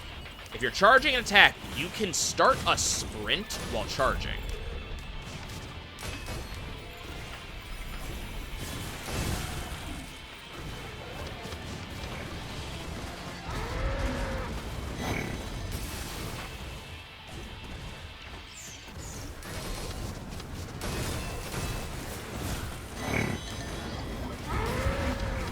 Okay, now that that health has come out, now I can actually work a little bit more.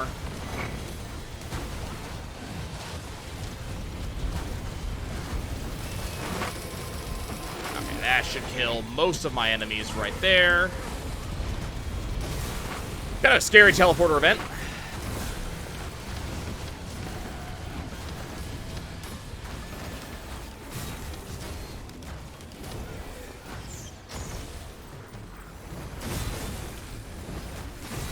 But we live.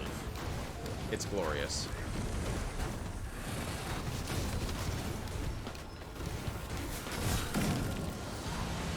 Mr. Wizard, get me the living hell out of here. I'm just gonna be up in the air up here. Don't mind me. Okay. All right. I live. I'm gonna die.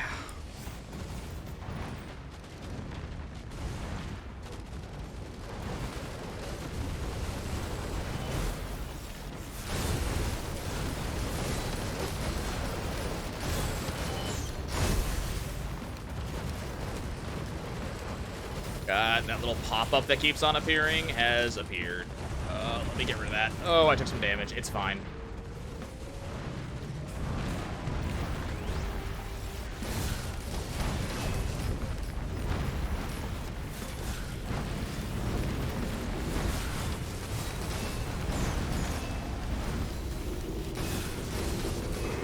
Okay.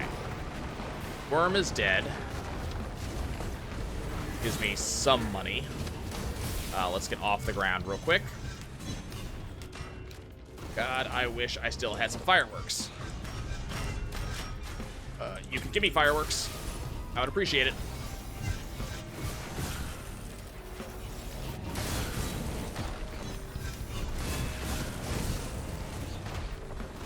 That's not fireworks, but that is appreciated. Also not fireworks, also appreciated.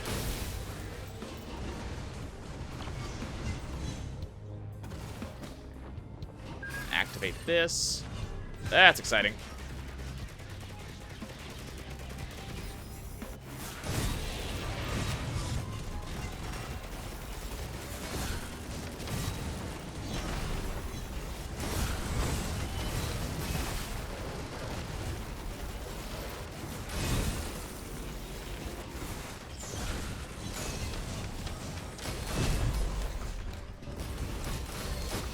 You're gonna die, clown.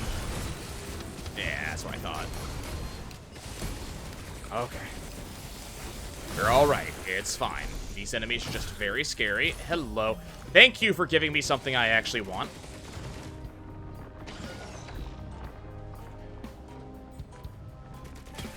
Oh, that's fine. Not really what I wanted, but it's not bad.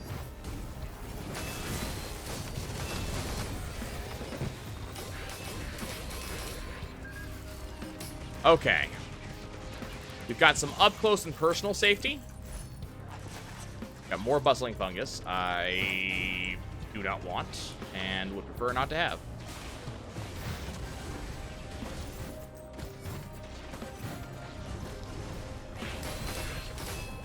Now, y'all can die. I'm not going to even be involved in your death. You're just going to die passively. They're killing my gunner turret. That's not nice.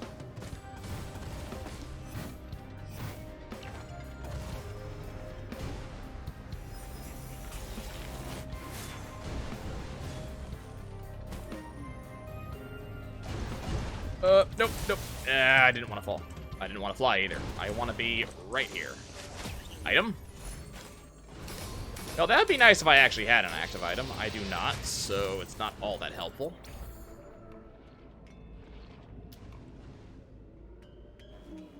Okay.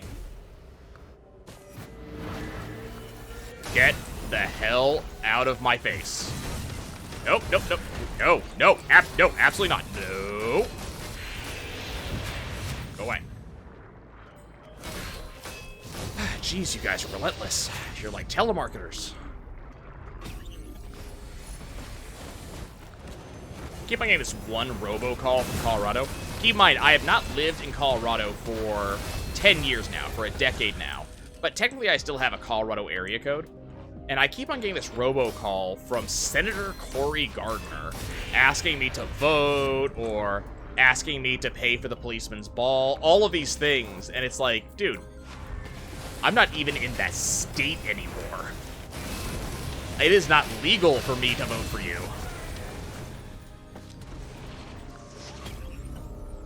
Okay. Well, we get a terrible item. Nope, nope, nope.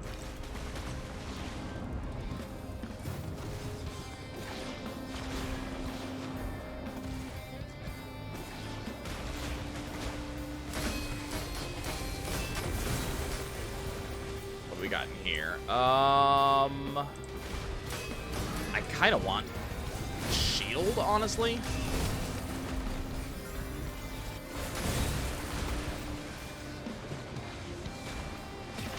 Bit of safety while I'm zooming around.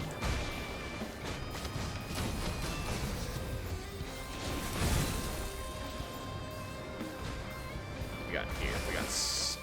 I absolutely. First of all, I want you dead.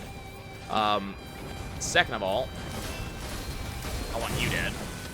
Okay. I want the barbed wire.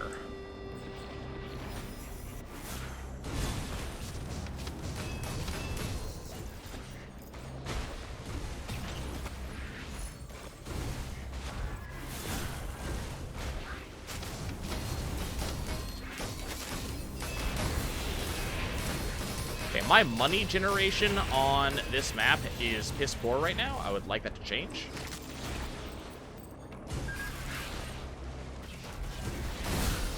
I say spending money.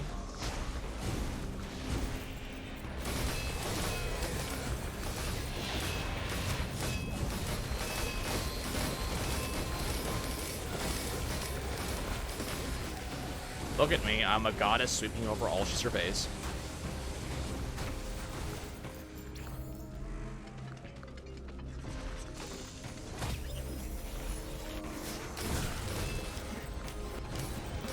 Incredible pickup. Also not incredible pickup, actually. More than 10 lens maker glasses does precisely dick.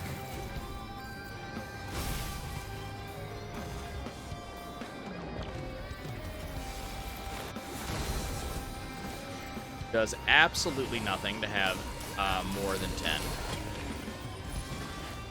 That's a good pickup, though. Okay, we're just about ready to leave. I need to make enough money for the red chest, obviously.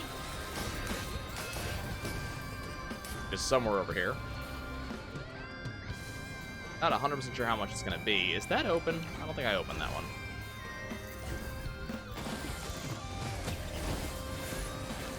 Hey, there's a pickup. The green gang's all here.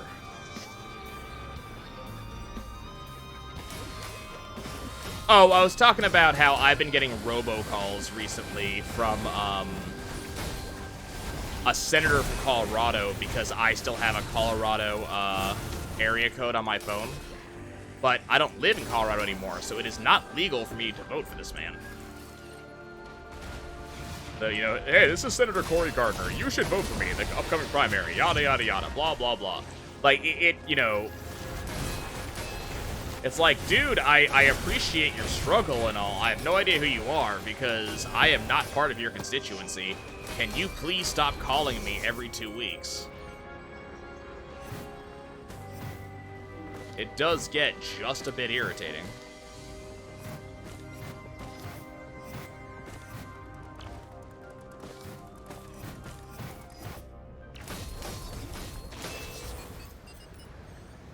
Open back here? No.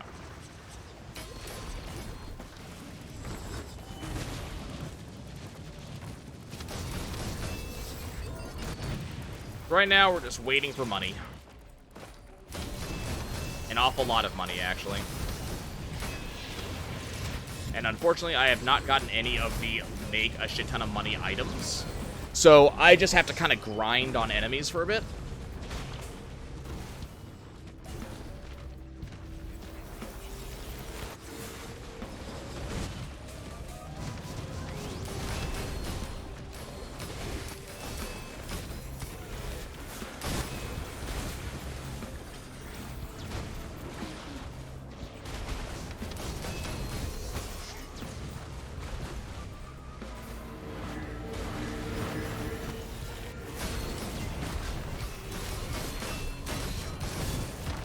So here's an interesting thing, Wonder Girl. So George R.R. Martin, who is known for, you know, Game of Thrones, but also known for, like, taking for goddamn ever to write anything. He was at on a couch opposite,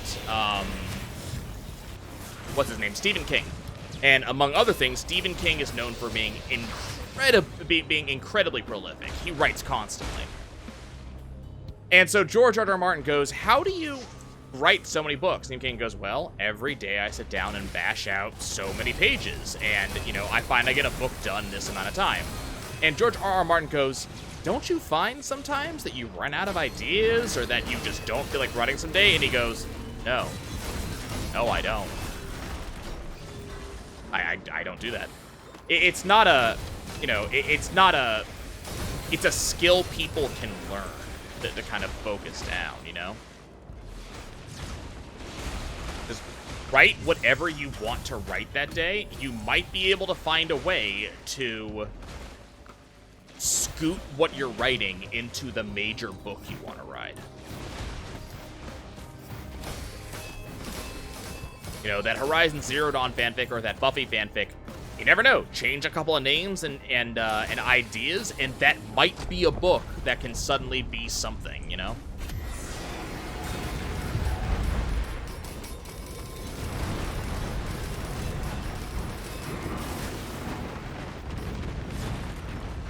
Yeah, there is discipline. You know, I remember when I was looking up stuff about working out and stuff like that, there was a meme basically, but it went around. It was like saying, you know, motivation is a fickle little shit, and it likes to leave when you need it the most. It likes to kind of abandon you at all times. Motivation is shitty. Discipline is what you need. You build discipline. Discipline is a skill. Discipline is something people can learn, but it comes from you. It's not something that, you know, nobody can give you discipline. No cheat will get you there. It's just fucking doing it. So it's sitting there and going, I don't care what I feel like writing. I'm going to write a page a day. I am going to sit down and actually write. It might be schlock. It might not be good. I might not want to use it. But at the very least, I'm freaking writing right now. And eventually, I will be able to use this, and eventually, this will become something good. But I am damn well gonna do it. That's me with the gym right now. It's, I am going to go to the gym. I am going to work out for an hour. I don't care if I feel like it. I don't care if I don't feel up to it. If there's something else I would prefer to be doing, I'm going to go to the gym. And eventually, it will become a thing that I'm going to enjoy. Same thing happened for me with, like, you know, same thing happened for me for like, cooking. For me, like, cooking is not something I particularly enjoy, but I'm growing to enjoy it the more I do it, and I'm just kind of saying, okay, I'm going to cook today. Today, I'm cooking my meal. I am going to cook this thing. Nothing is going to stop me from cooking it. I am just going to fucking do it.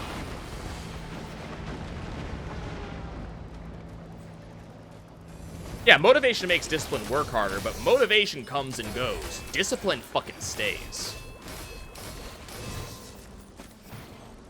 Go find yourself, you know, a Marine or a Navy SEAL and ask him, do you feel motivated to cleaning the toilets in the barracks today? Do you feel motivated to? Fuck no. But he's disciplined. He is going to do it.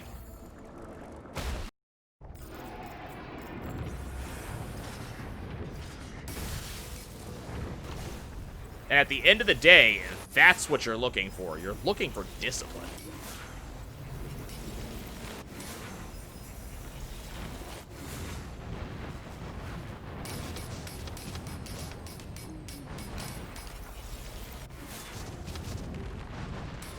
And as I said, it's something that you can build, you know?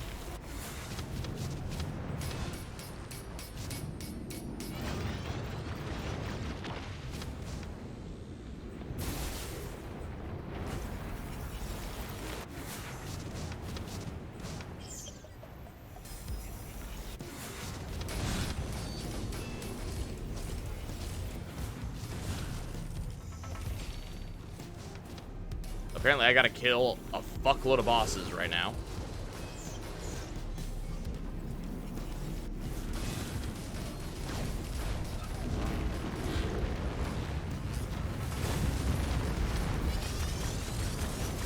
Most of them are dead, but there's these obnoxious worms flying around. Doing obnoxious worm things.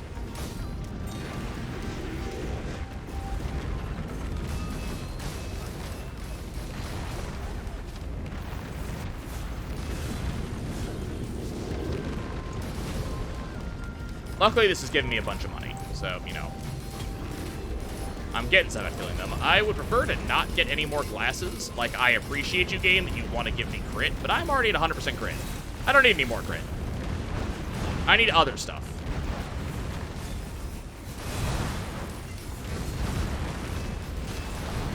Survivability, s'il vous plaît.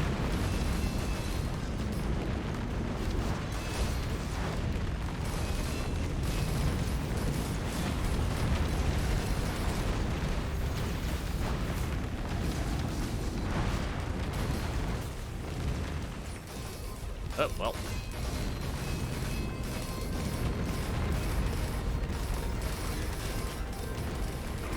There we go.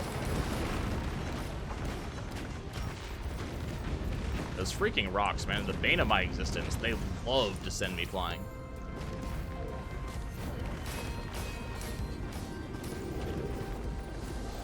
Quantity does not necessarily decrease quality. Absolutely not. Absolutely not.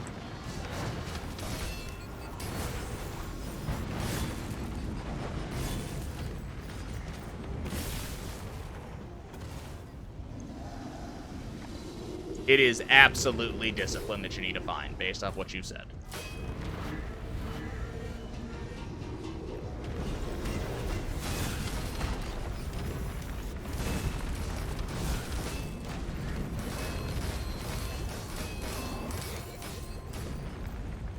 Also, where the hell are all of my items?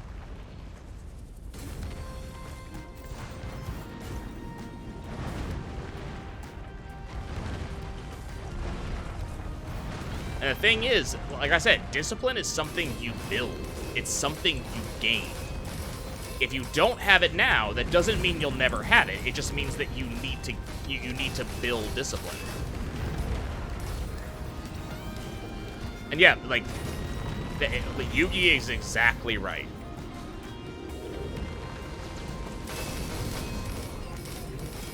Wonder Girl, what I'm hearing is that you are the reason you are not writing. Because you are making some really arbitrary distinction between writing and deciding that they are somehow different. Writing is writing.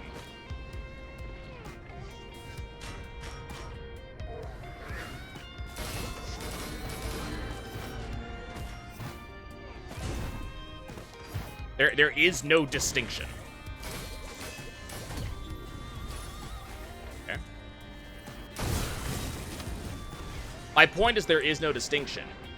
What I'm hearing from you is that you just do not want to let these overlap, and because you're refusing to let these overlap, you're just not writing. So instead of doing something that would build discipline, that would practice writing, that would actually do stuff, you've just decided that you're just not going to write. My point is that you are sabotaging yourself. And that's never a good thing.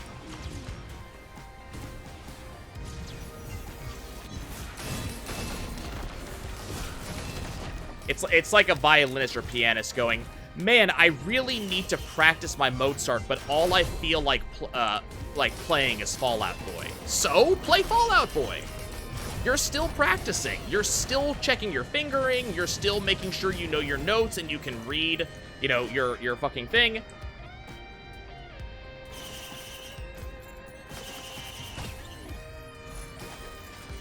Right, but you're saying that your fan fiction is somehow different from actual writing, and it isn't. You can use the ideas you put into this fan fiction and put it into your actual books. There might be an event that you write about in the fan fiction that you can then use in the book. That's my point. You know what? Nah, I'm good with the ground accumulator at this point. That would have been nice a lot earlier.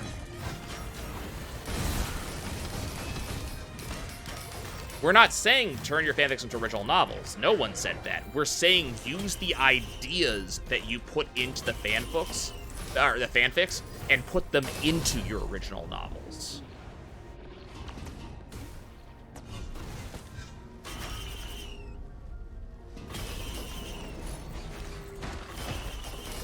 You have a war in your fanfic because a war happens in the video game? Great. All you have to do is change some of the details slightly, and all of a sudden the war fits into your original novel if, you know, if that actually fits, if that actually is where your story goes. But you can actively use that, and that can become part of your novel. So the fact that you're saying you have ideas for your fanfics but not your normal novels and that's stopping you is frankly bullshit. And again, you're sabotaging yourself. The ideas you're having for your fanfics can become ideas for your novels, and by not writing them, by just saying I'm not gonna write because all I want to write right now is my fanfics, by not writing, you're just sabotaging yourself.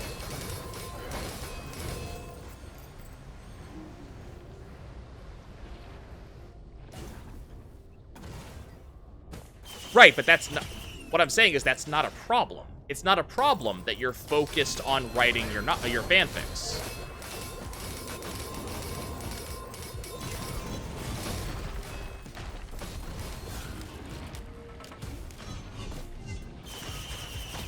Every writer is gonna have shit that they write that will never see the light of day. It's never gonna be an actual novel. They write it for the fun of writing. They write it to just write. And then those ideas that they come up with, that they kind of say, okay, cool, here's something new, those ideas can actually become brand new novels. That's just part of, you know, that's just part of the writing process. That's just part of, you know, it's a different way of brainstorming new ideas. You can't sell your fanfics? No. You can change a couple of names and a couple of events, and then you can. You can't sell a fanfic. You absolutely can sell original storytelling. And the only difference between a fanfic and original storytelling is that some of the locations and characters might not be unique to you. Why am I... Can I go back the other way, game? Can I... Game? Game, I'd like to go back to land, please. Like, it will not allow me to go back to land. I am just off the map. I'm just gonna fall and hope it puts me back in a reasonable place. Okay, there we go. Oh, hello. Gave me items down here. Okay, what is over here? I see a horn, I see... We're gonna go for random and hope it's something good. Razor wire's not bad.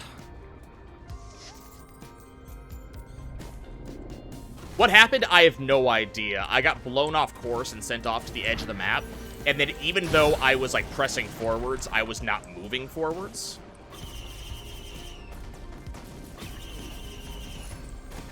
And I do not know why. It's just for some reason I was not advancing anymore. I couldn't move forwards anymore. I think you're gonna go for this.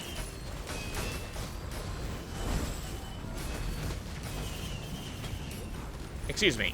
Can you fucking not?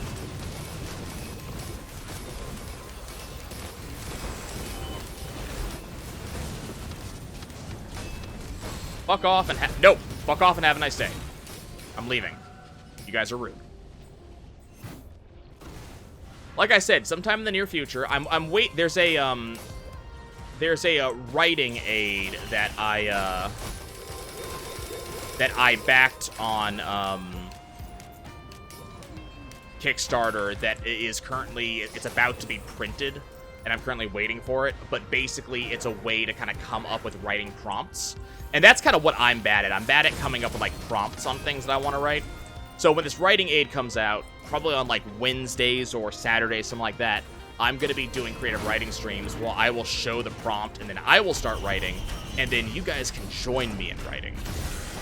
And we may come up with some cool stuff together, we may not, and you know what? I'm cool with either solution.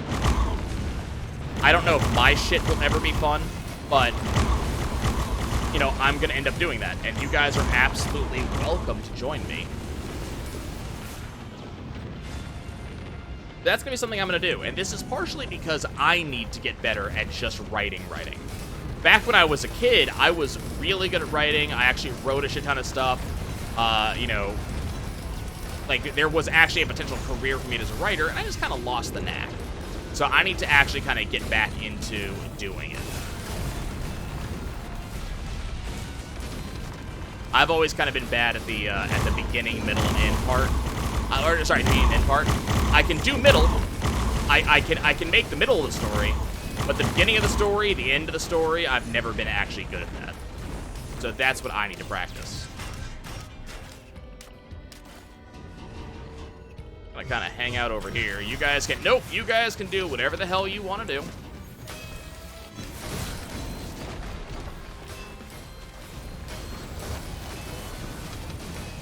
You know, one guy I've been very, I've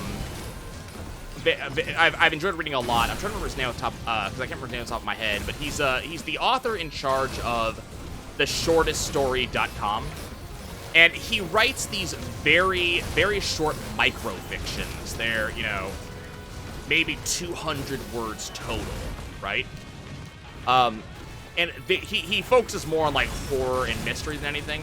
But he writes these amazing stories, and they're just these short little, you know, blurbs more than anything. They're absolutely fantastic.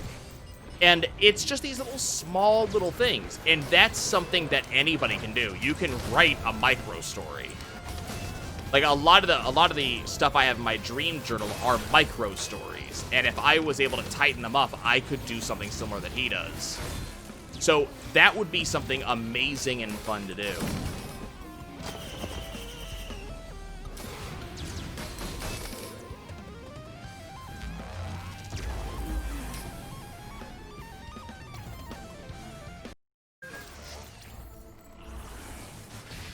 I mean, look, there's absolutely nothing wrong with putting your character just in a spot and seeing where it goes.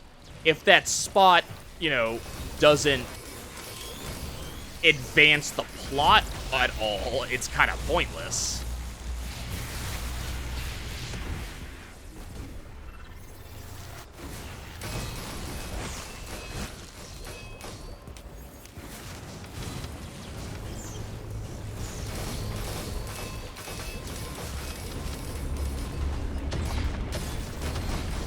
Can y'all not shoot down my drones? Would appreciate it. Thank you, Pumpkin.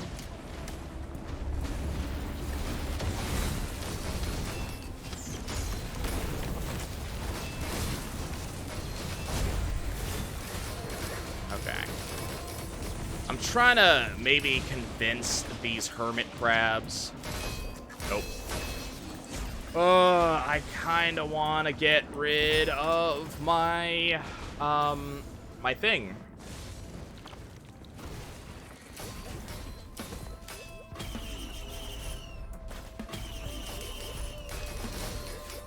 I kind of want to get rid of my Tesla coil because it just keeps on preventing me from, you know, getting this hermit crab achievement.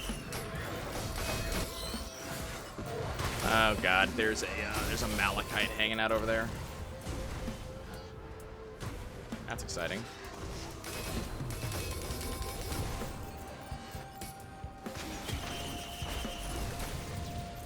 Right now, we're kind of keeping an eye out. Maybe if we see, like, a red item, a red item 3D printer, I'd be interested in that. Alternatively, if I see an equipment chest that gives me a recycler, I might be interested in that.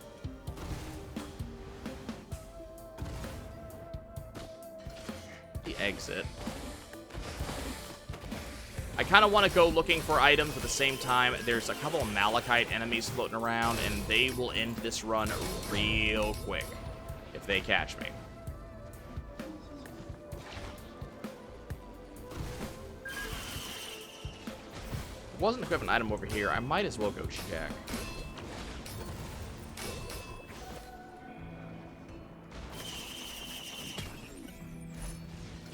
Yeah, not a recycler. Emergency drone over here, though.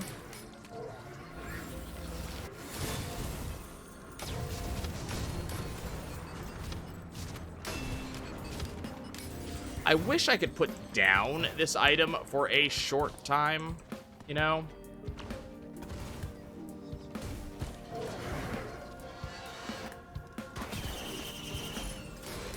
Like, being able to just put down the Tesla coil for a short period of time would be nice.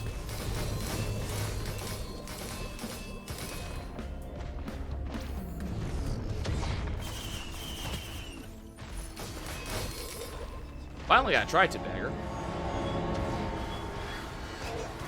Oh god, okay, we need to leave. There's so much malachite showing up on this level now.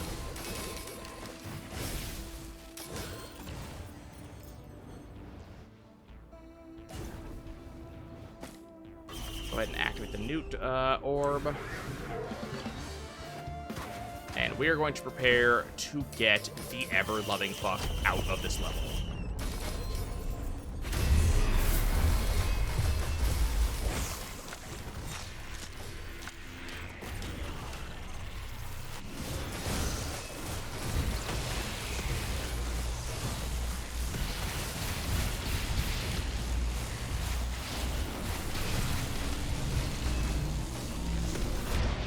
Yep. There was no place to hide. Absolutely no place to hide. That was a good run until that happened.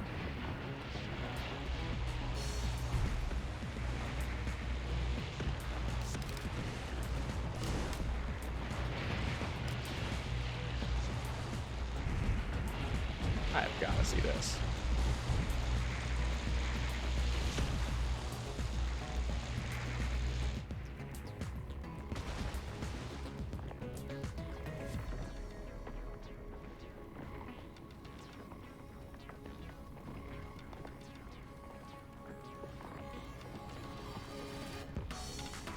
What Bowser, Yugi?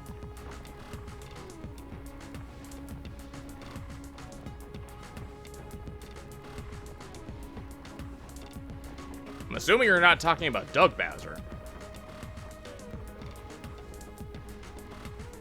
Oh, okay. You had me actually looking up Doug Bowser for a second to see if something stupid had happened.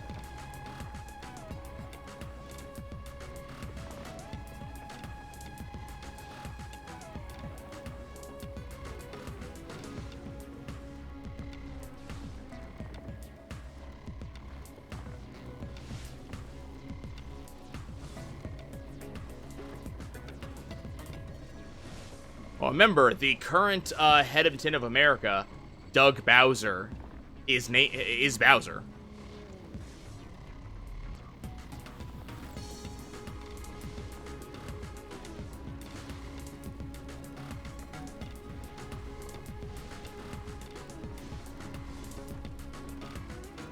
Yep. That's why when you said that, I immediately had to go look. Oh, that was a running joke. I was still working at GameStop at the time, and Bowser was making jokes about tying up Mario, and that's why a bunch of Bowser merch suddenly got into, that's why Bowser suddenly got into, a bunch of stuff, merch in the games. Or, sorry, in the stores. It was hysterical.